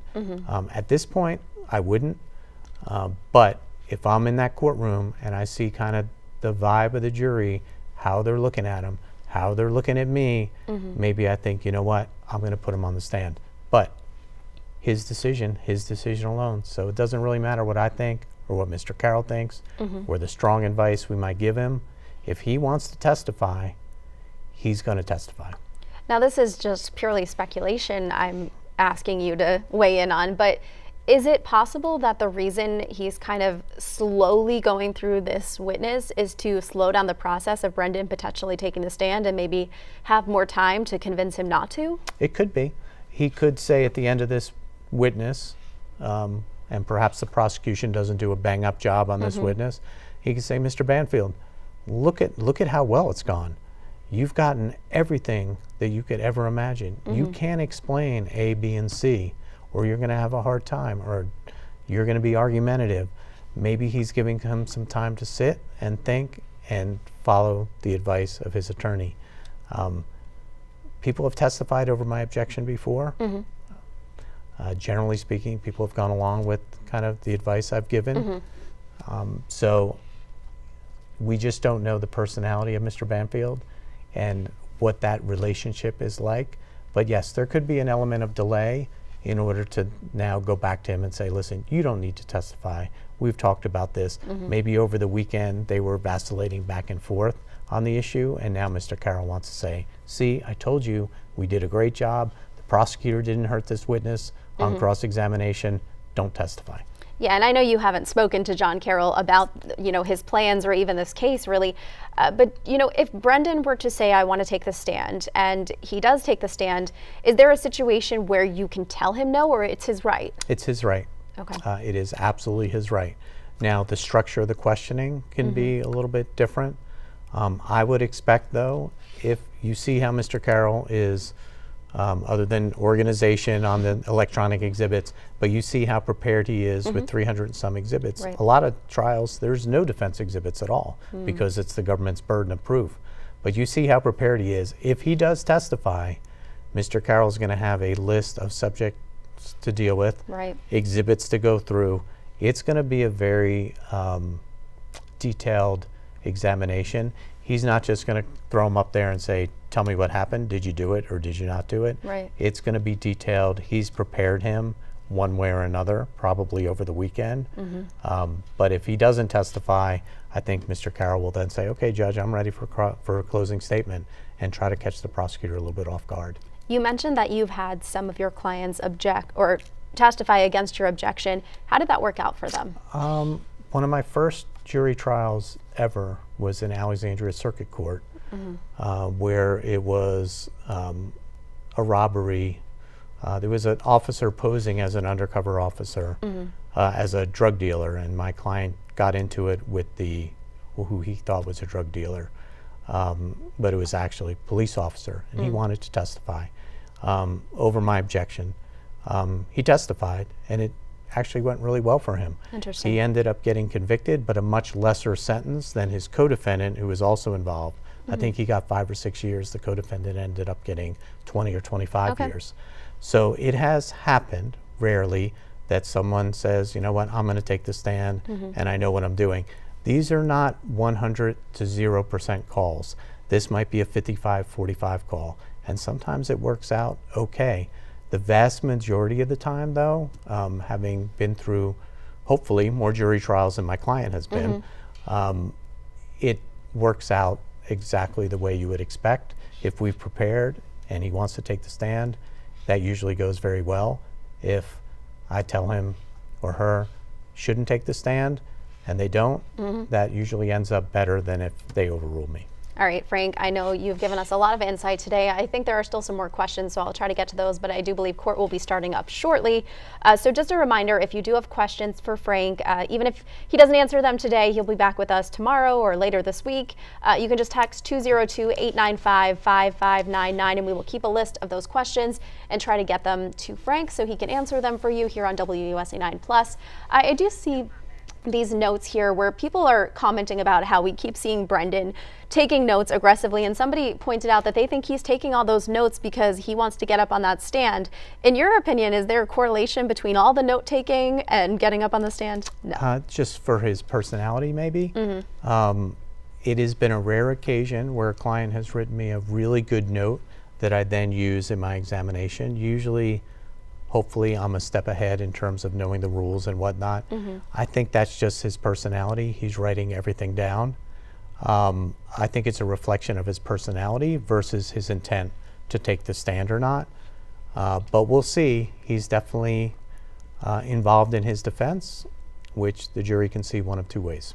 All right, I do see that we're getting more questions. We will try to get to those around 3:15 if Frank's able to stay with us. But it does look like court is starting back up. You see Brendan sitting down there. So let's take you back inside the courtroom as court continues today for day 9 of the Brendan Banfield murder trial.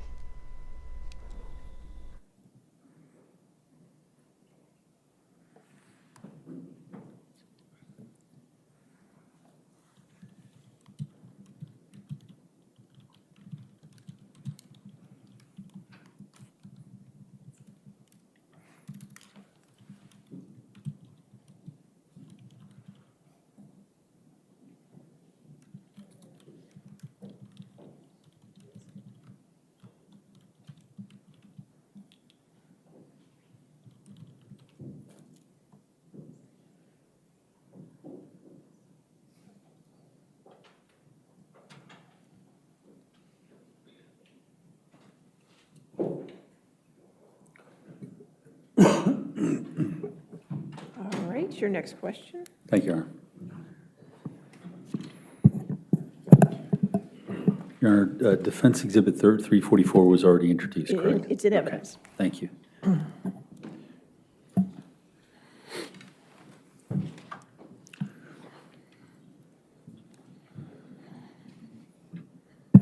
Sir, looking at Defense Exhibit 344, what, if anything, did you review as part of your digital forensic analysis? This is analysis from the mobile device of Ms. Magalhães, and this particular artifact and the ones just before it and just after are all occurring around 11:08, 11:09, and various seconds. There are some redundancies in here. Many artifacts you'll see repeated twice. They're just different parts of the phone responding to a user action. And we can see just below the blue highlighted artifact, which is a Facebook message being sent by Ms. Magalhães. We can see that the Facebook Messenger application is being launched around the same time, both before and after. Your Honor, I'm going to move to the next slide, Defense Exhibit 345.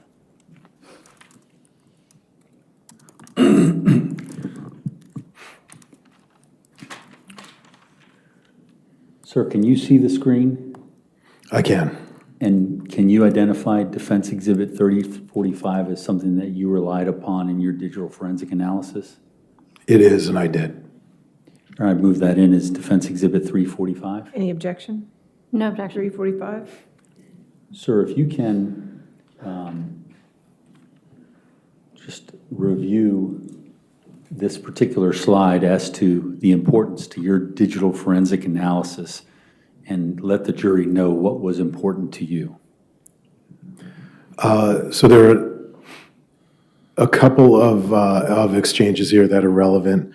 One particularly this date and the prior exchanges. So the highlighted exchange on the bottom is from this particular evening that we're discussing, February 23rd, 2023 at 11:11 p.m. The one prior to that is part of the exchange. The one prior to that is part of the same exchange. So we have the second one from the top is from February 18th, but it's expressing from the account purporting to be that of Ms. Banfield, saying that looking like my next availability is Friday, 2:24 in the morning, if that works. And then we have the response to that on the morning of the 23rd, and then we have a response from the account purporting to be that of Ms. Banfield late in the evening on the 23rd as well. So it's a back and forth discussing a potential get together, and this is on FetLife. Your Honor, I'm going to move to Defendant's Exhibit 346.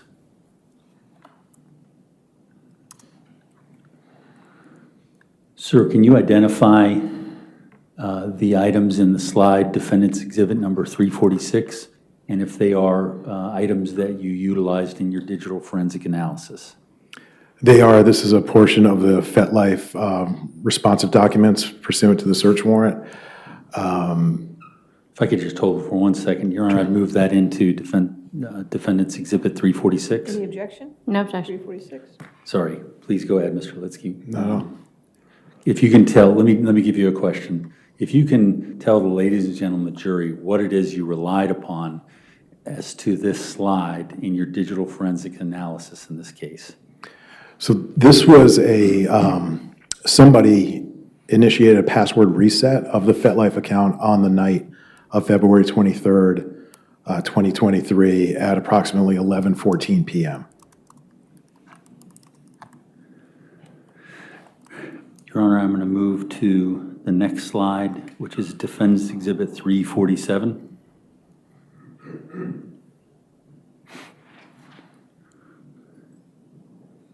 Sir, can you see this slide? I can.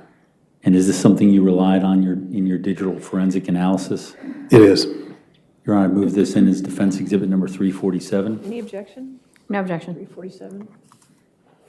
Sir, what can you point out, or what was the important part of this artifact and the matching results that show?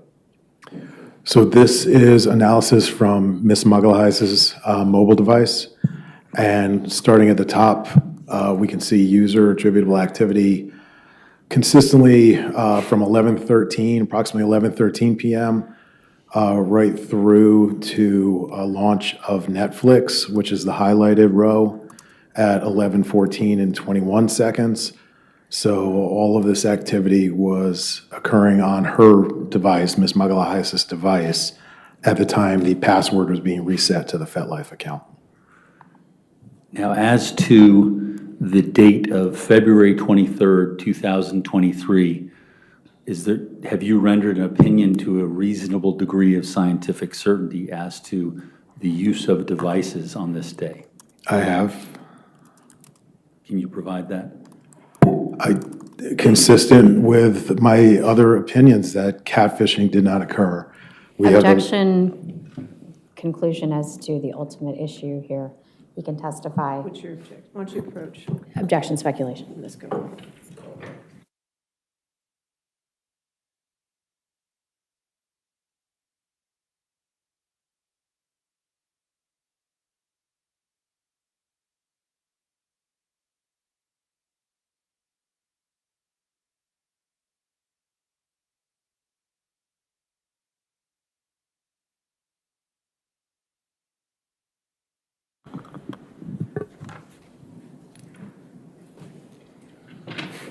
Yes, sir. Please continue. So I base that opinion on what we've seen throughout the slides from the evening of February 23rd. We saw the laptop from log on around 10 p.m. straight through until almost 11 p.m., where aside from a brief injection of Telegram usage at 9:35 p.m., we saw searches exclusively for Dominican resorts.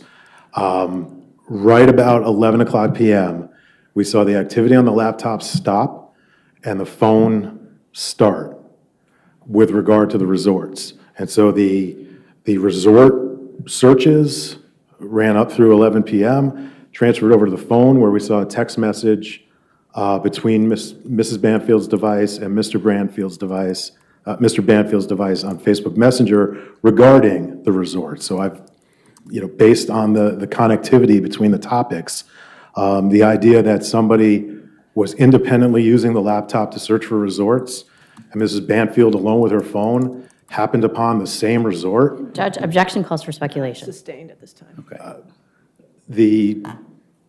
So the laptop. Wait for another question. Please sustain the objection. In terms of connectivity of devices, what's important in the analysis of digital forensics?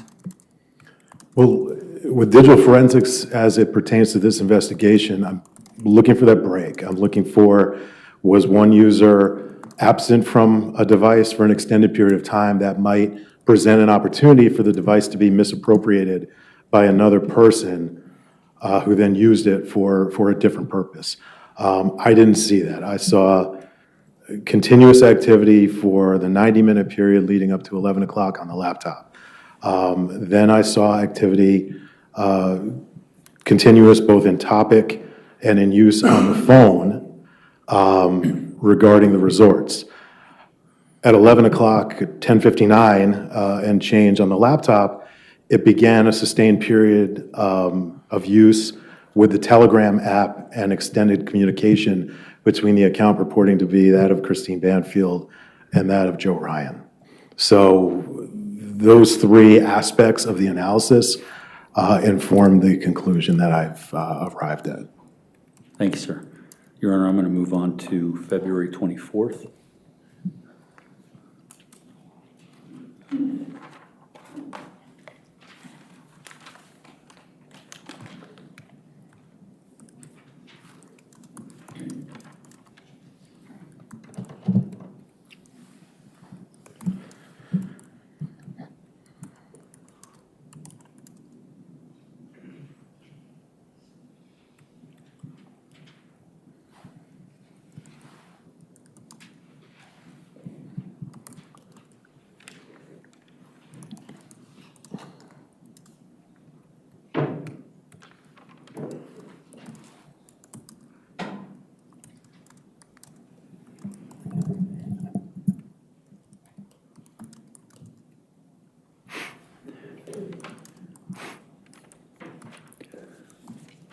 This would be identified as Defense Exhibit 348. Sir, do you identify this exhibit I do. relating to February 24th, 2023? I do. And was this something that you utilized in your analysis of digital forensics? It is. Your Honor, I move that in as Defense Exhibit number 348. Any No objection? objection. 348. Sir, can you explain to the ladies and gentlemen of the jury what we're looking at and what it is that you relied on in arriving at your conclusions regarding February 24th, 2023? This is analysis from Mrs. Banfield's laptop from the morning of February 24th, 2023. This is a Telegram activation. That is, the app is opened and in use at 6:03 a.m., approximately 6:03 a.m. that morning. And, Your Honor, I'm going to move on to Defense Exhibit number 349.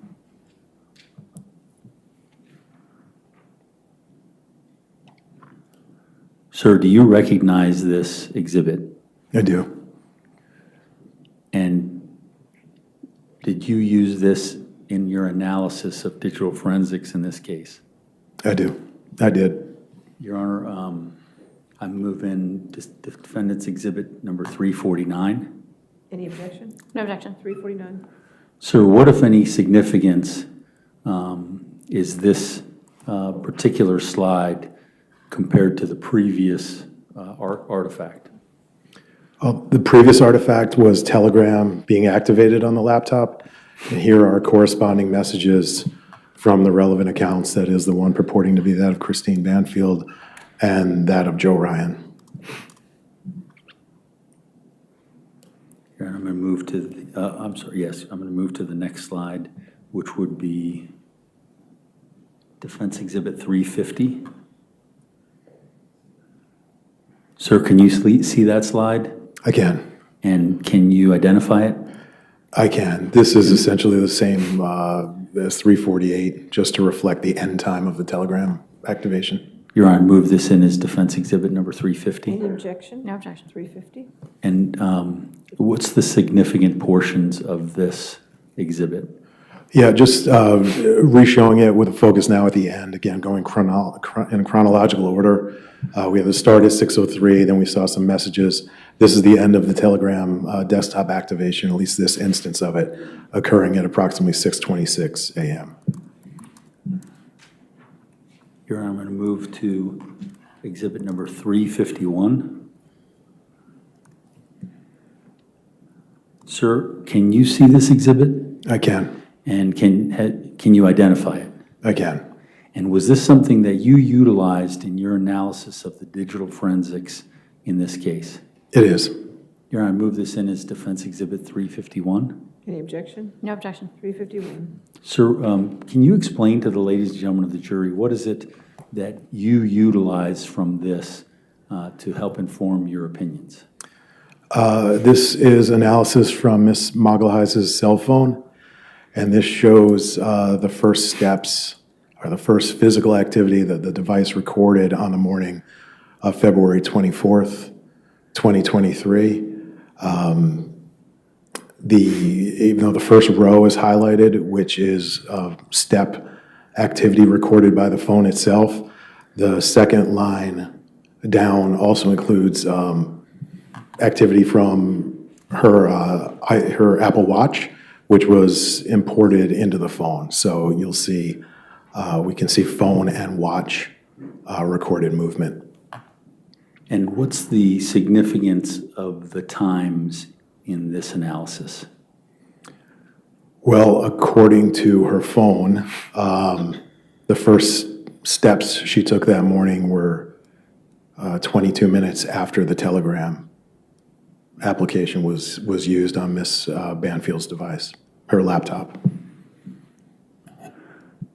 Your Honor, I would move to Defense Exhibit number 352.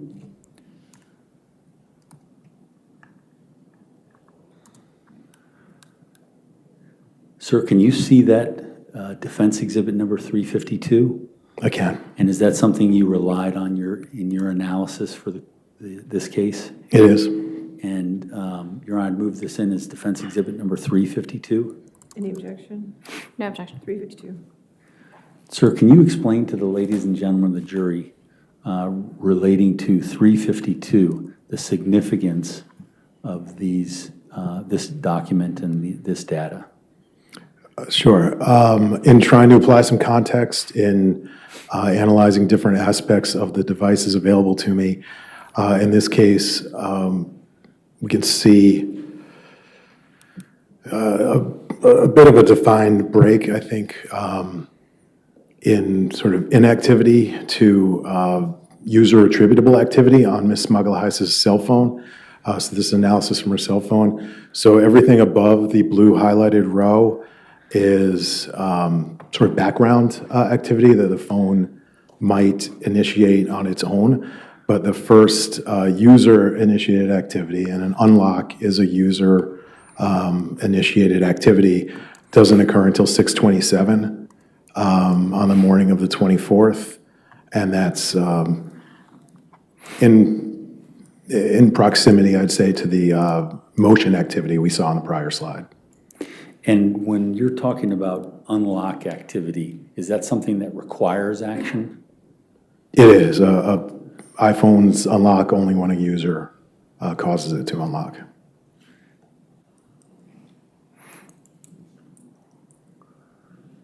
Your Honor, I'm going to move on to the next slide. Should be Exhibit 353.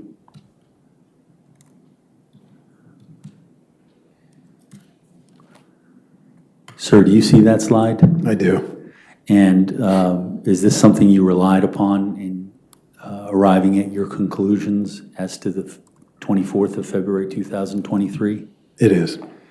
Your Honor, I move this in as Defense Exhibit 353. Any objection? No objection. 353. Sir, if you can tell the ladies and gentlemen of the jury what it is that you relied upon and what was part of your analysis relating to this case. Sure. Again, this is from Ms. Magalhães' cell phone. I think I alluded to this a moment ago. This is just to reflect her watch, a bit off in timing from her phone, but similarly in the 6:30-ish hour, recording its first steps of the morning.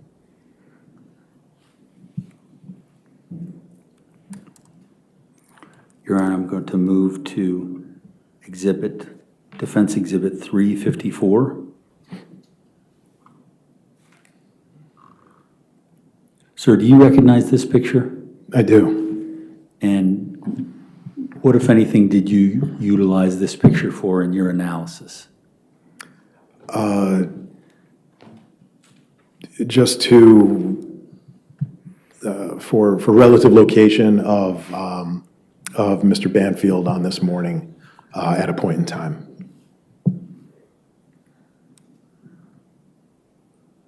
Your Honor, I may move this in as Defense Exhibit 354. Any objection? No objection. 354. Excuse me.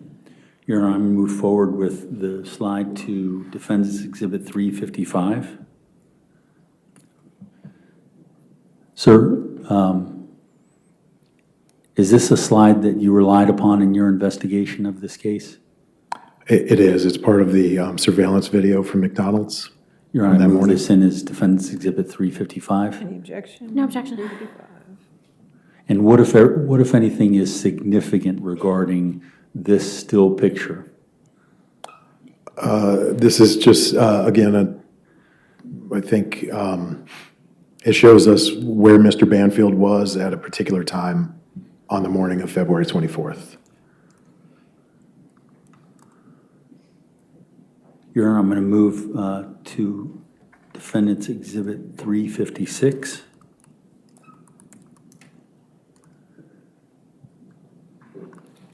And sir, what, if any, use did you have for this in your investigation of this case?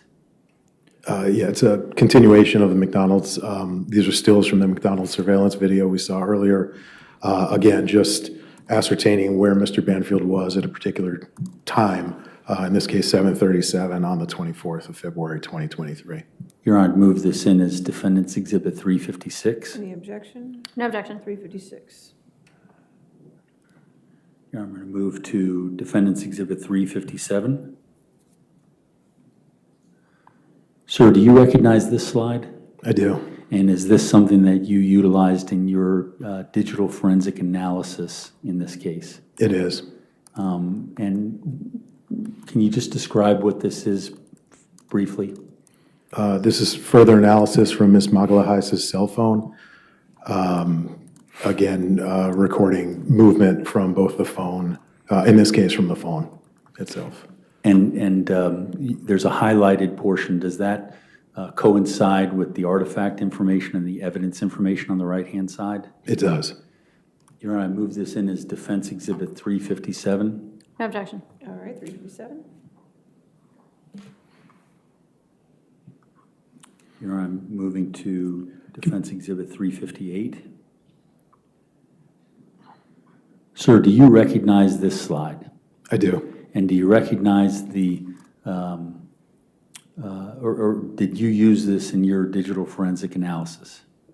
I did. Okay, and Your Honor, I move this in as Defense Exhibit 358. Any objection? No objection. 358.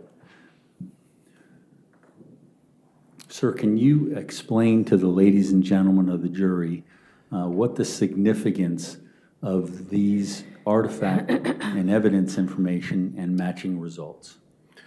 I can. So this slide and the one before it, if you want to jump back to it, one reflects, the first one reflected the steps Ms. Magalhães took that morning between 7:18, approximately 7:18 and 7:24 a.m.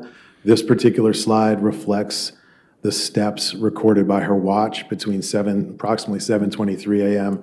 and 7:24 a.m. Both devices are consistent in that they recorded steps up to around 7:24 a.m. And then they didn't.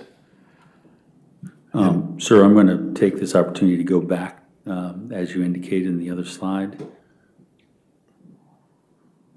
And can you point out for the ladies and gentlemen jury what your comparison was? Sure. So, and these are the phone steps. They start a bit earlier. The successive 3 rows are watch steps incrementally, so they sort of span the same time frame, but they record the data in different ways. So this is 7:18 to 7:24. The steps recorded until the step activity stops. In this case, it's 7:24:04 a.m. And then on the watch, 3 rows down, which is reflected on the other slide, we also similarly see that the step count stops at 7:24 and 9 seconds a.m.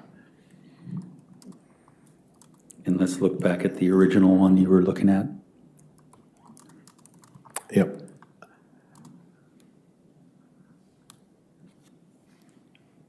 Your Honor, I'm going to move on to slide Defense Exhibit 358. 359, sorry. Sir, are you familiar with this? I am. Is this something you relied on your for your digital forensic analysis? It is. Your Honor, move in this Defense Exhibit number 359. Any objection? No objection. 359. Sir, can you explain to the ladies and gentlemen of the jury the significance of this artifact? So this is further analysis from Ms. Magalhães' cell phone, and this shows us the resumption of activity, of physical activity, of steps, beginning at approximately 7:42 a.m. This was recorded by her phone.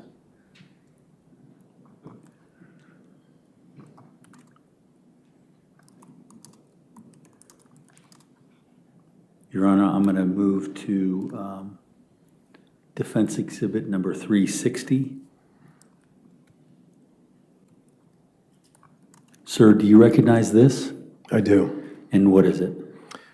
This is a geolocation point that Ms. Magalhães' iPhone automatically plotted for her. It's referred to a parked car location.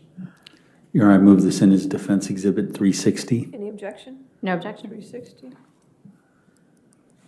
And sir, explain for the ladies and gentlemen of the jury how that interacts with the previous artifacts that you've discussed. From my understanding of the facts of the investigation was that for a period of time, Ms. Magalhães left the house, remained in her car on the morning of the 24th, and then exited when Mr. Banfield arrived back at home, and together they entered the house at some point. I believe the timing of the step count on both devices stopping at 7:24. We haven't seen the watch yet, but it resumes as the iPhone did right around 7:42 a.m. So both devices stop recording movement at 7:24 approximately, resume at approximately 7:42, and we have a parked car location that the iPhone automatically detected just before 7:42. So I believe this is the time where Ms. Magalhães, at least her devices, but may have been located in the car. Your Honor, I'm going to move on to Defense Exhibit 361. Sir, do you recognize this exhibit? I do.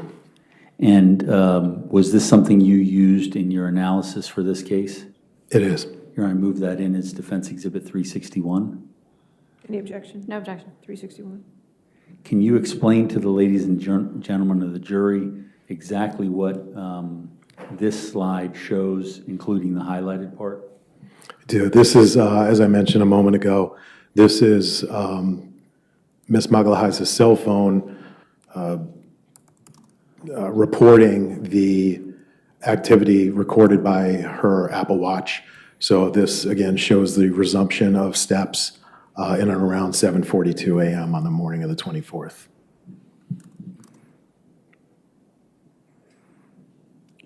Your Honor, I'm going to move to Defense Exhibit number 362.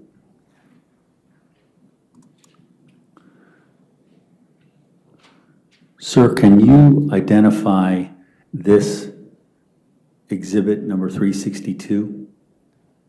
I can. And is this something that you relied upon in arriving at your digital forensics conclusions in this case? It is. Can you explain, Your Honor, move this in as Exhibit 362? Any objection? No objection. 360. Can you explain this exhibit and how it's significant in terms of February 24th, 2023?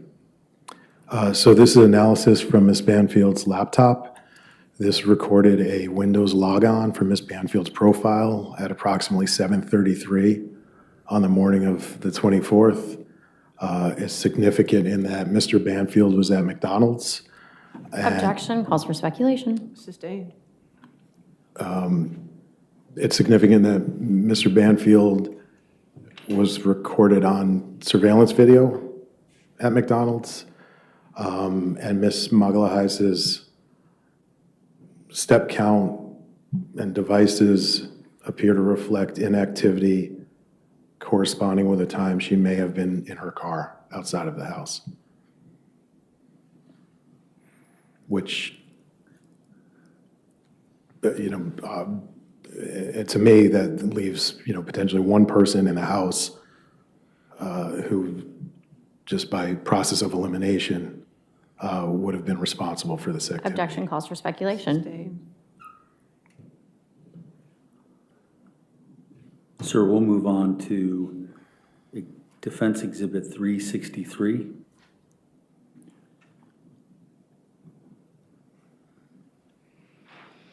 Sir, can you identify that? I can. And what, if anything, did you rely on this as your analysis for digital forensics? I did.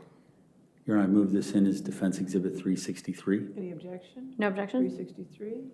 Sir, what, if any, significance does this have as to the analysis of February 24th, 2023? So this is, I've spoken a number of times, I believe, about security identifier profile or security ID or SID. It's the long number. We can see in the highlighted row in the middle. It's also appears on the right. This is just a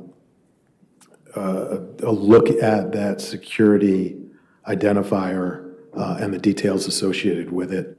So this is looking on the far left, we can see this is a look into the user accounts that are present on this laptop with this security identifier highlighted. And then on the right, we can see all of the details, obviously the full name of Christine Banfield, the use name, which is an email address, and the rest of her profile attributes. And sir, based upon all of these exhibits that you've now explained to the jury, did you have an opportunity to come to a opine about the devices that were being used this day to a reasonable degree of scientific certainty? I did. And can you explain to the ladies and gentlemen of the jury what that opinion is? I believe Mrs. Banfield was awake that morning. Objection, calls for speculation. Sustained, we have to stick with the devices, yes. Mrs. Banfield's laptop was manipulated at a point where other devices had left, I believe, had left the residence, and before anybody, to include Mr. Ryan, had arrived at the residence. Thank you, sir. Judge, I don't have any further questions for. Cross-examination? Thank you.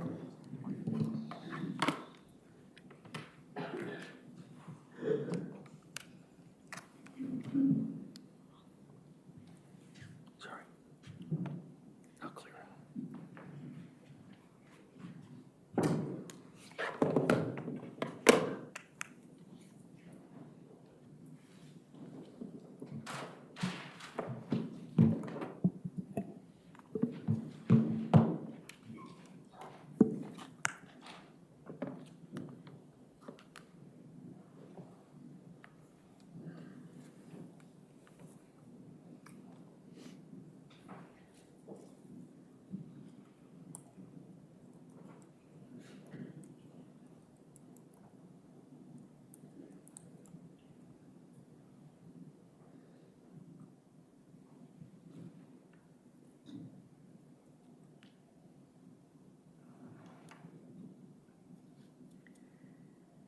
Good afternoon. Good afternoon. How are you?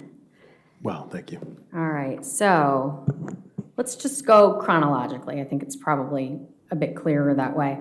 We start back on January 9th, 2023, 11:10 p.m. The Gmail account is created on a Samsung device. Is that correct? Mobile device, yes. Okay, and a Samsung S21 is owned by both Christine and Brendan Banfield. Is that correct? His government phone. Okay.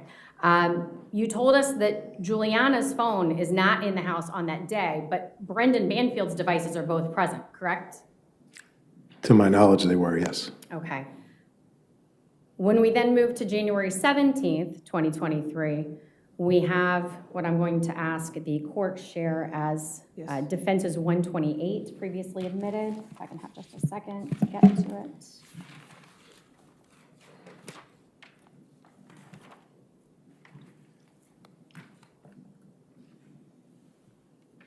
If that could be shared with the jury. Yes. All right, so this is the photograph that we know to be taken of Christine Banfield by herself at Lifetime Fitness. Were you able to establish, as our investigators did, that this was Lifetime Fitness? I saw that they had established it, and I didn't see anything to. Okay, so, and this is taken at 7 p.m.-ish, correct? This is actually the sending of the photo from Mrs. Banfield to Mr. Banfield.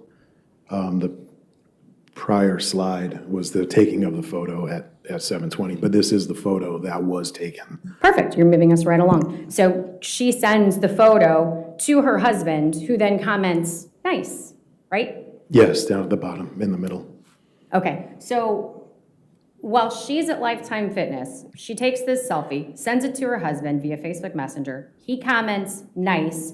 And then just before 10 o'clock, someone with access to cbanfieldrn@gmail.com logs onto a laptop in the Banfield home, accesses Facebook, and pulls this picture down. Is that correct? Yes, that's Okay. correct. And then sends this picture using CBRN 920 to CBRN 920, correct? Yes, Okay, and then this picture is taken and added to the new FetLife account, correct? it was manipulated in between. Okay, so by manipulated, it was cropped, correct? It was cropped. Okay, so the laptop in the house belonging to the Banfields joins FetLife all while logged in as CBRN 920 at Gmail, right? My understanding is the laptop was actually owned by Anova. And Oh, I'm sorry, I meant the house owned by the Banfields. The laptop that we're examining here is in the house owned by the Banfields, correct? yes, Okay, and that laptop searches for FetLife, correct? yes, And that laptop joins FetLife under the CBRN 920 at Gmail email, right? it does. Okay, and the laptop edits the Lifetime Fitness photo. Yes, not all in order, but yes. Okay, and meanwhile, all of this is going on the laptop. On the phone that we understand to belong to Christine Banfield, someone is using WhatsApp to talk about Valerie's day, right? Yes, And then by 10:45-ish, someone is Googling Lululemon, frozen tickets, and the story about the child who had their leg amputated, correct? yes, And then checks the C. Banfield Gmail account at 11:30, correct? I believe that's correct. Okay, so you acknowledge we're talking about two different devices, right? The laptop and the phone. Two different things happening. Yes, Okay. And you can't say who was in control of either device. All you can tell us is what the devices are doing. Correct? correct. Okay.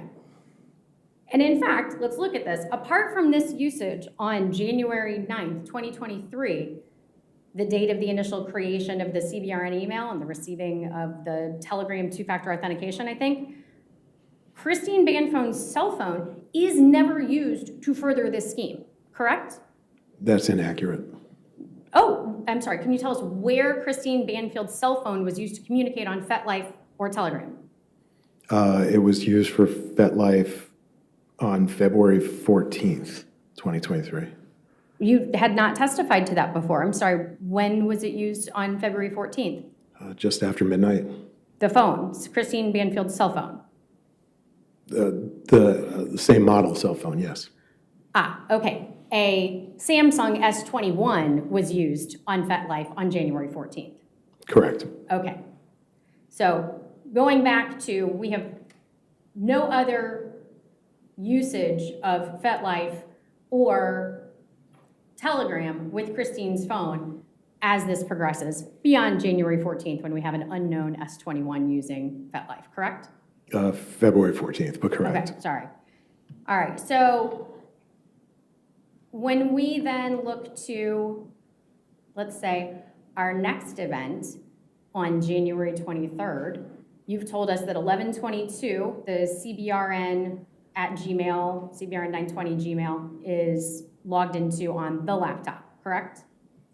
Correct. Okay, and you gave us 6 exhibits to show that Brendan Banfield was not at home when the FetLife chat was initiated, some 7 minutes later, correct? Correct. Okay, but you have not told us where Juliana Peres Magalhães was, correct? Correct. Okay, and we see from the FetLife chat, I'm going to ask the court to share Defense 191.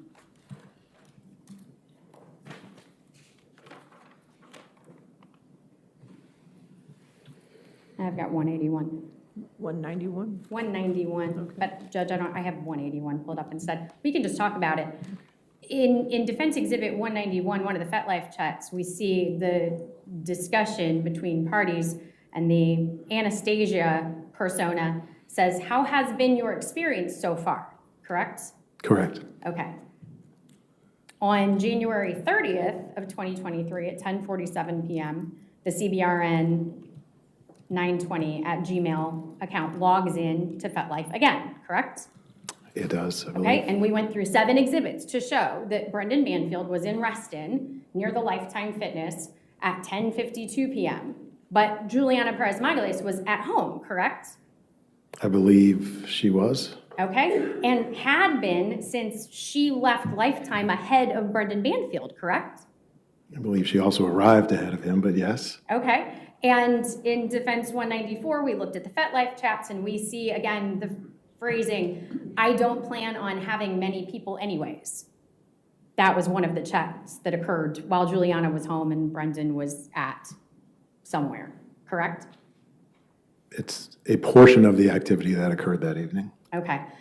Looking at February 7th of 2023, 10:02 p.m., CBRN logs into the laptop, FetLife, and we have 4 exhibits to show us that Brendan Banfield is at a Sunoco, correct? I can't see them, but I believe that's Okay, accurate. and we don't have any idea why he's hanging out at a Sunoco at 10 p.m., do we? I assume getting gas, but I don't know. I was not there. He's there for a bit, correct? 3 minutes? Okay, all right. So looking then at February 13th of 2023, 7:33 a.m., we have the CBRN login, again on the laptop, again to FetLife, and again we have 7 exhibits to show that Brendan Banfield is not in the home, but we don't know anything about Juliana, but for the fact that she's at home, correct? Yes, and the fact that Well, that was the answer to my question, thank you. On February 17th, same story, 11:19, CBRN login on the laptop. He's not at the house. 6 exhibits to show us he's not at the house, but we got nothing on Juliana Peres Magalhães, and we have a FetLife exchange that asks something about liking nurse in the scrub, correct? again, not seeing it, but it sounds accurate. Okay. February 19th, 2023. The laptop is looking for secure messaging apps. You brought out the fact that the 2-factor authentication codes that are sent to the phone are not deleted. Is that correct? Correct. Okay, but these are text messages that come through. You have requested this code if you didn't call for help, right? Something to that effect. We all get Essentially. those all the time, right? We do. Okay. I do. I do. All right, and when we move on to February 20th, 2023, at 10:58, we've got the laptop at home in use. And again, the location data suggests that both Juliana and Brendan are at Lifetime Fitness, right? Do you remember this one? This one's noteworthy because she's not on FetLife.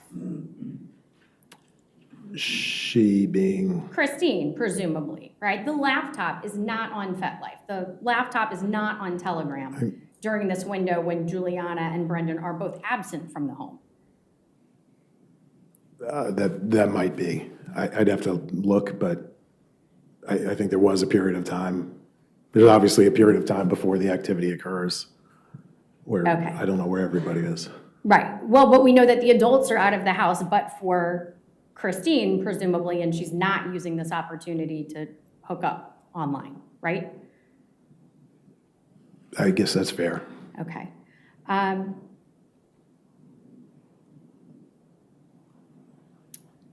But as soon as Juliana gets home, which we know because her iPhone connects to the home network at 11:06, by 11:08, we're logged on, talking on FetLife, right?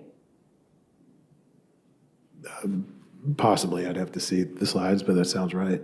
Okay, I'm just noting from your testimony. If it sounds incorrect, let me know, we can dig in. But to the best of your recollection, did you testify that 11:08 CBRN is logged on, and then from that point we move forward to chats with FetLife? It sounds accurate, yes. Okay. At 11:58 that same night, Christine Banfield's phone sends a text message to Brendan Banfield, I think it's Facebook Messenger again, saying that she's going to bed. Bring up the toilet paper, and Brendan responds, I'll be up in a couple, correct?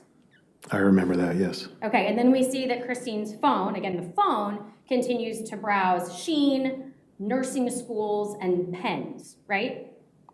Sounds familiar. Okay, meanwhile, literally 2 minutes later, Telegram is in use on the laptop. Correct? Sounds accurate. Right, so on the dot, midnight, that Telegram call takes place on the laptop. 2 minutes after her husband says, I'll be up in a couple. Correct? Sounds accurate, yes. Okay. Moving to February 21st, this one didn't fall into your timeline, but did you see the Google return? And let me just show you, Commonwealth's 243, Judge, I would offer at this point in time. And if I can have that displayed to the witness and to counsel. All right. Mr. Olitsky, do you recognize this magnet report? I'm going to scroll down so you can see the processing details and then the extraction location, and then here we have the activity. Is this a magnet report from the Commonwealth's extractions of the devices? This is not one I've seen before. Okay. If I were to draw your attention to the device,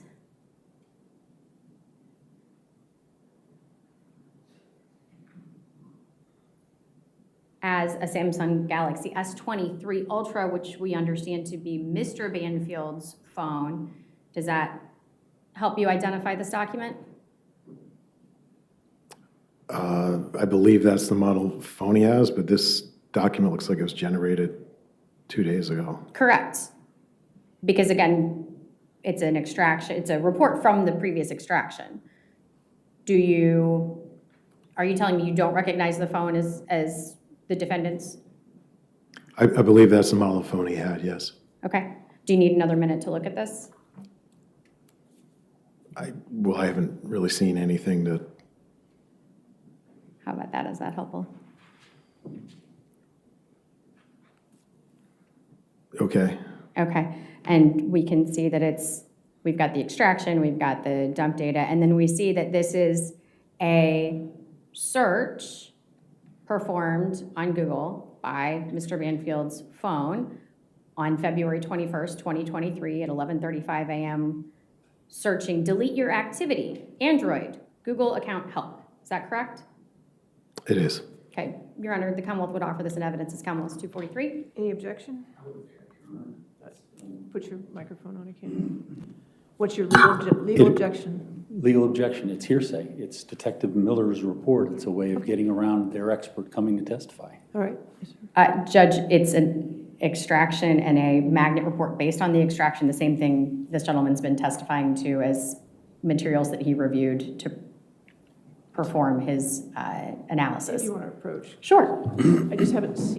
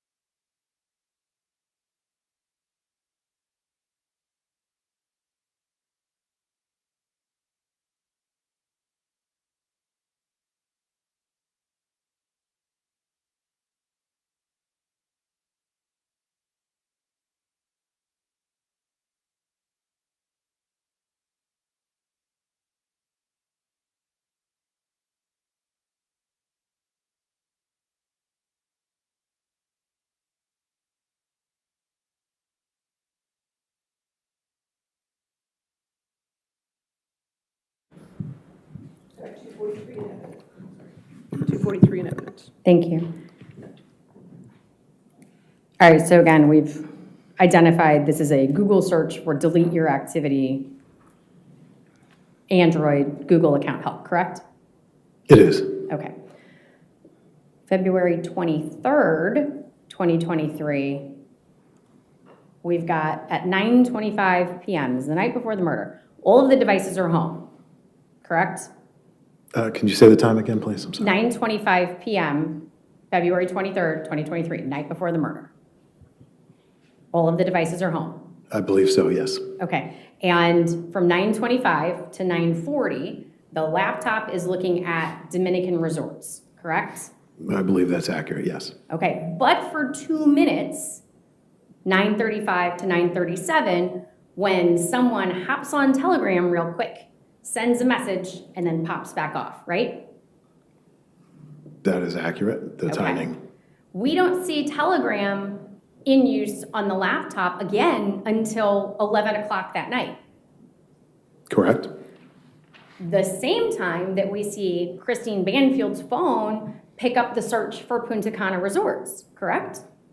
It wasn't a search, it was a message with a link to a specific resort. Okay, great. The phone gets busy planning this vacation. Accurate?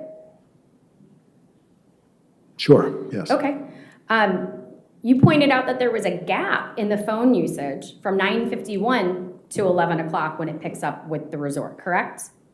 That was only with regard to either messaging or website visitation. Okay.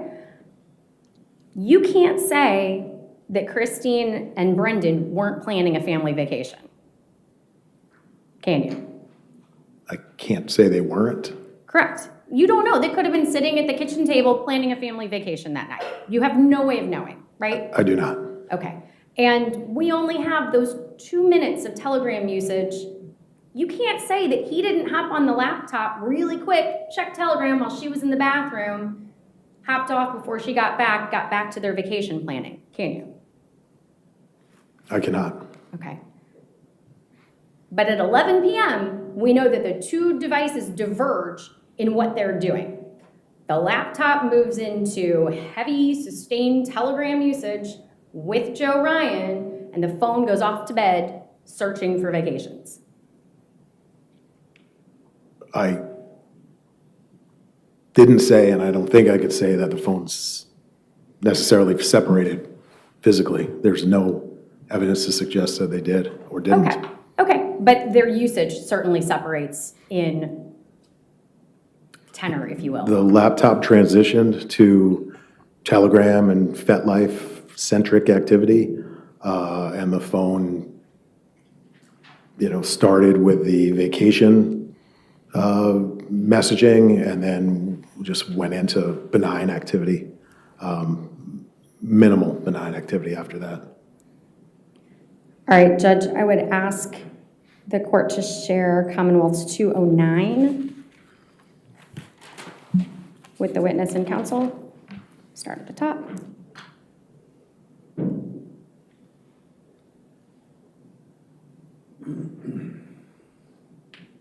Mr. Litsky, does this one look familiar to you?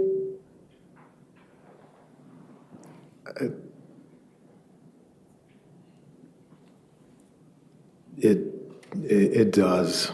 It doesn't, it doesn't, but Okay. it does. Well, do you recognize this as a report from the extraction of Christine Banfield's cell phone?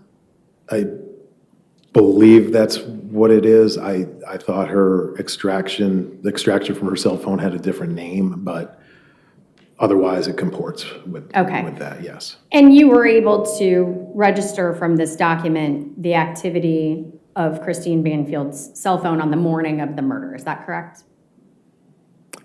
Yes, I see that. Judge Commonwealth would offer this as Commonwealth's 209. Any objection? No, you're. Okay, 209. Okay, and we can see from this document that at 6:46 a.m., Christine Banfield's phone is shut down, correct? This would indicate that a shutdown profile was initiated, yes.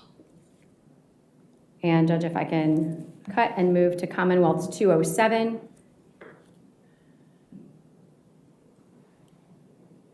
This is do you recognize this document? I believe I've seen this, yes. Okay, and this is just the deeper dive into what the phone did as it began its shutdown procedure, is that correct? Correct. Commonwealth would offer this as 207. Any objection? 207.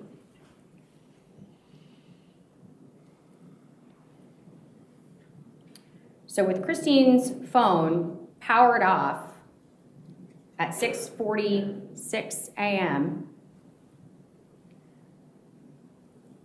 we then know that Mr. Banfield is, as you correctly stated, seen on surveillance video at the McDonald's at 7:29 a.m., correct? I think from about 7:20 to 7:37, yes. Okay, he's there a while, correct? He leaves and returns. Okay, and then he goes into the bathroom for 7 minutes, right? I believe that's about accurate, yes. And at 7:24, you've told us that Juliana's steps stop. She's just waiting in her car, correct? I don't know where she was or what she was doing, but her step count stopped, and I believe that's consistent with what from interviews and other witness statements, yes, that comports. Okay, but you didn't track her travel to someplace else, correct? You said you don't know that she's waiting in her car, but you know she didn't go anywhere else, right? That's correct. Okay, and at 7:37, you know from the call records that Mr. Banfield receives a phone call from Juliana, correct? Correct. Okay, he does not call 911, correct? I don't believe he did. Okay, and at 7:42, you told us that Juliana is moving again. Yes, that's correct. All right, so from approximately 7:25, 7:30, we have both Juliana and Mr. Banfield just not going anywhere, correct? And out of the house, correct. Okay.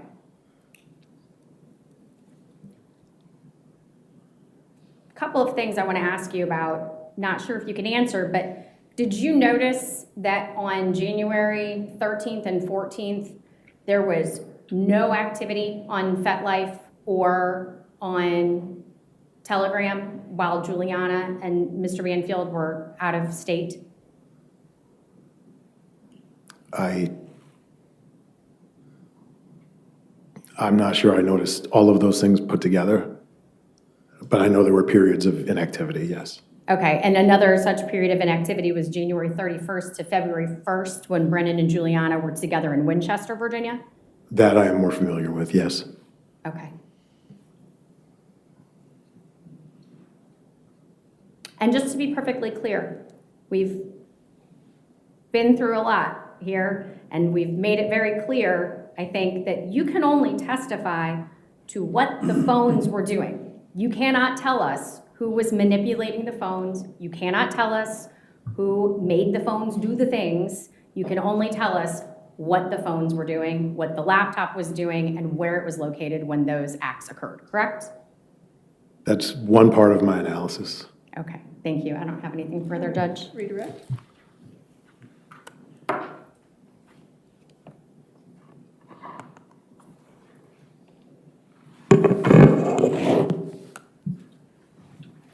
Mr. Litsky, in terms of your testimony, when you're looking at devices, you're looking to determine if there are points or there are times when devices can be taken or can be moved or taken away from the person who would otherwise be, it would be their device, correct?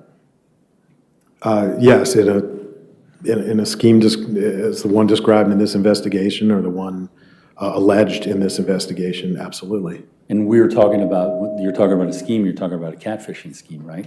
That is correct. And so one of the items that you look to is where are gaps where control can be lost, correct?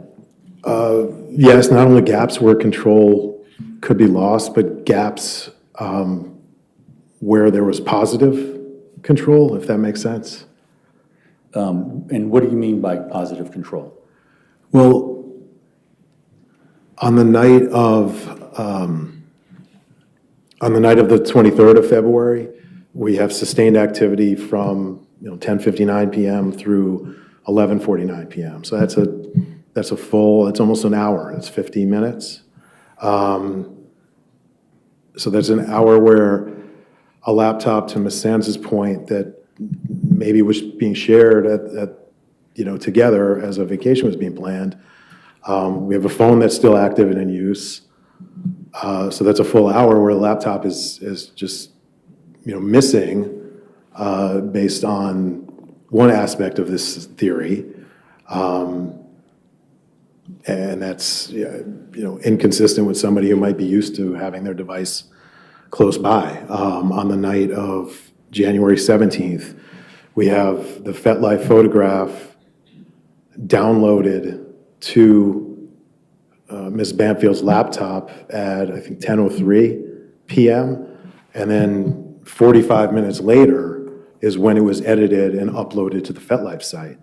So whoever performed the activity at 10:48 that evening and manipulated the photo and uploaded it and created FetLife had to have known and been the one that downloaded it 45 minutes earlier at 10:03.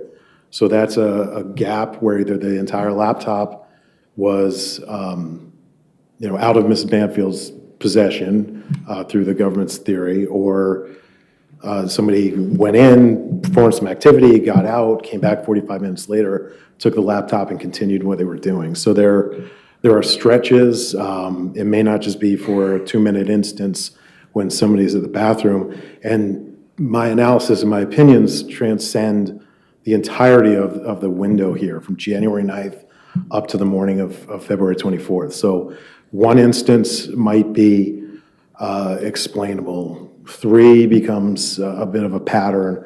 More than that becomes a trend. So I'm looking at this activity over time, over space, happening again and again and again and again, and whether or not it makes sense that the mechanics of the theory of catfishing sort of sustain over that time period. And I hope that makes sense. I'm also looking for consistencies in witness statements. I'm looking at whatever other data points I can observe in the analysis. Now, with regard to a theory such as catfishing, there are inconsistencies that you look for if you're Objection investigating, leading. correct? Sustained. What, if any, inconsistencies would you look for if you were investigating catfishing? Or consistencies? Well, there are a number of things that to me don't make sense. So the idea of, say, deleting the Telegram two-factor authentication message so that Ms. Banfield would not see it in the morning and realize that somebody had tampered with her device. Objection calls for speculation. Sustained. Should I just rephrase or? No. Wait for the next question. Okay. Thank you. In terms of the data that you've analyzed, well, let me start over and ask you this way. These 3 accounts that were created in January are inextricably intertwined, correct? Objection leading. Sustained. What, if any, connection is there between these 3 accounts? They are intertwined. As I believe I testified, the Gmail account was used to set up the FetLife account. The FetLife account was used to transition certain parties over to Telegram communication so that whoever set up the FetLife account needed to have access to and be aware of the Gmail account. Whoever was using the Telegram account in this instance needed to be aware of the FetLife account. And the Gmail account, unless you knew it existed and knew what the password was, you wouldn't log into it. You couldn't log into it. It's like every other Gmail account we don't know about. And that would get everything else started, correct? Objection leading. Sustained leading. And would that be required for the other 2 accounts? Yes, the Gmail account was required to set up the FetLife account, access to the Gmail account to confirm the FetLife account, and the Telegram account was dependent on the FetLife account. So anybody who has knowledge of any one of the 3 accounts owns them all, in essence. You wouldn't stumble upon the Telegram account and just pick up a conversation that's been Objection on. calls for speculation. Sustained is speculation. What's the likelihood of discovering an account such or Objection foundation. Finish your question. what's the likelihood of continuing conversations that you discover that come from FetLife or from Telegram? Objection. Foundation. Sustain is the foundation, if you don't like foundation. In terms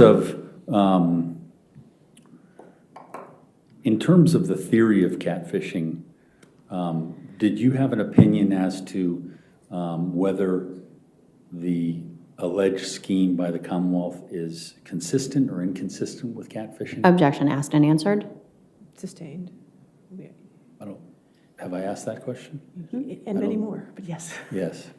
Let's calling your attention to 7:33 on February 24, 2023. Yes. Do you remember what the 7:33 a.m.? Yes. Do you remember what device was being used at that time? Objection. Asked and answered. Sustained. What, if any,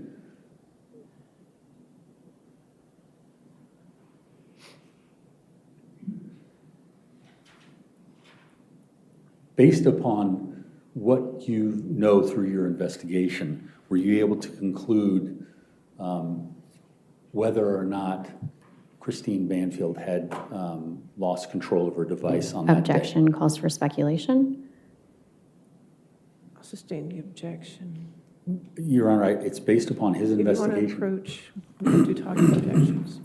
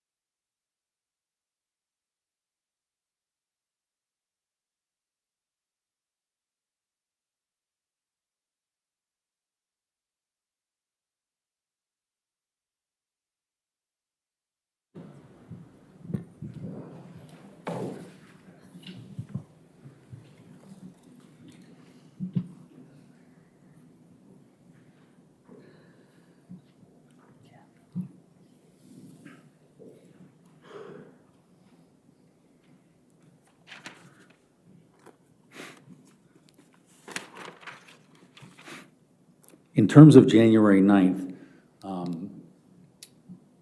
is it true that, what if Objection, anything leading. would someone need to know in order to carry on these other account openings? Objection. Calls for speculation. Overruled, if you can answer, that's fine. I'm sorry, can you repeat? As to January 9th, what if anything would someone need to know in order to open up these other accounts? So January 9th was the email account opening, the Gmail account opening. You just have to know how to open an account on Gmail, I guess. I'm sorry if I'm missing. Well, okay, and if you did not open up that account on Gmail, how would you know, what other means by which could you know about these other accounts? Objection. Calls for speculation. I'll sustain the objection to that question. In examining the accounts that are at the heart of this, which would be the Gmail account, the FetLife account, and the Telegram account, we've already gone over. Gmail is crucial to that, correct? It started, yes, it was required for the FetLife account. And in order to open the Telegram account, you would need the Gmail account? Objection. Asked and answered. Sustain. Okay. If you were not present at the Gmail account, would it be possible to open up the Telegram after it had been created? The Telegram was not dependent on the Gmail account, but it fed off the FetLife account, which was dependent on the Gmail account. Okay, and so the same question.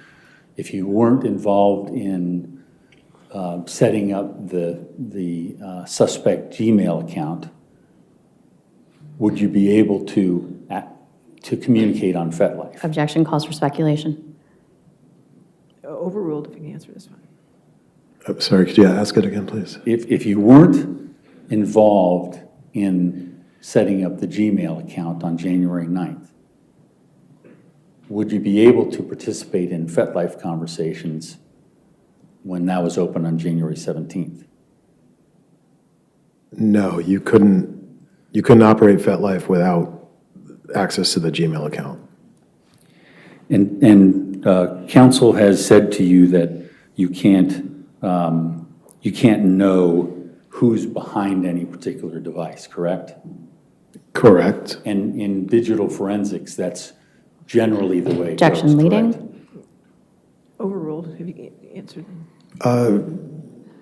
Generally, but inferences can be made with additional context and additional data points. And so the analysis and the experience that one requires in order to come to those conclusions is in replace of having an eyewitness or having a camera or anything like that. Objection correct? leading. Sustained. What are the tools that you use in order to arrive at conclusions, other than having Objection a camera? asked and answered. Sustained, asked and answered.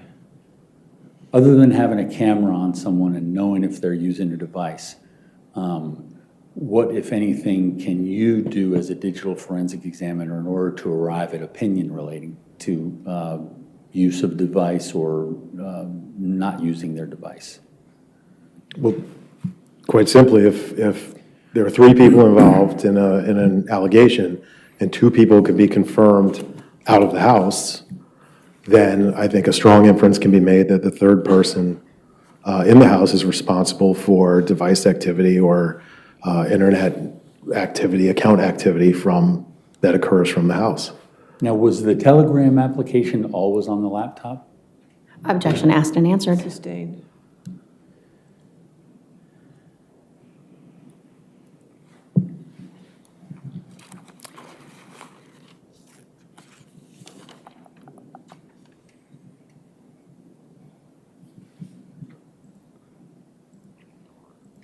I don't have any further questions, Your Honor. All right, you can have a seat, sir. Thank you. Thank you. I assume he's not subject to recall, correct? No. Okay, you're free to go if you'd like, or you can stay. All right, thank you. I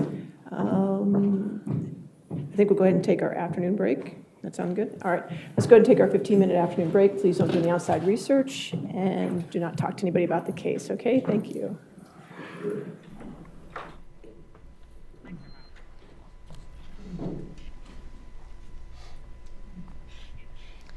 All right, so you see Judge Penny Ascarati there on the stand. She has just announced that they're going to be going to their midday lunch break, looking to see if she's going to say anything else. It does look like she's watching the jurors leave the room, and we should see Brendan Banfield leaving soon. For a second. But it does look like there might be something else going on, so I don't know if we want to stay on this for a moment to see what this conversation might be. Do we want to stay on this for a moment? Okay, we're going to stay on this, and then we'll be back in just a moment, and I can keep chatting since there's no audio, but we do have Frank Salvato here. So if you do have questions for him, he's our criminal defense attorney, he's a legal analyst, expert. He's been weighing in a lot on what we're seeing here. And the number to text for you at home is 202-895-5599. All right, so we did just hear the judge say that they're going to be on recess till 3:30, so about 10 minutes from now. Usually they take a 15-minute break. But it does look like she maybe has shortened the break a little bit. You know, Frank, we've been watching Harry Litsky all day. He was there all day, almost all day Friday. He's back up there nearly all day today and just being peppered with questions. It does look like he is not coming back. We heard the judge say, is he subject to recall? And John Carroll said no. So we should not be seeing Harry Litsky up there again. But he broke down every device that was used by Juliana Peres Magalhães, Brendan Banfield, Christine Banfield. I mean, he even had the steps Juliana was taking. I mean, he had the nitty gritty, and this, I believe, is all Detective Brendan Miller's findings. He had the nitty gritty, and remember, this is an expert called by the defense. And I think at one point, when the prosecutor was making an objection, Mr. Carroll said, well, Judge, that's because they haven't called their own expert. Kind of It was kind of superfluous to the argument, but I think he made that objection to make the point to the jury, hey, listen, this is meticulous, but I'm the one dealing with this. The prosecution didn't call a forensic expert. Now, they can call one in rebuttal, but I don't expect that they will.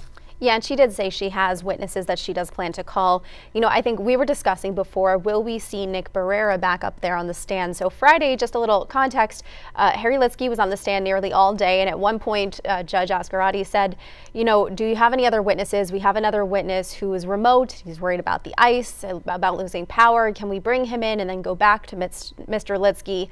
They did try to take Nick Barrera, but then there were some technical issues, so it seemed like they were going to come back to him today. That has not happened yet. So, you know, our question was, is that going to happen when we return from the break? His expertise was audio and video forensics, and I believe they were trying to discuss some of the audio, possibly the calls. We know there was a call made between the two FetLife user accounts, so one being Joseph Ryan's account and the other being Christine's account, which, you know, the prosecution has said Brendan Banfield and Juliana Peres Magalhães were behind. And Juliana has testified that she was the one to get on that call with Joseph Ryan. Do you think that's what he'll be analyzing here? I think it's something along those lines. It's possible that he is not called. Everybody knows what's coming next, probably except for us. Because when they went up to the bench just now, the judge probably said, what else do you have? How long is it going to take? Now, she may tell the jury that when they come out. Mr. Carroll probably said, I have that one other witness. I would expect him to be short, pretty short. The prosecutor objected on foundation grounds, and there was some technical issues, so they kind of rebooted him until today. I would expect that to be pretty short, but everybody kind of knows right now where timing stands. The judge may tell us when she comes out, but she knows. When she called everybody up to the bench, guaranteed, she said, what else do you have? You know, I was really hoping we were going to be able to hear what that conversation was. That's why we held on to that for a moment. We were hoping to kind of get an understanding of what she was saying to them. We know she has been very clear, let's keep things moving, and John Carroll has not kept things moving. I mean, it's a lot of information, though, and he has to break it down. He has his expert up there going over every single detail.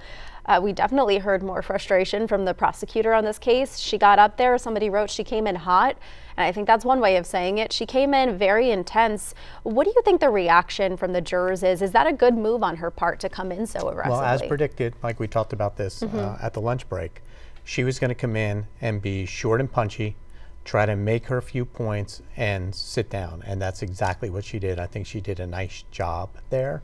Whether it was effective or not, we'll see. Again, the defense got into the details. She tried to keep it big picture, 30,000 feet, or whatever that expression is. She tried to keep it along those lines. But what the defense did on the redirect is said, listen, there's a pattern here.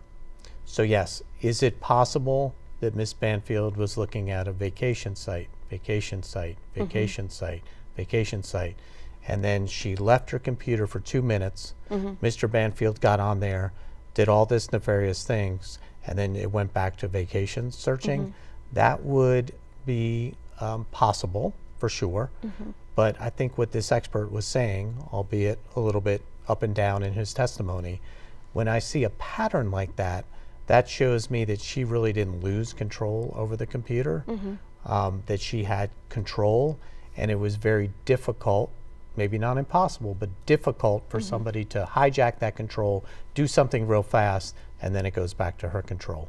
Also, you got to remember that Ms. Magalhães indicated that most of the time, maybe the vast majority of the time, they were together, herself and Mr. Banfield, when they worked on this FetLife website and the responses. It seems pretty clear from the expert now that there were times when the FetLife site messaging was done while the two of them were not in the same room or in the same location, thus undercutting her testimony a little bit. So I think both sides did a good job here in terms of eliciting the detailed testimony from the defense.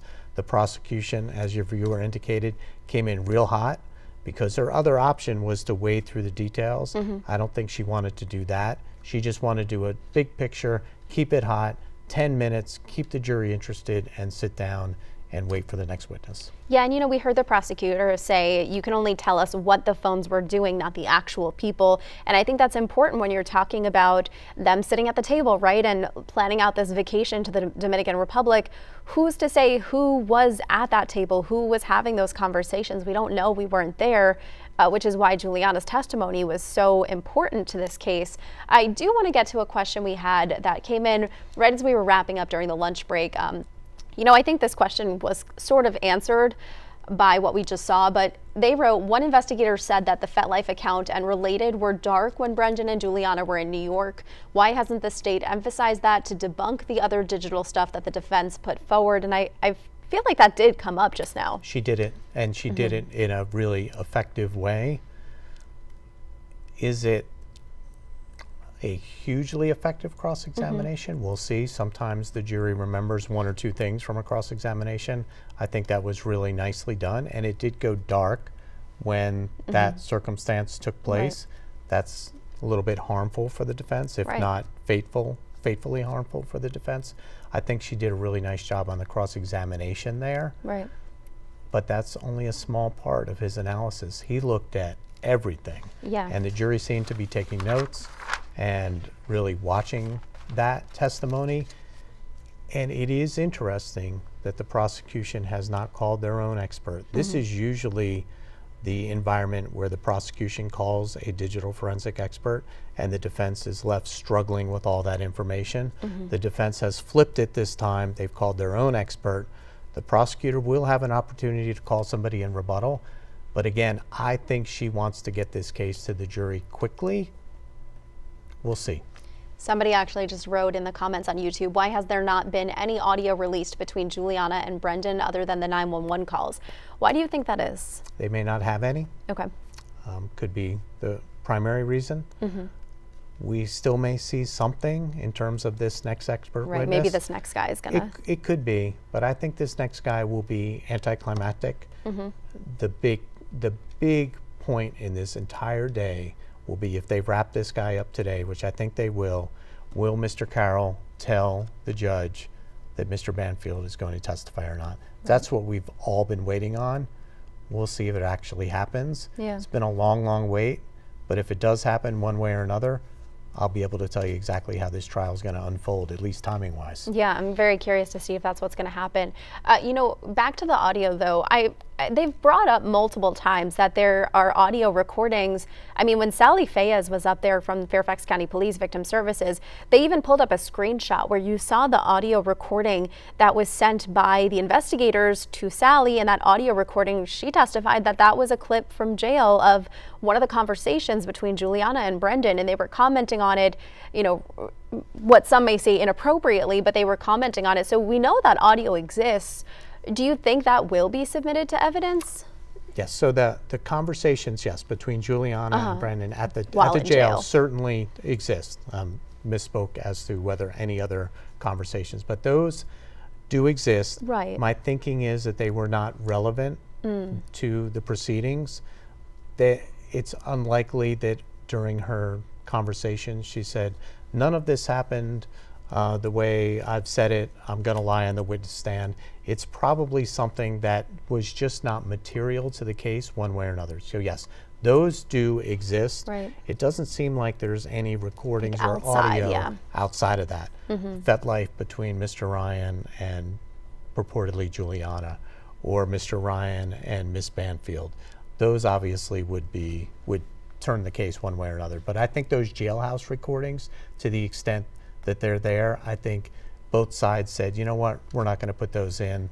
Or the judge ruled pre-trial that they're not relevant, not material to the proceedings. Okay, I actually just got a text from Matthew Torres, our reporter who's in the courtroom, and he said that he's being told by prosecutors that Brendan Banfield is going to take the stand next. So, you know, if that is to happen, that would be a big deal. And obviously there's the question of, is he taking the stand because he wants to? Is John Carroll on board with it? I know we've talked at length about that, but if he does get up on the stand right now, you know, is that a quick conversation or is that going to take days? I think it'll take through the end of the day for sure on his direct testimony.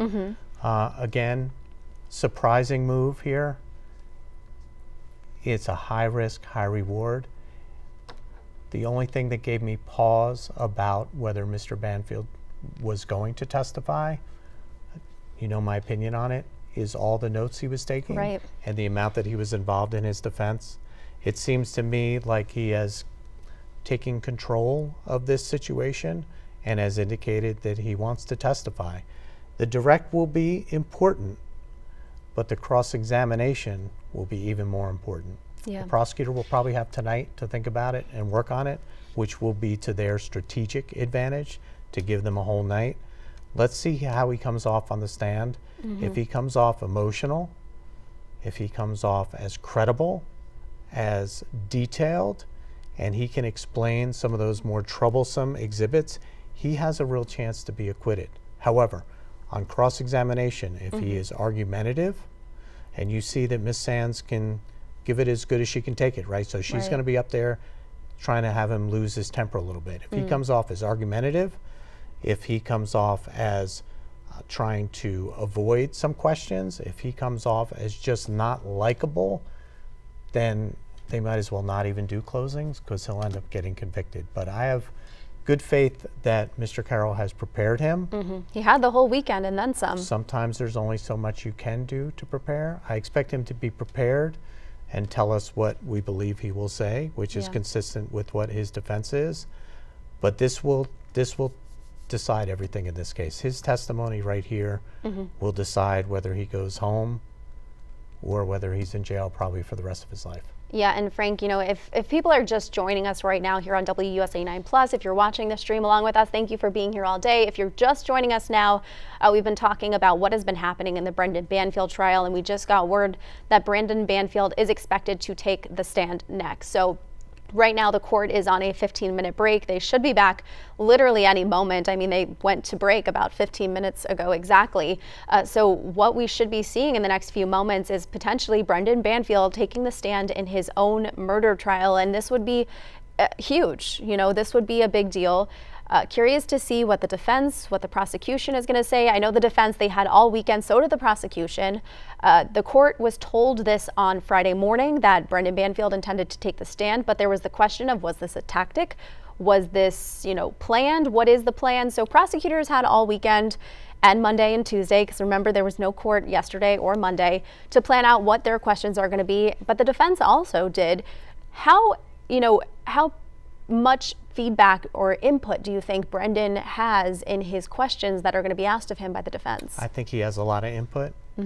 I'm surprised that he's going to take the stand, no doubt. I think the defense has established at least a fighter's chance at reasonable doubt right here, right now. I'm sure Mr. Carroll has prepared him question by question, has gone over some more difficult topics. So I think he will be prepared. There are just some troublesome areas that he'll have to deal with. This is the entire case right here. Now the focus has switched from Juliana to Mr. Banfield. That can be a great thing for the defense if it comes off well. If he doesn't come off well, it is absolutely fatal. But I have full faith that he is prepared. The attorneys, both sides, have been really prepared. The judge has been on her game. So now this is it. This is the fourth quarter. We're in the 2-minute drive. We'll see what happens. You know, if you're his defense attorney in this situation, what are the last-minute pieces of advice you're giving him? Actually, you know what? It does look like Brendan Banfield is sitting down inside the courtroom. So let's take you back inside the courtroom. It sounds like they are starting to speak. Okay, sir? Yes. All right. There we go. Yes. All right, Mr. Banfield, do you understand you have a constitutional right not to testify? Yes, ma'am. Okay. Could you speak up just a little bit for me? I'm sorry. Okay. Yes, ma'am. With this right, the jury cannot take it into consideration or hold it against you if you choose not to testify. Do you understand that? Yes. And I also would instruct them on this right. Do you understand that? Yes. Okay. By testifying, you understand you waive this constitutional right. Yes. By testifying, do you understand that this waiver is unconditional? In other words, even if your attorney only asks you questions about certain topics, the Commonwealth will have the ability to ask you about other topics as well, even if they were not brought up on direct. Do you understand that? Yes. Okay. Have you discussed with your lawyer about testifying or not testifying? Yes. And after discussing it with him and considering what I just told you, is it your decision today to testify? Yes. And are you entering this decision to testify freely and voluntarily today? Yes. All right. Sir, I do find your decision to testify has been made knowingly, intelligently, and with a knowledge of the consequence of the waiver, and I'll accept your waiver this time. You can have a seat, sir. All right. Are we ready for the jury? Yes, ma'am. All right, just to let council know, the jury can come on Friday, 10 o'clock to 4:30 p.m., okay? Somebody has an appointment at 4:30 and somebody's has an appointment at 9:30 or going to be here at 9:30, so, but they can do 10 to 4:30 on Friday, okay? Yes, ma'am. All right, perfect.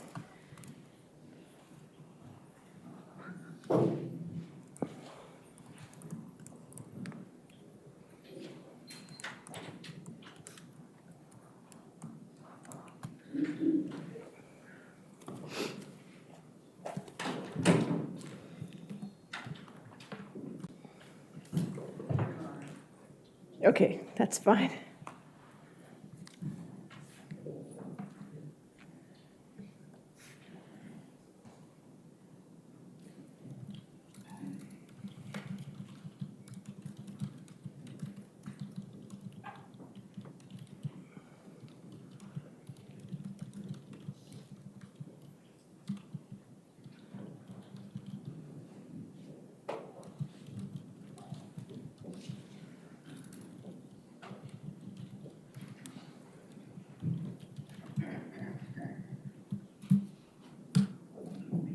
All right, thank you, ladies and gentlemen. Your next witness? Your Honor, I call Brendan Banfield. All right, could you just move the microphone up for, there you go. Your Honor, I call Brendan Banfield. All right. Do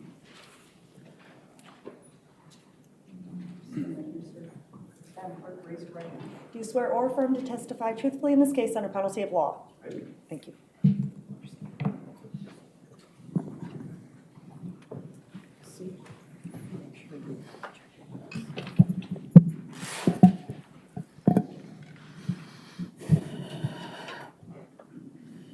Sir, can you state your name and spell your name for the court reporter?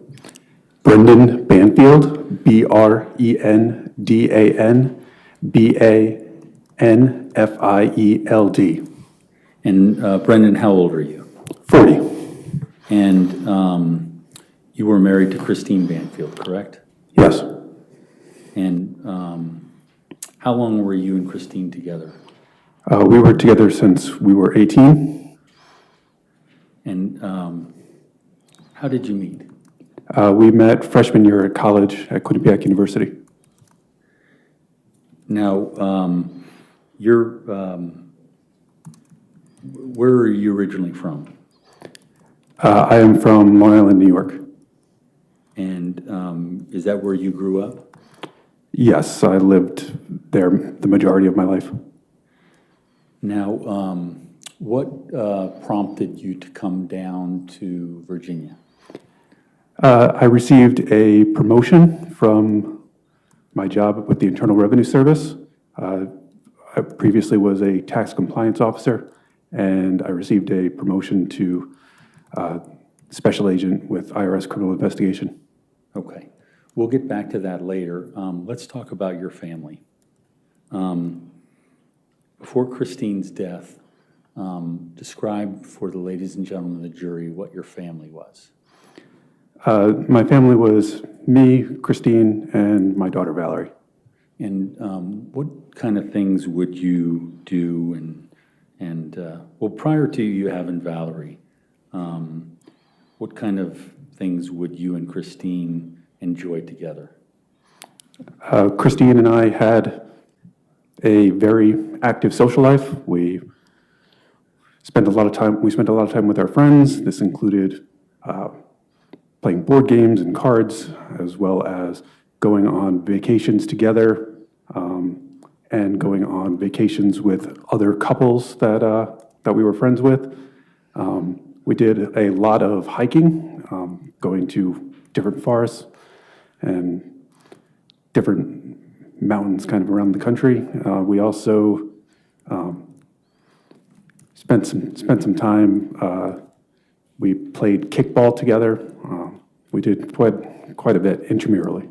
Okay. And when Valerie came along, were you in New York or were you in Virginia? We were still in New York at that point. Okay. And so How old was she when you left New York? She was not one yet. She was 10, 11 months. Okay. Now, what kind of things, and sorry, once again, before Valerie, what kind of things would, in addition to the hiking, what kind of things would you and Christine enjoy doing together?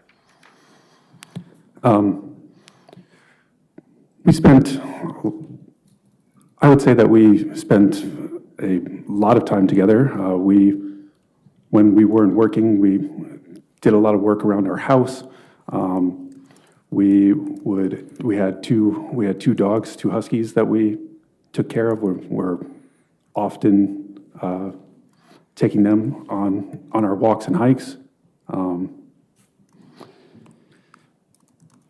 And so, in addition to those things, you also both worked? Yes. And what did Christine do for work? Christine had several different jobs. Her primary position was as a pediatric intensive care unit nurse. At other points, she did private health care for an individual family. She also did some product training for medical devices, and she also worked as a sexual assault nurse examiner for several years. Okay. And where was that? Was that in New York? Those were in New York, and when we came to Virginia, she continued as a pediatric intensive care unit nurse and trainer for Inova here in Virginia. Okay. Now, in terms of your work, when you were in New York, what did you do? I mostly worked for the Internal Revenue Service. Before I came to Virginia, I was a tax compliance officer.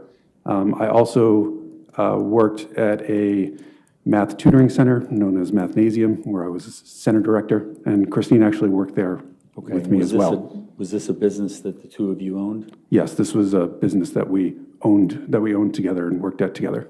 Okay, and how did you divide the duties in this small business? Generally, we had about 5 to 7 employees in addition to ourselves. I ran most of the day-to-day activity which would be the after-school hours for when kids would come and study math with the tutors. I did math assessments. I spoke to the parents about where their child was and how we could generally get them to where they would be needed to be. We're at their current grade level. Christine helped quite a lot with the hiring process. She worked on marketing. She also spent a lot of time tutoring some of the younger students. And how long did the two of you run that business together? About 3 years. Okay. And when you moved from New York to Virginia, what, if anything, did you do with the business? Prior to moving to Virginia, we sold the business because we weren't going to be able to operate it from Virginia. Now, you indicated previously that Valerie was born up in New York. How old was she when she came down to Virginia with you? I believe about 11 months. I don't know the exact date that we moved here, but yes. Now, in terms of Christine's career and your career moving from New York to Virginia, were you both in line with coming down here for your job? It was a promotion for myself, but it was also ended up being a promotion for Christine when she applied to Inova, because she was going to be training the newer hires as well after she finished her own orientation period. And so this was going to be a pay raise, and she always liked mentoring new nurses when she was at Stony Brook Hospital. So this allowed her to more formally control some of the training process of the nurses in the pediatric ICU. And so did she look at this move, even though it was for your job and your training, did she look at this as something that was a positive, or?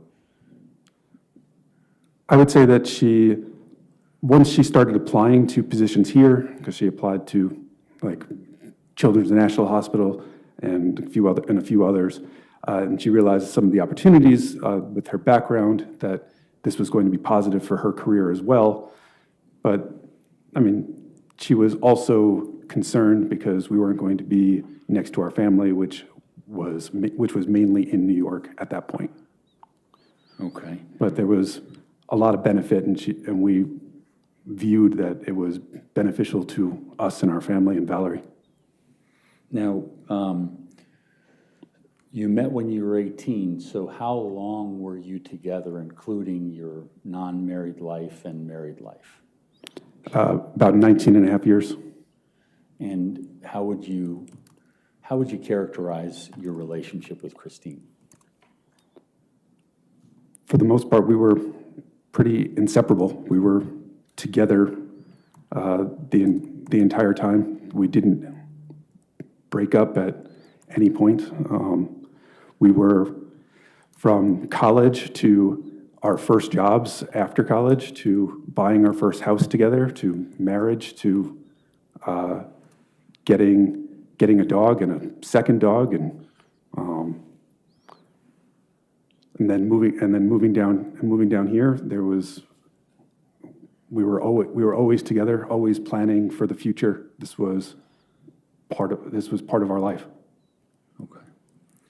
Now, let's talk a little bit about Valerie. Were you and Christine actively involved in Valerie's life? Yes, I would say that we were very active in Valerie's life. Okay, when you invited Valerie into the family, when she came into the family, how did that work within regard to your family dynamic? Mr. Carroll, I think you had the wrong name. When you invited Valerie into the family? Their daughter. The daughter? Okay. Yeah. Okay. I mean, when Valerie was born, I'm sorry, can you ask the question again? So I'm sorry, there's a little confusion, I apologize. Valerie, your daughter, I said invited her into your life. Yeah. When she was born, how did that affect the relationship, and how did you all kind of change to take care of Valerie? I would say that Valerie brought all of our family closer together, including my mother and our in-laws. It kind of brought everyone near to each other. There was a lot of overlap, a lot of family visits, a lot of care from specifically both grandmothers, helping both me and Christine when Valerie was born, and that it was a very joyous moment for our family. She was really the first grandchild for both sets of grandparents. And so when she was born, it sounded like a positive thing for everything. Yes. And what, if any, involvement do you have, and what involvement did Christine have, knowing that you're both working full time? So our schedules are a bit strange for childcare purposes. Christine would work 12-and-a-half-hour shifts, which generally meant that she was leaving at 6:30 in the morning and would be coming back at roughly 7:30 at night. When I was in New York, I was working 6 a.m. until 2:30 p.m. And so on days where both of us were working, generally one of the grandmothers was the primary caregiver when Christine's maternity leave and my leave ended after Valerie was born. Okay, and so it worked out between all of you? Yes, it seemed to be going pretty well. Okay, now how old is Valerie now? Valerie's she'll be 8 in March, so 7 currently. Okay, and do you, since this situation has started, do you have contact with her? Yes, I talk to her basically every day by video chat, often also by phone. Now, when she was younger, what kind of involvement did you have with her education? I spent a lot of time on her education. I guess I've spent a lot of time teaching math over the years, and even from before she was in preschool, I spent a lot of time basically what I would call numerical fluency, starting with counting and moving up through. I've currently been working with times tables with her, which is above grade level. So I've been doing math work with her basically from 2 until present. But I also monitor quite a bit of what work she does at school, and with this, I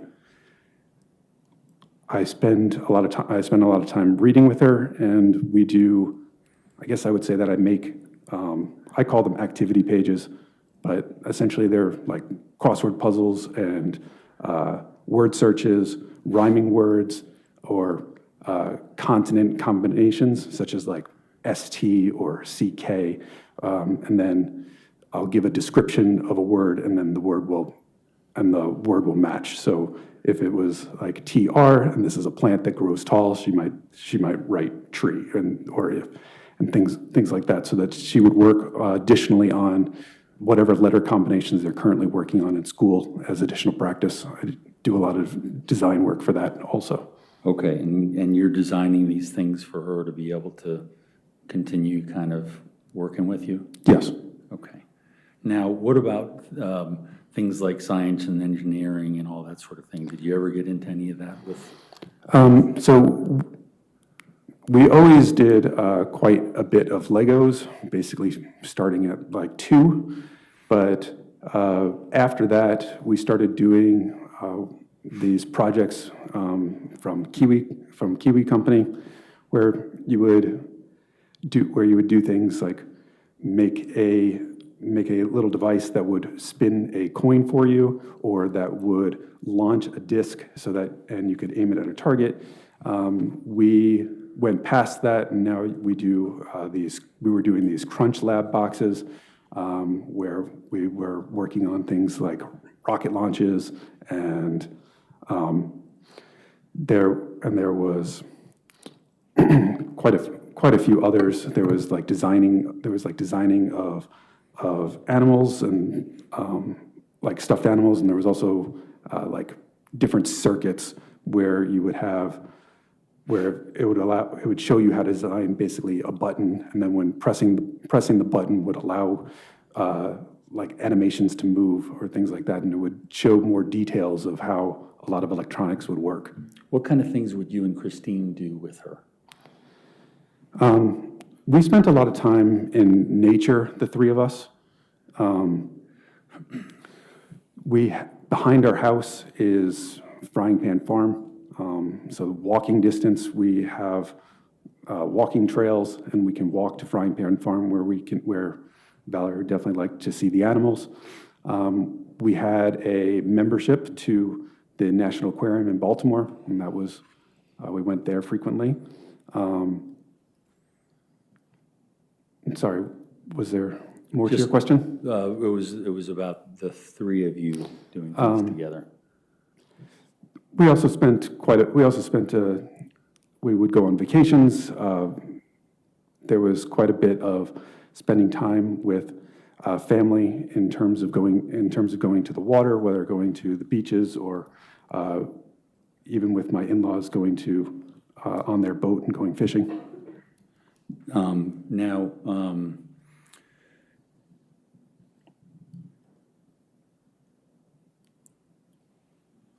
how did you observe the relationship between Christine and Valerie? Christine loved Valerie very dearly, and Valerie was very attached to her mother. you know, it was tragic, their separation, but, you know, when Valerie was always very excited as soon as Christine would get home from work. You know, she would run up to her mother and say, be happy, and call her mama. And, they spent quite a bit of time doing art-related projects. Christine would often bring Valerie to dance when she was not working.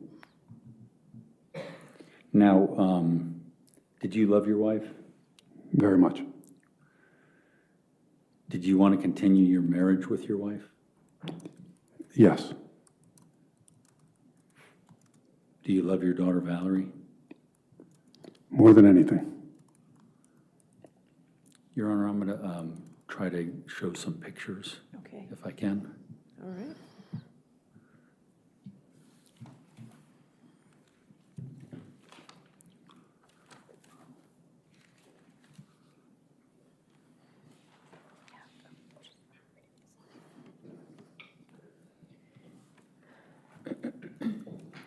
Judge, I might need some assistance from All right, sir, Mr. can you help Litsky. him? I can't see. I can't go through that.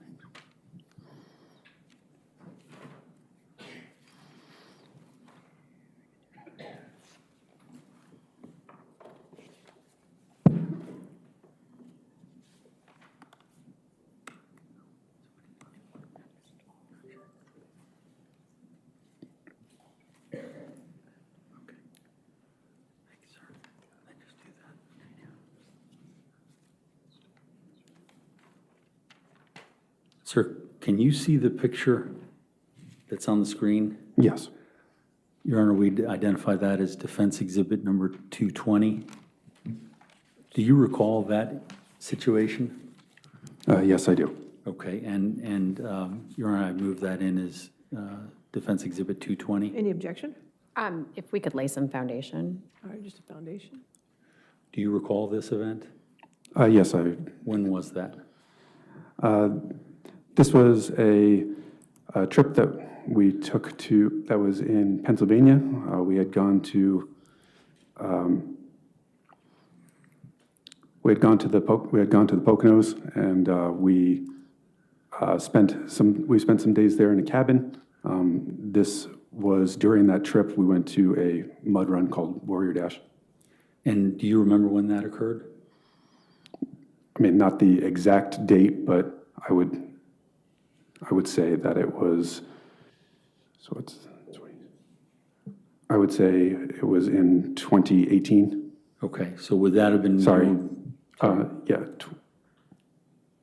Sorry.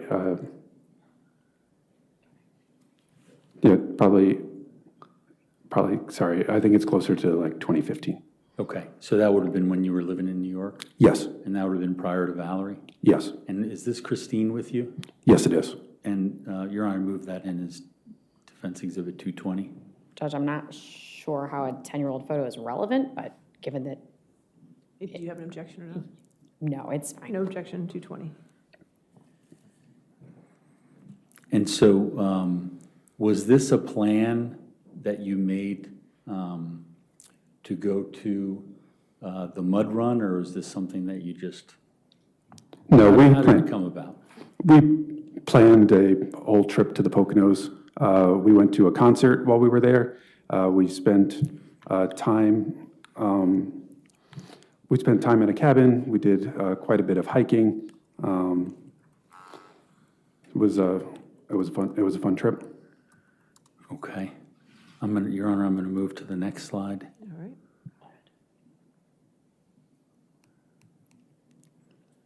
That would be identified as exhibit 221. Do you recognize that, sir? I do. Was this the same race? It is not. Where is this located? This one took place on Long Island, close to our house in, I believe, Calverton. Okay. Your Honor, I move that in as defense exhibit 221. Any objection? No. 221. Sorry, Your Honor, to the next slide. Exhibit 365. Is that a picture? What is that a picture of? This is a picture of me and Christine on a fishing boat that leaves out of Port Jefferson. And do you know when that was? Probably 5 or 6 years ago. I'm sorry, Your Honor, I think I said, I think it's 365. Did I say that? Yeah, you said Okay, 365. thank you. Your Honor, move that in as Exhibit 365. Any objection? No. 365. And sir, do you see this video or this photograph? Yes, I do. And who's depicted in this photograph? This is me and Valerie, and Christine's face seems to be cut off, but I believe that's her as well. Her in there? Okay. And do you know when that was taken? This appears to be when Valerie was 4, probably the fall before Christine died. Your Honor, move this in as Defense Exhibit 366. Any objection? No, Your Honor. 366.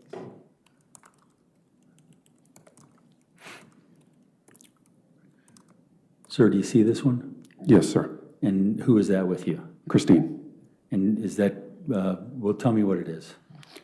I believe that this is at a rehearsal dinner for one of our friends' weddings, the day before their wedding. And where did that take place?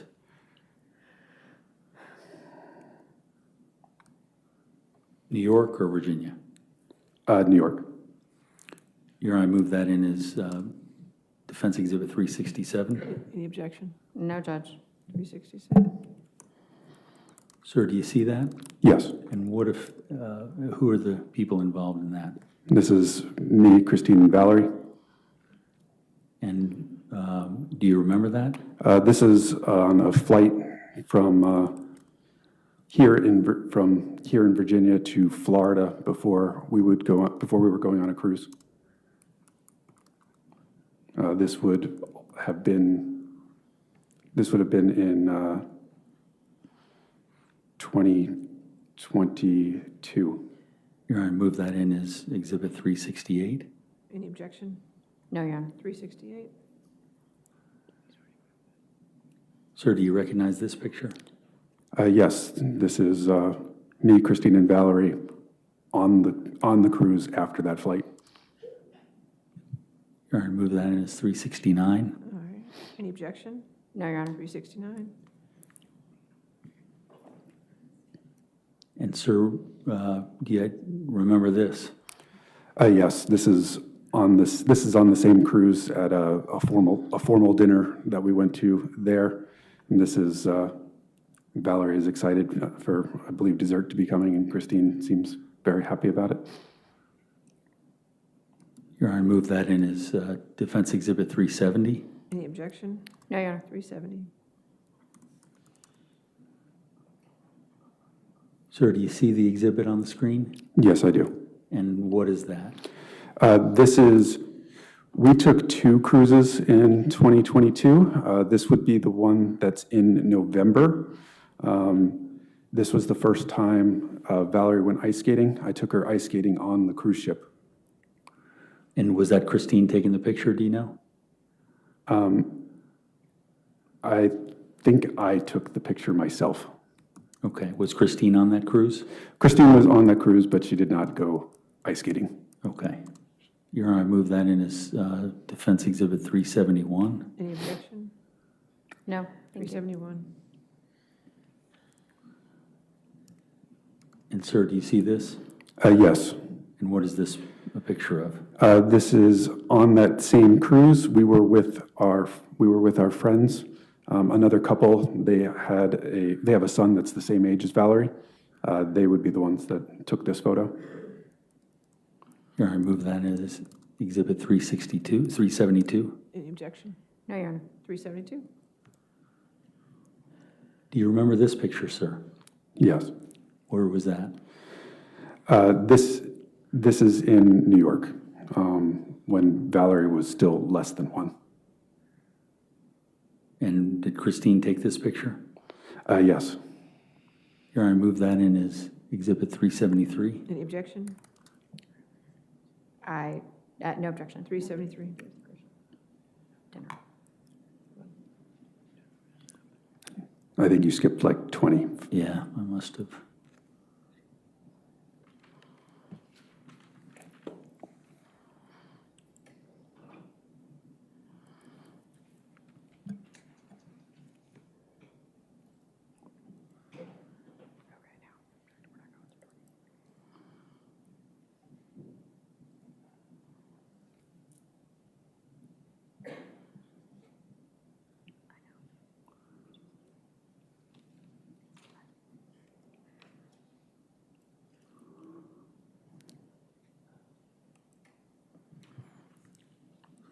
Sir, do you recognize this? Yes, I do. And who are the people in that photo? This is my grandmother. Valerie calls her Gigi. And this is Valerie when she was still 0. This is at my mom's house in New York. Your Honor, I move that in as Exhibit 374. Any objection? Judge, at this point, I am going to You wanna object to relevance. You want to approach?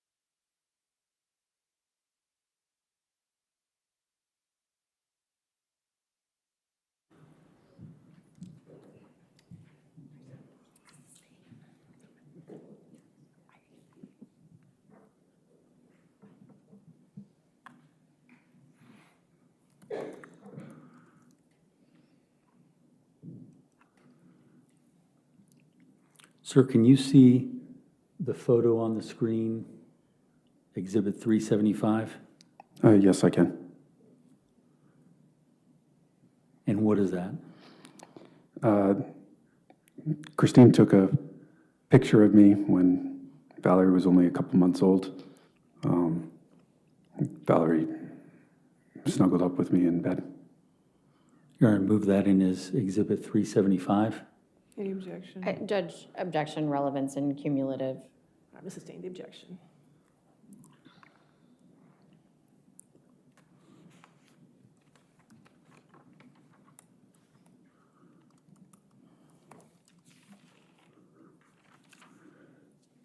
Sir, can you see this? Yes. Okay, what's the significance of this photo in terms of your family? This is taken in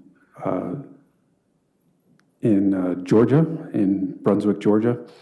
This is the day of my graduation from the Federal Law Enforcement Training Center Academy.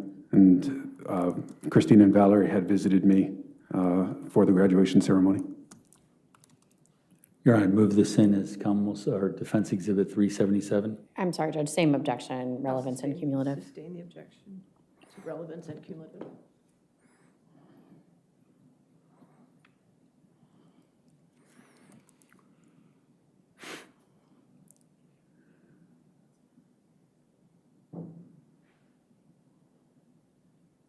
Sir, let's move on. Did you have a relationship with Juliana Peres Magalhães? Yes. And tell the ladies and gentlemen of the jury, when did that start? I guess the relationship started as professional in October of 2021 when she came to be a au pair or a nanny for our family. Okay, and she came through an agency? Yes, from Cultural Care is the agency. What were the parameters of the cultural care exchange that she came through? Do you know? She would come and provide childcare for the family.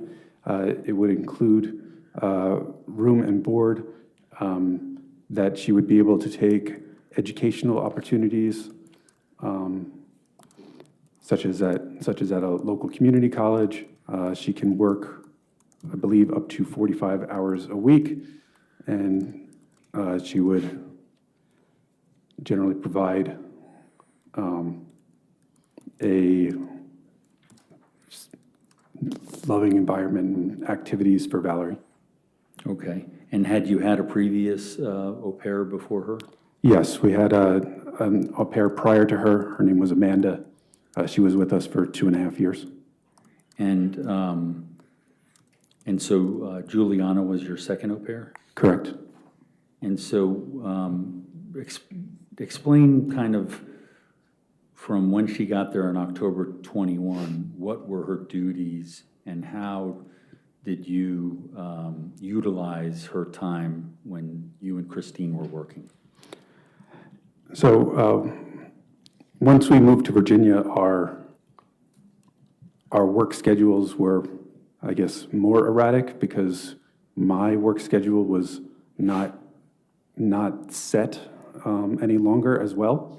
So Christine would still be working generally the 12.5-hour days, but I may have to work at hours that could start at 5 in the morning and sometimes could be going late into the evening. So while generally I would know what I had to do for the day and maybe how long it would take, it wasn't convenient for conventional childcare in terms of having Valerie go to, say, a daycare, because generally they're not open at 6:30 in the morning until nighttime. So generally, the au pair that we had would work similar hours to that Christine had.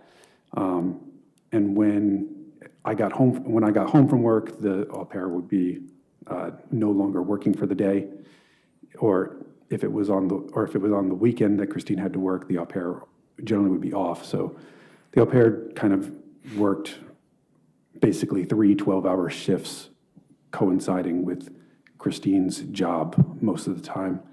But sometimes if Christine didn't have that many hours during the regular work week, Christine may choose to have the au pair work other hours so that Christine could get things done around the house or other activities that she had to do. So in terms of your contact with Juliana, describe for the ladies and gentlemen of the jury, what kind of contact would you have on a daily basis prior to having a relationship? Prior to having a relationship, it was mostly logistical.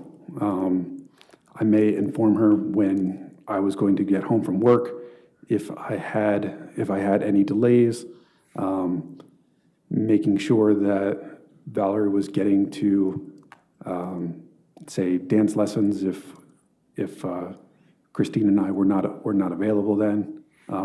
Juliana would generally bring Valerie to preschool on the days that she was working. And we might just talk about activities for her to do with Valerie on days that they were working. Okay.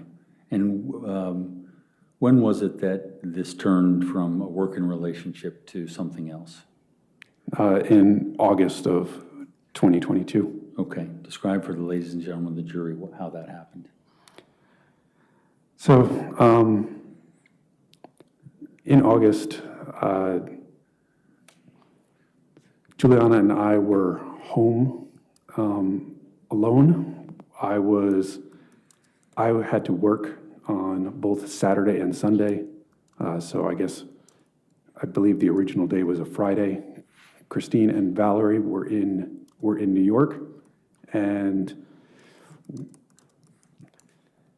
Juliana started texting me while I was preparing food in the kitchen.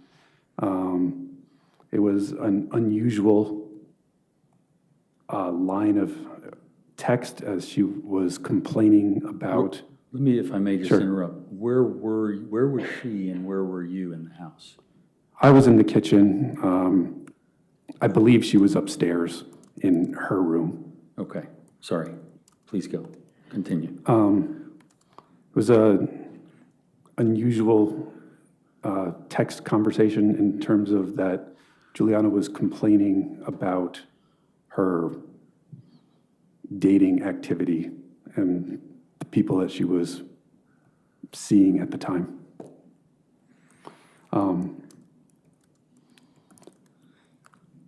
I don't particularly like texting, and I think I basically said that if she wanted to talk, that she could come to the kitchen. Okay, and what, if anything, happened? At that point, Juliana showed me quite a few screenshots of her dating app. I believe it was Hinge, and the people that were in the Hinge app all had similar names to me. Their names were Brendan and Brandon and Brennan. And these were people that she had matched with on the app. And so, and how did it progress from there? She was making quite a few jokes about it. At some point, I finished cooking and was eating. I don't believe that Juliana actually ate dinner at the same time. We talked about other unrelated things. Talked about there was some family history of alcoholism and how her family in Brazil was dealing with that. And we'd spent maybe an hour and a half or 2 hours talking about some random things, but also about her dating history. During this time,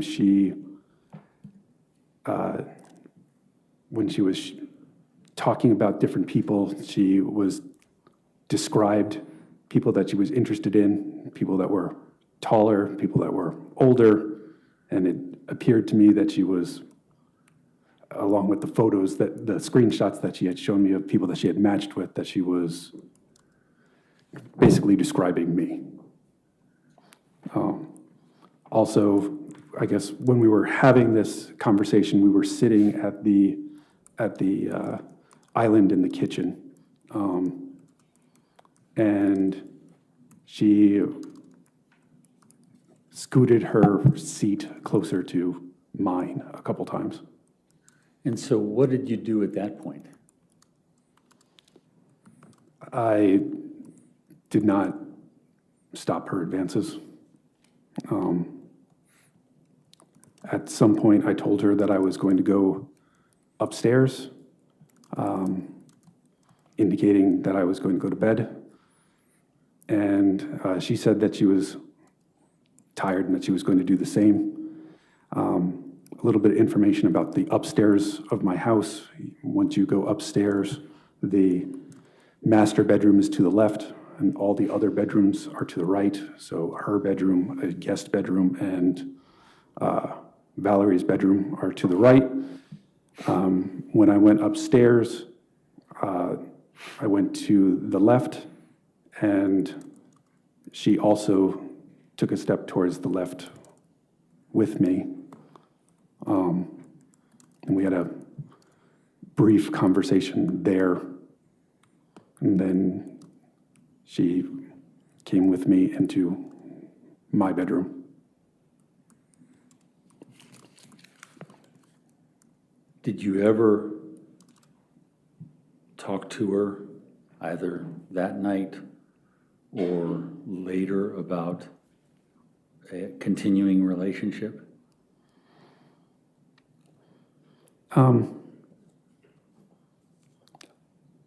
We did not talk that night about continuing a relationship. We did talk about, I would say, in the next few days, I guess we spoke a little bit about the relationship.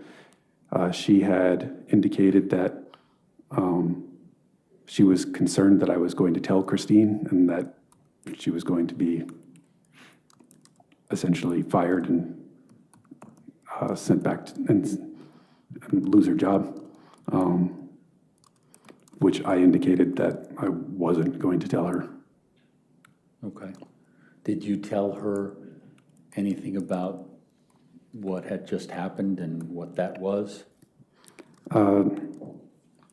Yes, I mean, that would be that we were having an affair. I had also indicated to her that I had previous affairs, and that really this was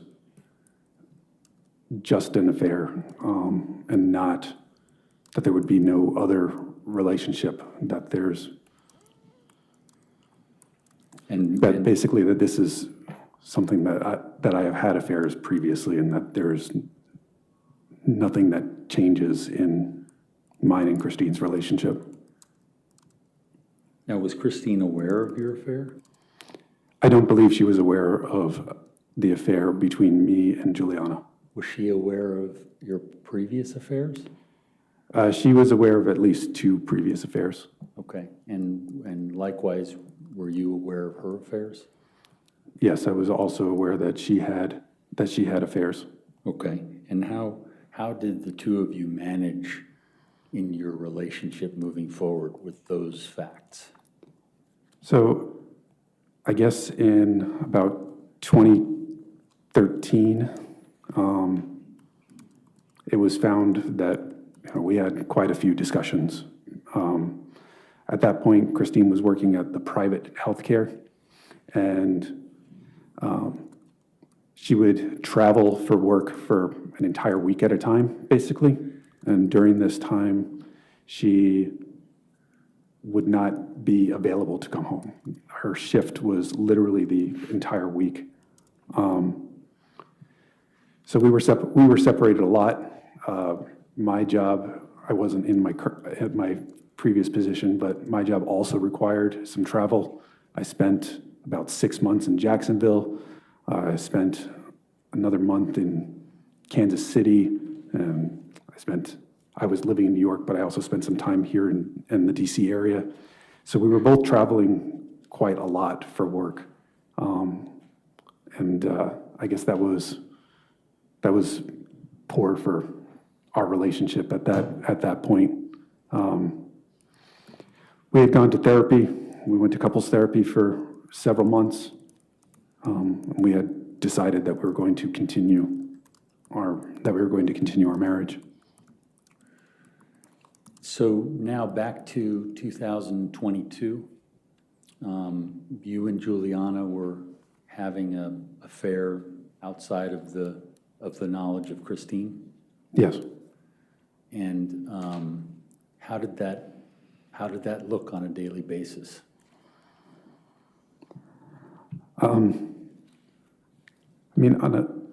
It's not the same. It's not the same all the time, but I guess it depended, a lot on Christine's work schedule.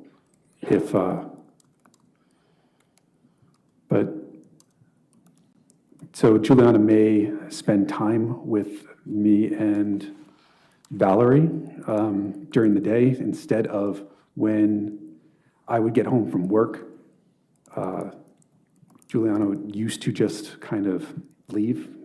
She might go to her room or she might go out prior to our relationship. And afterwards, it was more like she chose to do whatever I was going to do with Valerie, whether it was going to be stay home or, like I was Valerie's soccer coach. So when I would go to soccer practice, sometimes Juliana would go, even though I wasn't interacting with her at all. Basically, she was choosing to be with me whenever she could choose to be with me. So let's move toward the October timeframe of 2022. Did you ever create any sort of a plan with Juliana? No, there was no plan. At this point, our relationship is maybe 6 to 8 weeks old. I think that it's an absurd line of questioning for something that is not serious, that a plan was made to get rid of my wife. That is absolutely crazy. So with no plan, let's talk about Silver Eagle Armory. Sure. Okay. So how did that happen where Juliana went to you or went with you to the Silver Eagle Armory? So it was basically one of those things where it was something that I was going to be doing outside the house. Generally, I would go to a shooting range every month, every other month, to practice before my qualifications for my job. And how many times did you have to qualify for your job? You have to qualify twice a year, but there's practice there's practice on the opposite quarters. So there would be, I guess, 2 trainings and 2 qualifications. And generally I would go practice prior to having one of those training sessions or qualifications at my job. And how is it that Juliana ended up coming? I was going to be going there anyways. She thought it would be fun to attend, as well as it was going to be out of the house. It was something that there wasn't going to be risk of being found out by Christine. Okay, so the relationship continued into that October, December timeframe? Yes. Okay, so when you're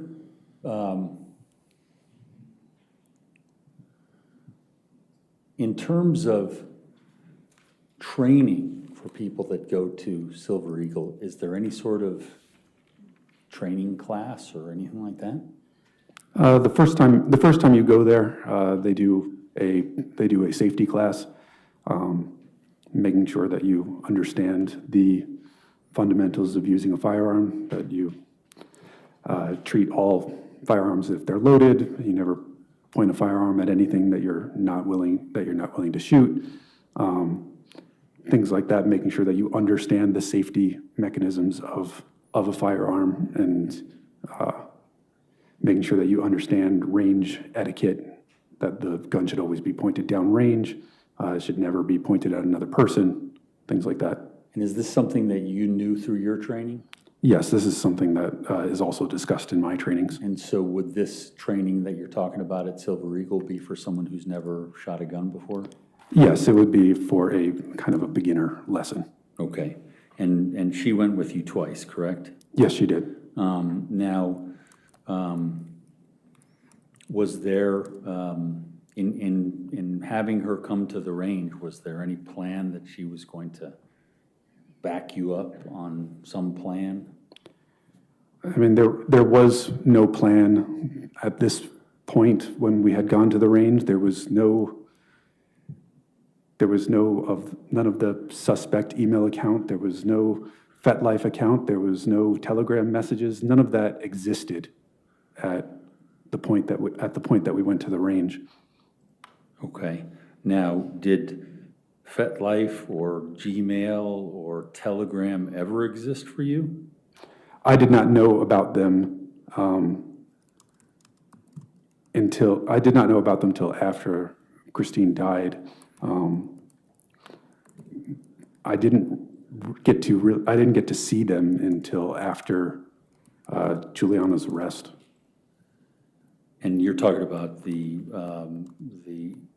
criminal reports, the police reports, things like that? Yes. The things that the Commonwealth gives? Yes. Okay.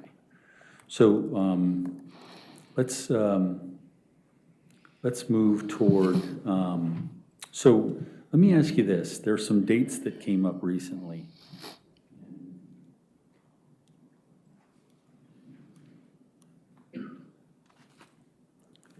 Some dates that came up recently relating to the FetLife account and lack of activity. Do you remember what occurred, what was going on January 13th and 14th of 2023? Not specifically, I don't. Okay. Do you remember a weekend in Winchester? Yes, I do remember a weekend in Who was Winchester. with you in Winchester? I went to Winchester for work. I was going to be there for 2 days. I was going to be there for 2 days. There was so I had a hotel, and Juliana drove there herself, not with me. Later, the evening of the first day, if I remember correctly. And she stayed there with you? Yes. Okay. Now, do you remember what was going on at home? Who with Christine and Valerie? I believe my mother-in-law, Linda, was with Christine and Valerie. Okay. That was on the 31st of January and February 1st? I don't remember the exact date of Winchester, but... Okay. Would that be common for your mother-in-law or even your mother to come down to help out with the kids? Well, there's only Valerie, but yes, it is extremely common that the grandmothers came to visit us. Oftentimes, each of them may come almost as every 4 to 6 weeks, and they may spend between 5 and 10 days. As I had said before, Valerie was the only grandchild of both sides of the grandparents, and so there was quite a lot of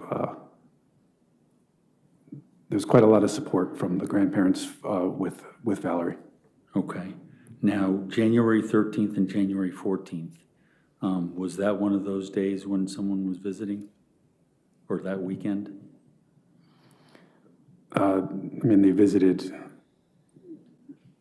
frequently, but I don't remember specifically that they visited that weekend. Okay.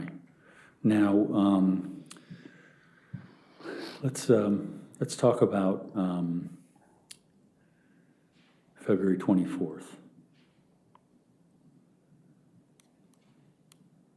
Can you describe for the ladies and gentlemen of the jury, what were you doing that morning? What was your plan for the day with work or with the family or?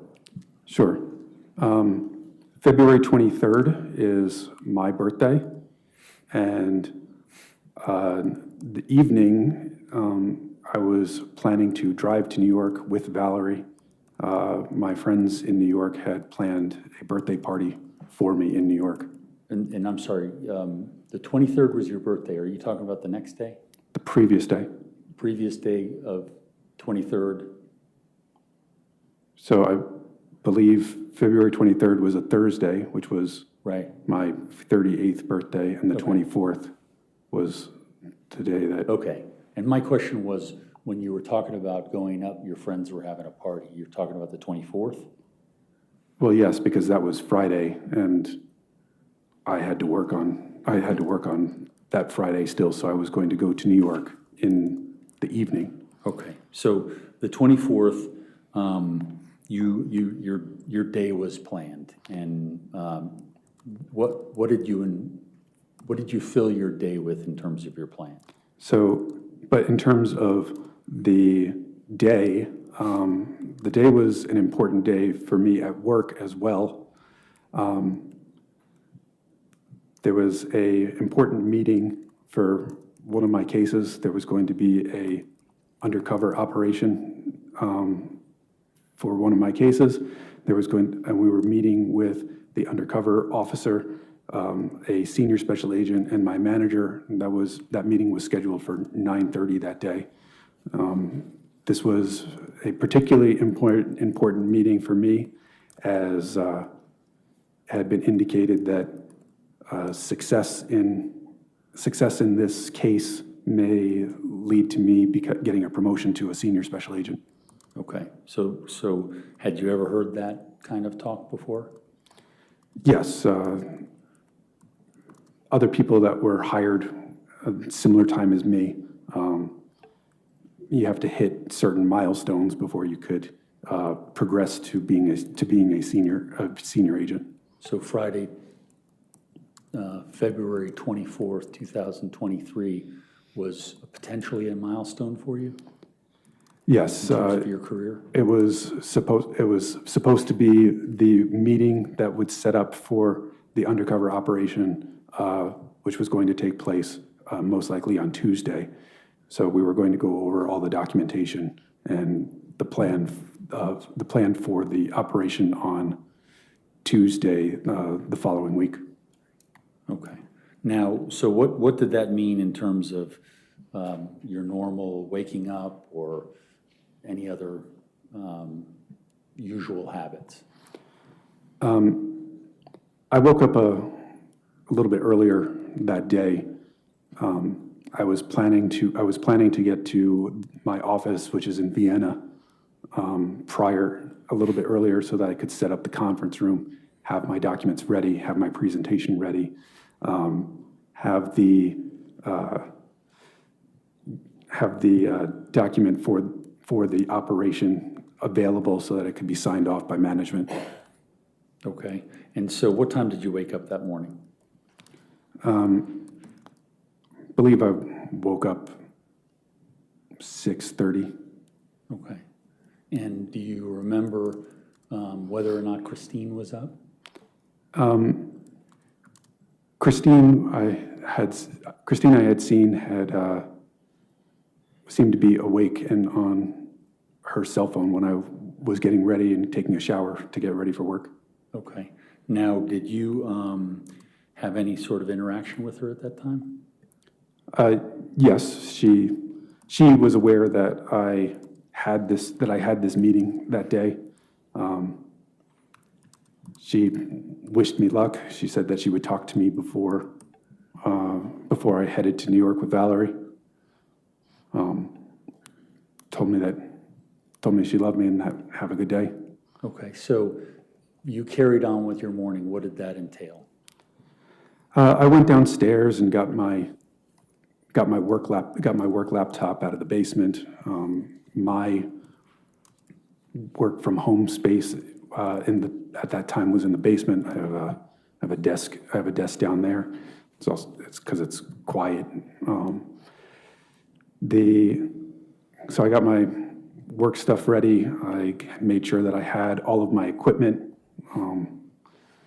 Getting ready on a typical day would mean that I need to have my credentials, which includes my badge, my firearm, my holster, my handcuffs, two magazines, a belt clip badge, my work cell phone, and then generally I would also have my personal cell phone, my wallet, and my keys, which includes to my government vehicle.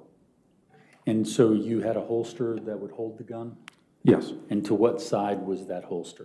It's on the right because I'm right-handed. Okay, and so presumably you're putting it in the right and the gun comes out of it on the right side? Correct. Okay. Now, who else was up when you, and what else was going on in the house that you were involved with? I know Juliana was downstairs when I came upstairs from getting my work stuff out, my work laptop out of the basement. I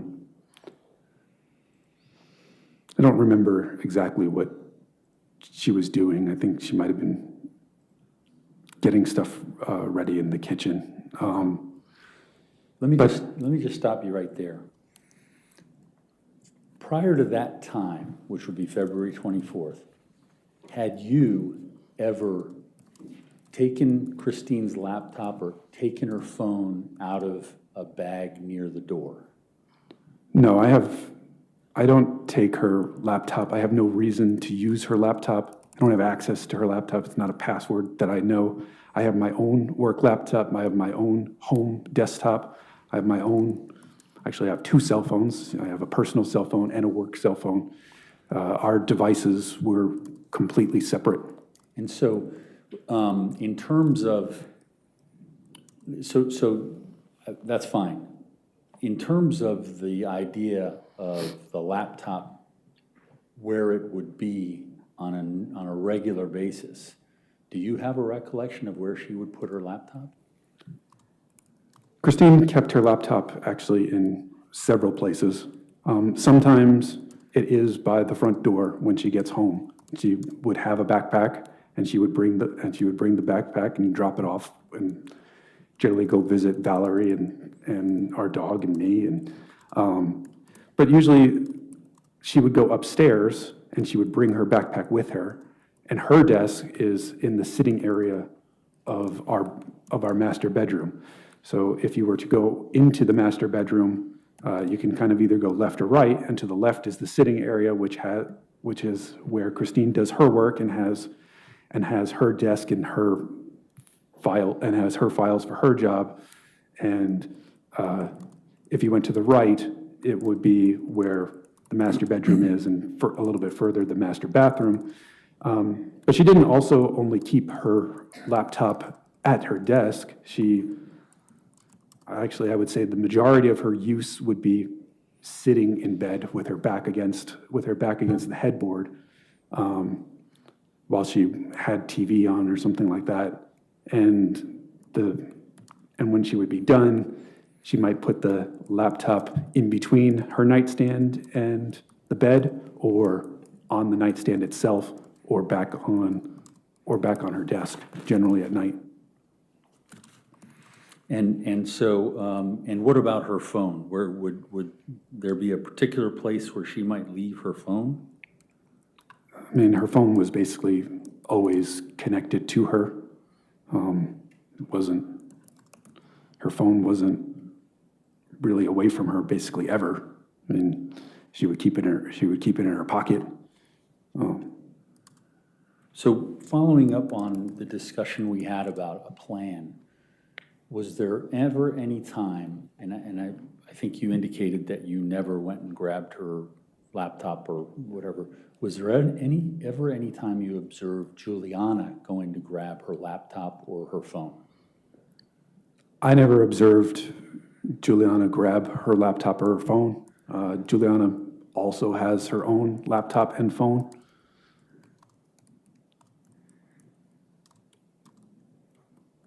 Now,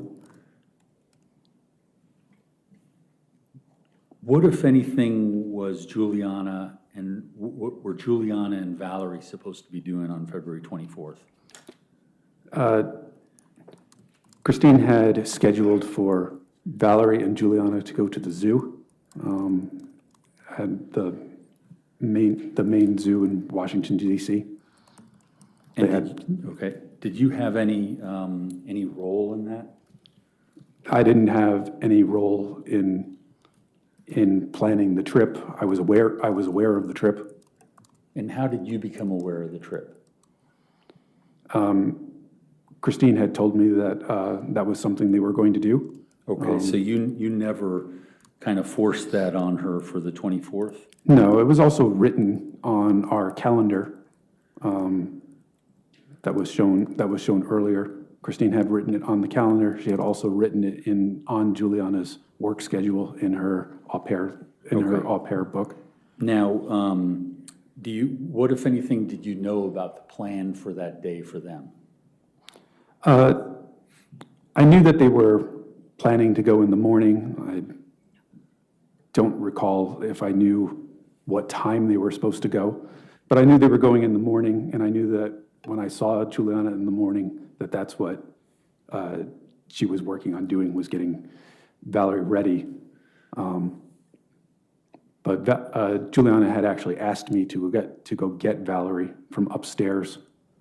At some point in the morning, I heard Valerie's feet, meaning that she got out of her bed and pounded down the hallway and ran into my room. Okay. And so Juliana had asked me to get Valerie because Valerie wasn't in her room to start getting her ready. So I got Valerie out of my bed, which happened after I had finished getting my equipment ready. And did you see Christine there? Yes, when I had gone back upstairs, Christine was there, and she was sitting up. She was sitting up in bed. She had the blanket over her lap. She had both her laptop and her cell phone. Okay, and what, if anything, did, so when you took Valerie, where did you take her in order to? Valerie was sleepy, so when I picked her up, she was still kind of limp, and I carried her downstairs to Juliana, and Juliana got her, kind of woke her up gently and changed her out of pajamas and into her clothes for the day. Okay, did you take any part in getting ready, get sandwiches ready, get anything like that ready? No, I was getting ready. I was getting ready to leave myself. I wasn't. Besides collecting Valerie, I wasn't doing anything to help them get ready for the day. What time did you get out of the house that day? Do you have any recollection? Roughly 7. Okay. A couple minutes after 7. Would that be a usual time for you to leave? I would say a more usual time for me to leave is roughly 7:30. Okay. And in this instance, you were going earlier for what reason? I was going earlier to just make sure that I had plenty of time in Vienna to get my presentation ready and have the conference room ready for when management was going to inspect my operation and documents for the operation that was supposed to happen on Tuesday. Okay, and I'm sorry, you said Vienna. Why Vienna? Vienna is where my office is. We have a couple offices, but that's the one that I am stationed out of. That's the home office for you? Yes, that's my home office. The main office is in Washington, D.C., but this is one of the satellite offices, and that's the one that I work out of. And what time was that meeting set for? It was set for 9:30. Okay, so you left at 7 for what reason? I left at 7. I was going to go get breakfast, and after breakfast, I was going to get on the 267 toll road and head towards my office. Okay, and where did you end up going to breakfast that morning? I went to McDonald's for breakfast. Okay, is that a common occurrence for you? I would say that I occasionally go to McDonald's, but I often pick up breakfast on my way to work. Not necessarily McDonald's. Sometimes it's bagel places or place to get an egg sandwich. Okay. Things like that. So it's not uncommon. You don't usually make your breakfast at home? On the weekend, I usually make a bigger breakfast for everyone. But no, normally I don't make breakfast for myself before work. So when you went to McDonald's, there you saw the video that the Commonwealth showed of you driving up to the drive-through? Yes. And it looks as though, well, it appears you go past the drive-through at one point. Is that correct? I did. I circled the drive-through. What was the reason for that? The McDonald's app has a QR code so that you get reward points and you can use the deals that you get. And when I initially opened it, it didn't provide me with my code. And that's why I was blocking the drive-through. And so then I basically just got back in line once the code came up. Okay, and so. It was pretty quick. And you had that app on your phone at that time? I've had the McDonald's app for several years. Okay. Now, when you, so I'm sorry, explain to me a little bit about that app. I'm not familiar with it.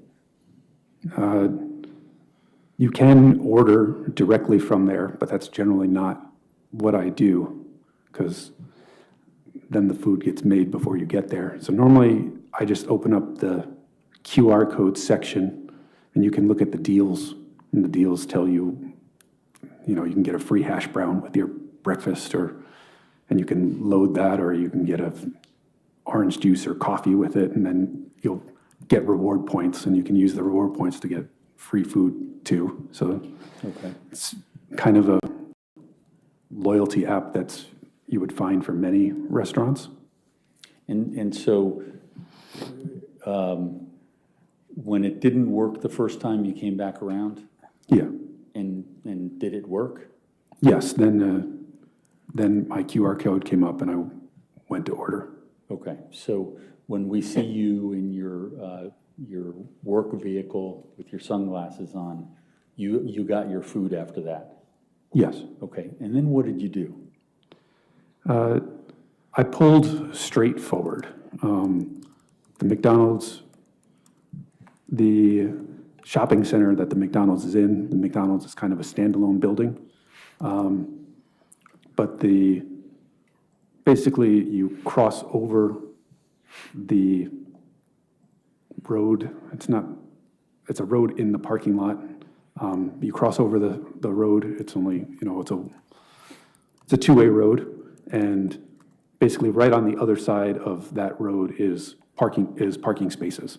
And I was going to sit there to eat my breakfast. Okay. And what was the parking space, what was the landmark next to your parking space? It's kind of in front of Chuck E. Cheese, but it's really only a few feet from the exit of the drive-thru. Okay. And so you went there to go eat your sandwich? Yes, but I started with eating a cookie from Midnight Treats that my friends had brought me for my birthday the day before. If you're familiar with a place like Crumble, they're large cookies. Okay. I ate that first. Okay, so you ate the cookie, and then what happened? I started my car back up and went back to McDonald's to use the restroom. Okay. And is that in the video the second parking or the first parking space that you went into? Yes, so you see me park next to the side entrance of McDonald's. Yes. And then what, if anything, you went to the restroom, so what happened then? As I was finishing up in the restroom, I received a call from Juliana. And without saying what she said, what did you do? I left the restroom and went back to my car quickly. And was she alarmed at the time? She sounded that she was very stressed. Okay. And did you tell her that you were coming back? I did not tell her that I was coming back on that original phone call. On the original phone call, I told her that I was going to call Christine. Okay. And did you do that? I did try to call Christine, but I did not reach her. Okay. And so in terms of your communications with Christine, was that unusual for her to not pick up the phone? I wouldn't say that it's unusual for Christine not to pick up the phone, but I would say it's unusual that her phone would go directly to voicemail. Many times if I would call her, it's she could be busy at work, but her phone would probably be on silent, and therefore it would ring and then go to voicemail. And then she might text me or call me back and let me know when she can call me back. So, but it was unusual that her phone went directly to voicemail. Okay. Now, and so what did that cause you to do? I believe I tried to call Christine again, of which it went to voicemail straight again. After that, I called Juliana back, and I told Juliana not to go in the house, and that I was going to return to the house. Okay. And did you do that? I did. How long did it take you to think to get back to the house?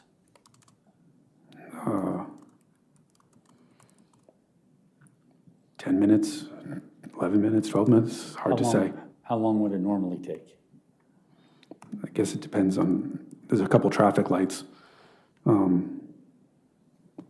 8 to 12 minutes. Were you, at that point, were you rushing? Were you Objection leading. What if, at that point, how was it that you were proceeding back to the house after the two phone calls that Christine didn't answer and the phone calls you received from Juliana? I started driving quickly back to the house. I took the most direct route back to the house. Okay. Now, if I can just stop you right there. Was there any plan for how something would happen with Juliana on February 24th? There was no plan with Juliana on February 24th. As far as I knew, Juliana was going to be going to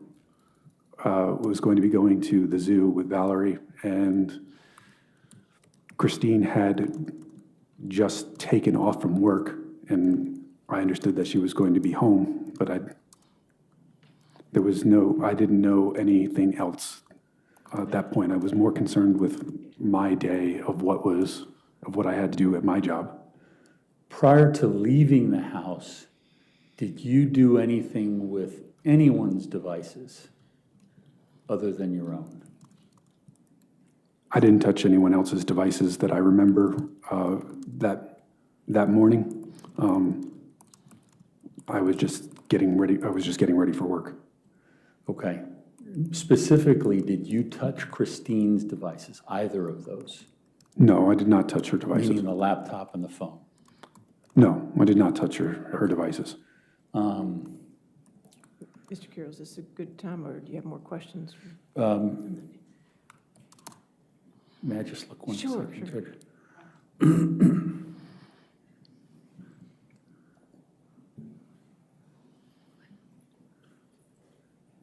Judge, this might be a good break. Okay, this is a good break. All right. Ladies and gentlemen, since it is 5 o'clock right now, so we'll go ahead and take our evening break. Please do not discuss the case with anybody. Don't do any outside research. I understand that everybody is available for Friday. Again, I'm sorry that I have to thank you for being flexible. I'm sorry that we have to keep changing things. I know somebody can't get here until around 9:30. We'll wait for you whenever you can get here, and we will stop at 4:30 on the dot for somebody who needs to leave as well, okay? So that'll be at the Friday schedule, okay? All right, have a good evening.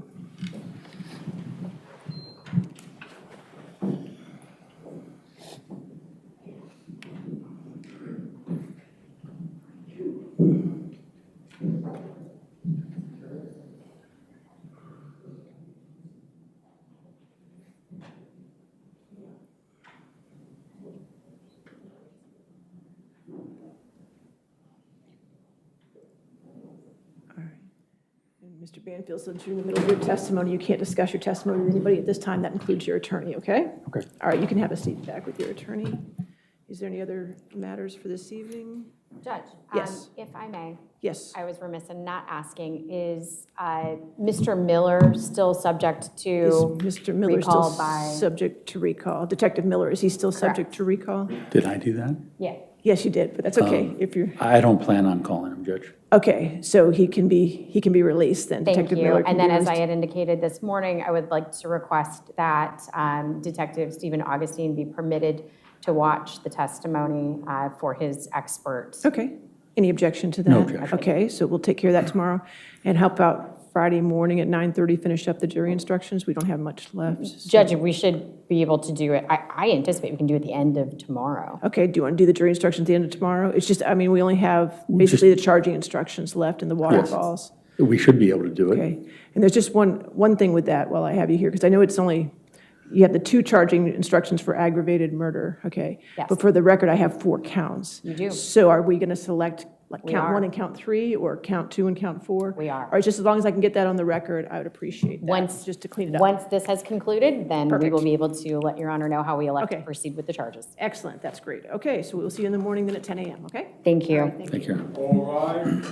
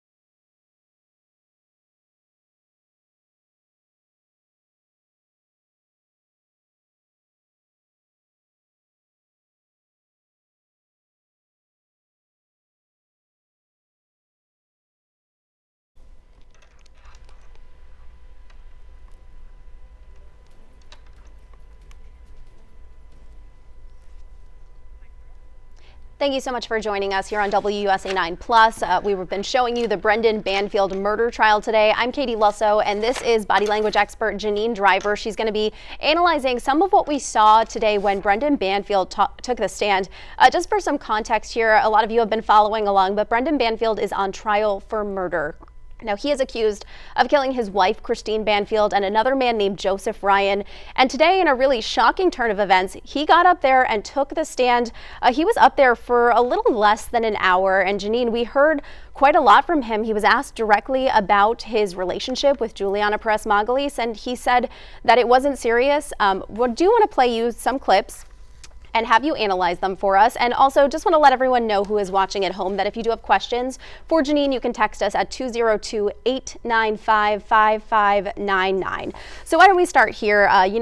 The conversation with Brendan Banfield up there, it was on the defense. He was the one questioning him. So obviously they had some time to go over their conversation beforehand. And I'm sure we will hear the prosecution, who also had a long time to prepare for this, talk to him tomorrow. But today it was really the defense questioning him. And they talked a little bit about the relationship with Christine Banfield, but then it got on to the relationship with Juliana. I want to start though, for the moment John Carroll asks Brendan Banfield if he loved his wife.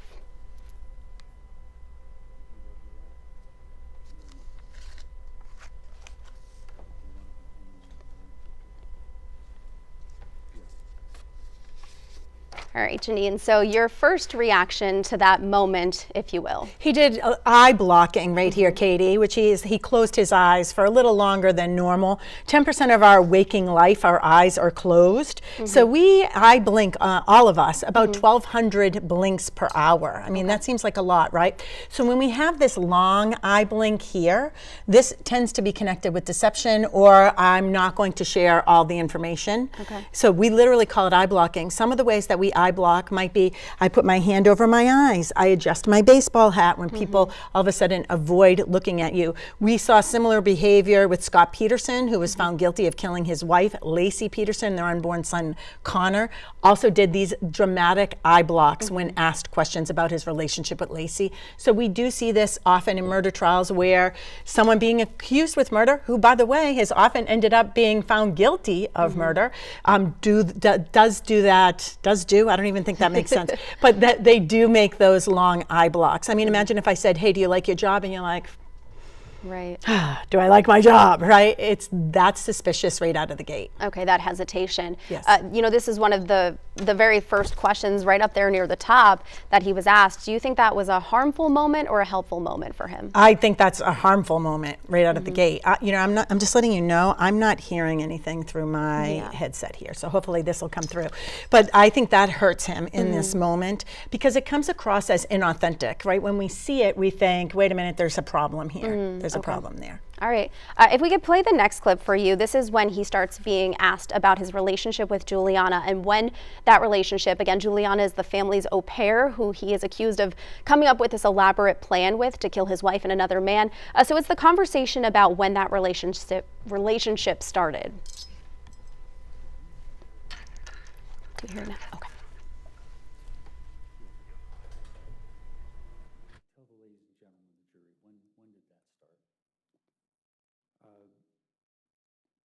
I guess the relationship started as professional in October of 2021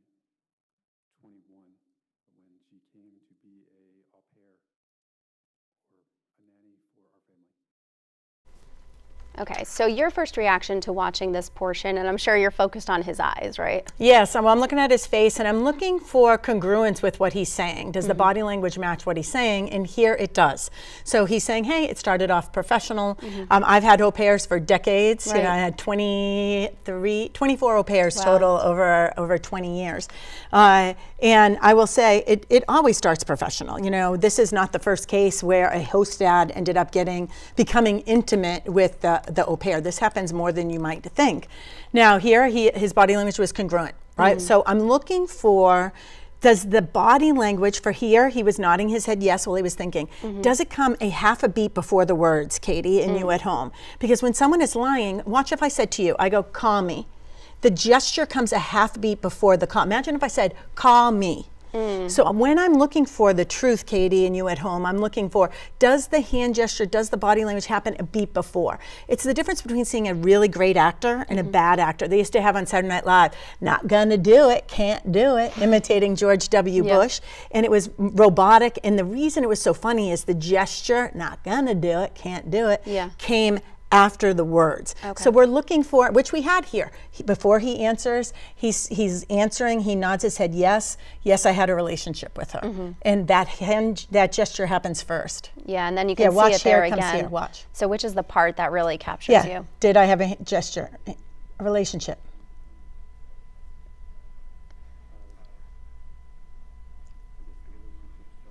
So yeah, when you're seeing this, you're feeling.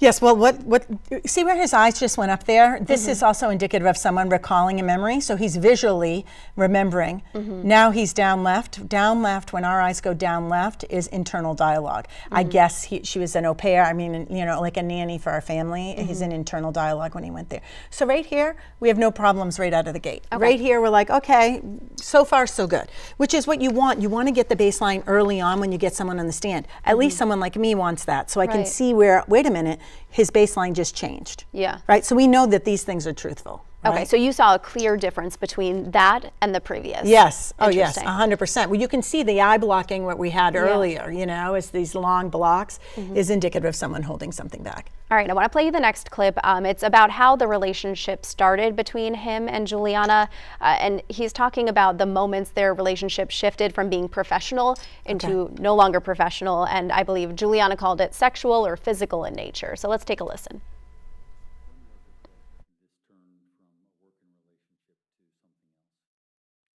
In August of 2022. Okay. Describe for the ladies and gentlemen of the jury how that happened. So, in August, Juliana and I were home alone.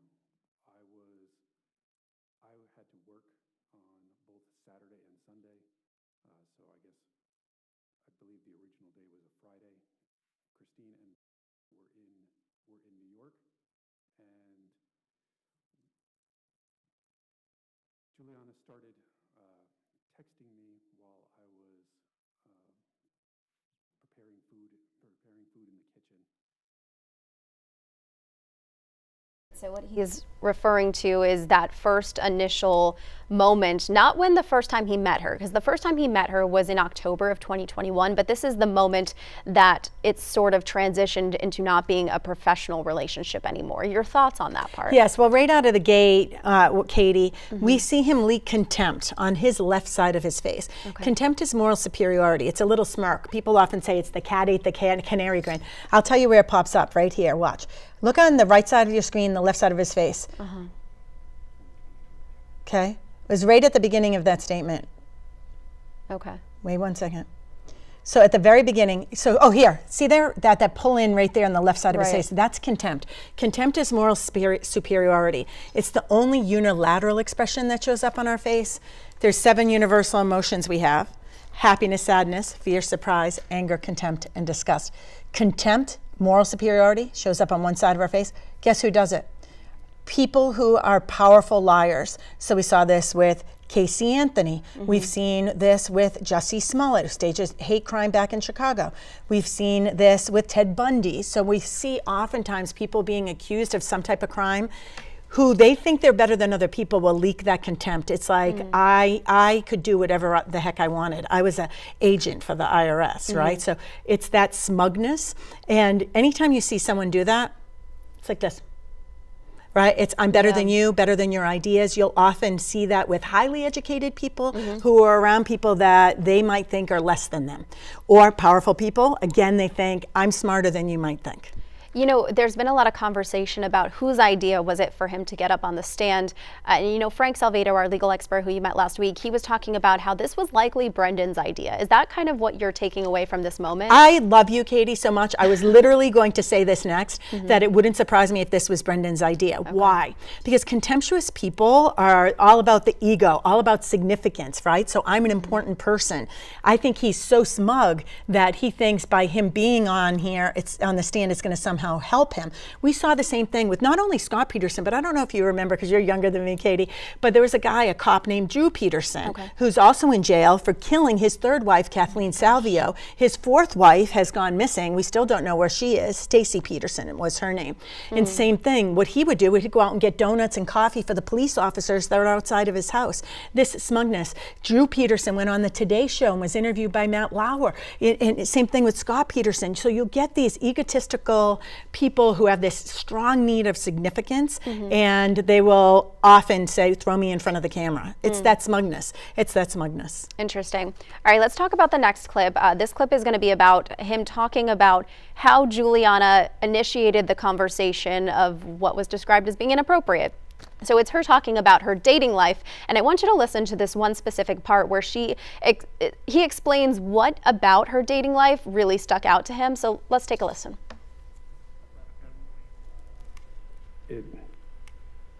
Juliana showed me quite a few screenshots of her dating app. I believe it was Hinge, and the people that were in the Hinge app all had similar names to me. Their names were Brendan and Brandon and Brennan. And these were people that she had matched with on the app. All right, so a lot there, but when you're watching it, what are you thinking? Well, he starts off fine, but then all of a sudden when he starts telling us, oh, the names were similar to my name, the Brendan and Brandon and Brent, as he starts saying that, we see a smile there. And that smile, Katie, and you at home, is what's called duping delight. Duping delight is, again, it's like this excessive pride. And we saw that in many, many cases where someone is being charged with murder. You'll see this little smirk that comes on their face. And by the way, he just leaked contempt there again as you're watching the screen to the left side of his face. The same clip Look, again. You can see the smile. So what I like to do is I like to watch the footage without the sound first. And then I'll notice, and I'll be like, that's interesting. Why is he smiling there? Is he talking about something that's happy? Because he's certainly sharing something that makes him happy. So as he's sharing, oh, my au pair is showing me all like her Hinge profile, these names that are similar to mine, he leaks this little smile like she came after me. You know, like she's flirting with me. How do you think the jury is reacting to seeing him smiling up there when he's on trial for murder of his own wife? Oh my gosh, I think this is going to backfire big time. It's smugness. So this smugness, you're smiling that your au pair is showing you her dating profile with men's names that are similar to yours. This is not going to help him in any way whatsoever. I mean, think about it. Forget about even the fact that there's murder involved. Just the cheating that's involved. So just if he was having an affair on her, I think that the jury would be like, this guy is not even embarrassed that he had a relationship with this young woman from another country.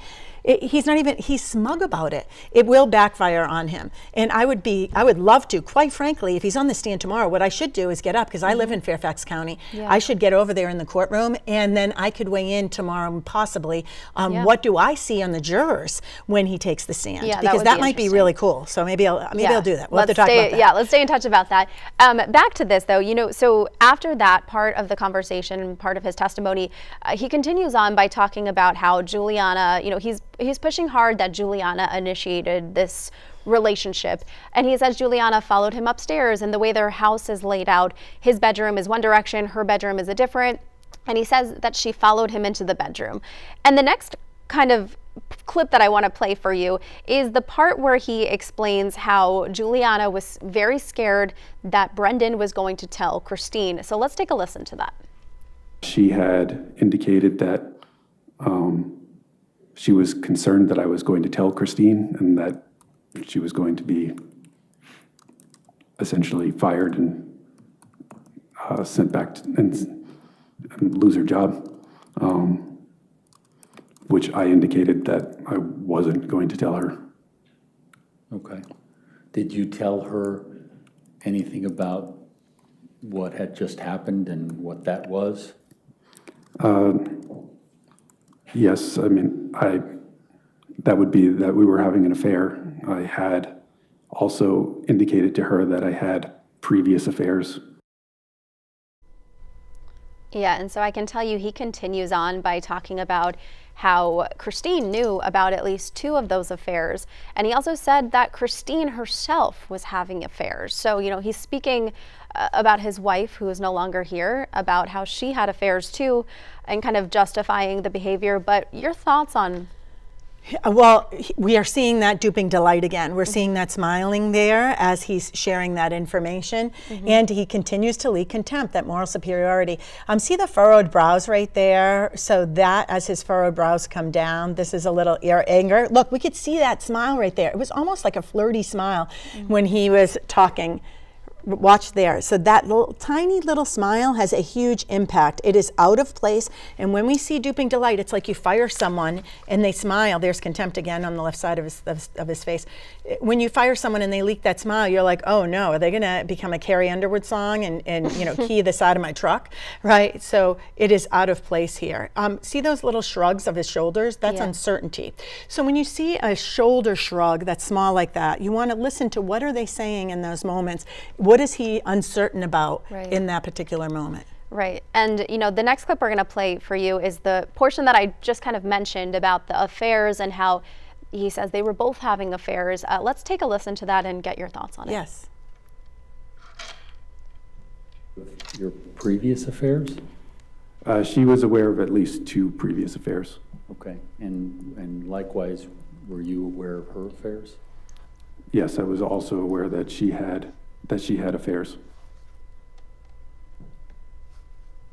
Okay, so he continues on to say that she had affairs, and you know, he was trying to make the point, I believe, that he had told Juliana, listen, this isn't going to be serious. I know you weren't here for some of this, but Juliana testified that she didn't initially think this was going to be serious, but that it did become serious and that it continued on there. But your thoughts? Yeah, again, this is very interesting for me because he's giving us a lot more data early on, but now he's very succinct here, right? He's saying, yes, she's aware of it. He did nod his head here yesterday, right here a second ago.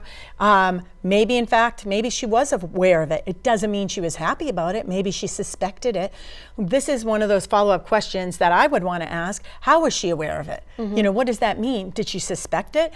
Did she know and forgive him? Like I need more information here, right? Because what does that mean? It's interesting because Bill Clinton said, I did not have sexual relations with that woman.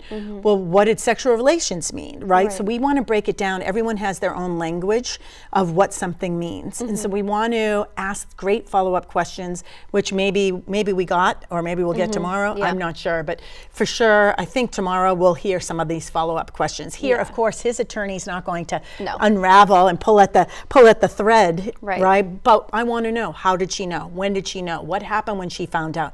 Because if we're showing character and that she was okay, that you can't tell me that she's okay that with her husband having an affair with this young woman that's living in her house, taking care of her baby, right? I mean, that's the anomaly. But I think he's coming across as, yeah, she knew about it, because he's very succinct here with his language. Yeah. All right, let's get to the next clip for you. He's talking about how there was no plan. So Juliana testified that there was this elaborate plan that she and Brendan came up with, that she said that Brendan came up with this elaborate plan and she was along for the ride. And she said that plan, he came to her with this idea, this concept of getting rid of his wife. And this was in October. So the physical relationship starts in August of 2022. In October of 2022 is when Juliana says this plan came to life. And the plan was to get rid of Christine Banfield. And, you know, it would develop into this other plan to pin it on someone else. But at that point, she said she thought it was a joke. I want you to take a listen to when he is asked by defense attorney John Carroll about that plan. So, and you're saying 2 months from August to October. Oh, wow. Okay. Was there, in having her come to the range, was there any plan that she was going to back you up on some plan?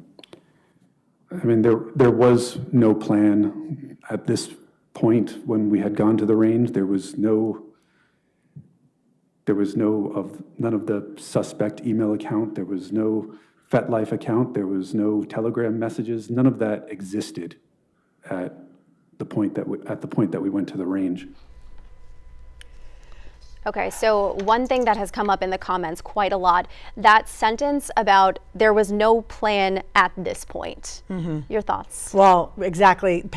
I'm a big wordsmith, and I pay attention to words like that. So at this point, great. The follow-up question is, at what point was the plan? And what does the word plan mean? So I'm very specific on words. Well, what's the plan? Well, the plan to his brain could mean I've already paid someone to come. I already placed the ad for this S&M guy to come over with a knife and some constraints, right? What does the plan mean? That word being so evasive like that, there was no plan in place at this time. So that's a disclaimer, at this time. By the way, he's lacking empathy here, and I took here. The human brain normally encodes violent harm as emotional, right? So when we are emotional, Katie and you at home, and we're sharing, we're looking downright. Right? We talked about this the other day, Katie. I think downright angry. I was downright devastated. So when my eyes go downright, I'm processing through emotion. We're not seeing this here with Brendan. We're seeing what? Down left sometimes, which is internal dialogue. Up sometimes, which is visual recall or visual create. The fact we're not seeing him go downright, this is what it indicates to me.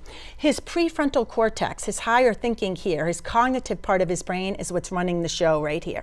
His cognitive is saying, I'm running the show. This is not based on emotions.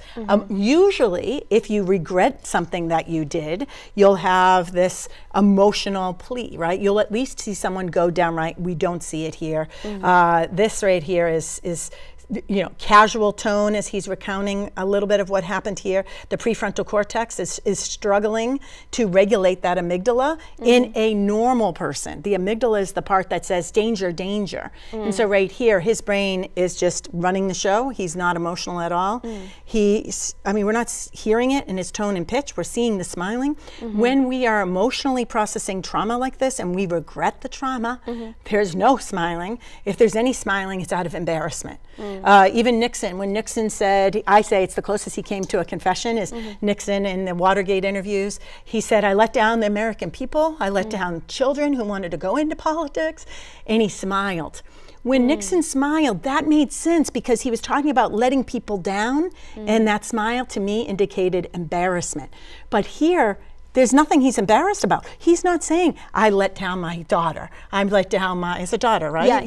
My daughter. I let down, he's not apologizing and then showing embarrassment. This smile is out of excessive pride.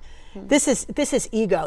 I have a high need for significance. And by the way, I bet you he would probably bet on himself that he's going to get away with this. That's how much arrogance I feel is coming through here on the stand today. So when we see him looking to the side, we're seeing him look backwards, but we're seeing him look this way. That is where, from what I understand, the jurors are seated. So he's looking directly at the jurors. What do you think the jurors are probably thinking in this moment? I think it is fair, and we do see this in murder trials and in cases where we should glance over at the jury, not like we saw Amber Heard do in this same exact courtroom with this same exact judge.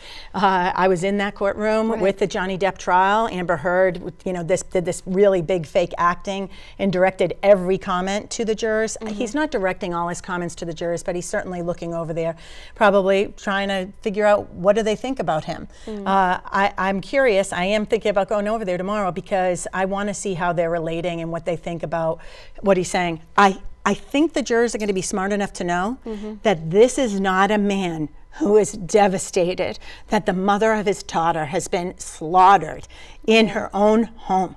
Like, we're not seeing that. I mean, I don't even know them, and I can evoke emotion just by thinking about how devastating this is. We're not seeing it. And they're going to look for, is this guy, is this man, Brendan, is he repentful? Is he devastated? Is he gutted? We're not seeing it. Why? He can't allow the emotions to get in because his prefrontal cortex, the higher thinking brain, is saying, I'm running the show here. Does that make sense? Yeah, of course.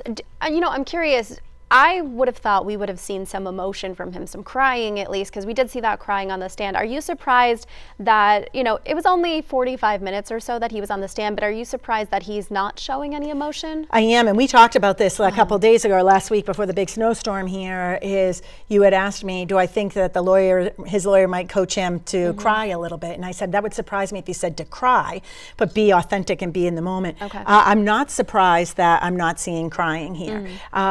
I would have thought he would give it a shot, and we're not done yet, so maybe tomorrow we'll see some fake crying. But here's the deal. He's smart enough to know, I did look it up when we left, the IRS trains at the same place I trained.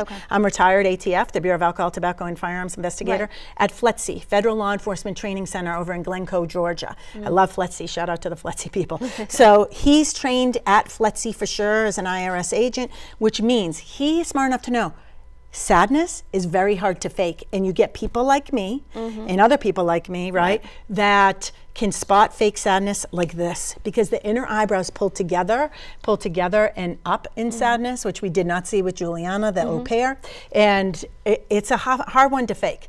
So it doesn't surprise me he's not trying it yet. We'll see what tomorrow will bring.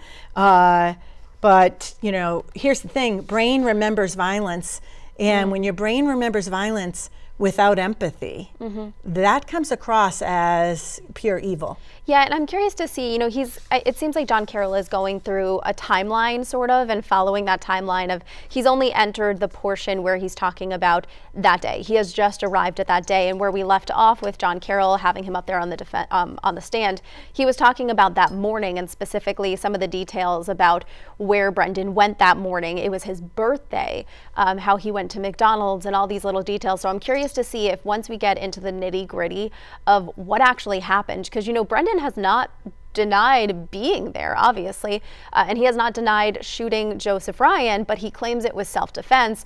But, you know, Juliana testified to some very triggering things, talking about things like saying that Brendan picked up her blood and dripped it on Joseph Ryan. So how do you have that conversation and those visuals in your mind and not react? And I mean, we're reacting, right? Just the words. I do want to play one last clip for you, and it's again about the plan. If we could just play that for you, and so you could take a listen. Was there any plan for how something would happen with Juliana on February 24th? There was no plan there was no plan with Juliana on February 24th. As far as I knew, Juliana was going to be going to the zoo and Christine had just taken off from work, and I understood that she was going to be home, but I didn't know anything else. At that point, I was more concerned with my day of what I had to do at my job. Yeah, and just for some context there, Brendan had previously said that he had a big undercover case that day. It was also his birthday. He had stopped for breakfast at McDonald's. But, you know, when you're watching that, we saw a lot of the prosecutor, that was the prosecutor, Jenny Sands, kind of reacting to him up there on the stand. I'd love to hear your analysis of her in that moment, if you're able, but also Brendan. So we can start with whoever you prefer. Okay, great. Well, I kind of missed her because I was writing we'll notes. play it again Here's why thank you. Here's why I was writing, Katie, and you at home. He said, we didn't have a plan, no plan at that time. She put her chin up, which is, and then is pulling in her lips. But that chin up, it's as if I'm saying, okay, I can handle this. It's a sign of confidence. And sometimes it can spill over into arrogance. But no plan, no plan. My day, he stops. He stops. This is very suspicious. These are called start-stop sentences. And they're this break in rhythm as people are talking. That day I thought I was, and they turn and they pivot and they get out of where they're talking. So this is very suspicious of and indicative of someone who is being deceptive. These start-stop sentences. A person who's telling the truth might have to think about it and go back to the actual memory, but they're going to talk in a complete sentence. We see this a lot with start-stop sentences because it's like a period or a comma, and then it's like taking us in a different direction, right? So it's the brain's way. Our brain doesn't want us to lie. So when we start to lie, our brain will do start-stop sentences. Our brain will do cognitive dissonance, where I might smile at an inappropriate time. So I'm supposed to be acting sad here, but I'm smiling. Now I've got two competing thoughts in my brain called cognitive dissonance, and this is where I think the jury will pick up on it. They might not know the fancy word, but they're going to say, this is out of alignment with a man who just lost his wife, was slaughtered, was stabbed numerous times in her throat, and we're believing that it was likely you. And we're seeing none of that. We're not seeing any of that sadness. So these start-stop sentences, I would say, are the biggest hotspot in that clip. All right, thank you so much, Janine Driver, body language expert, former ATF. Thank you for being here. Thank you for breaking some of this down. We will put this obviously on our website, WUSA9.com. Now, Annie, you and I will be back live with you at 9:45 tomorrow morning here on WUSA 9 Plus ahead of the trial, where we do expect Brendan Banfield to be back up on the stand.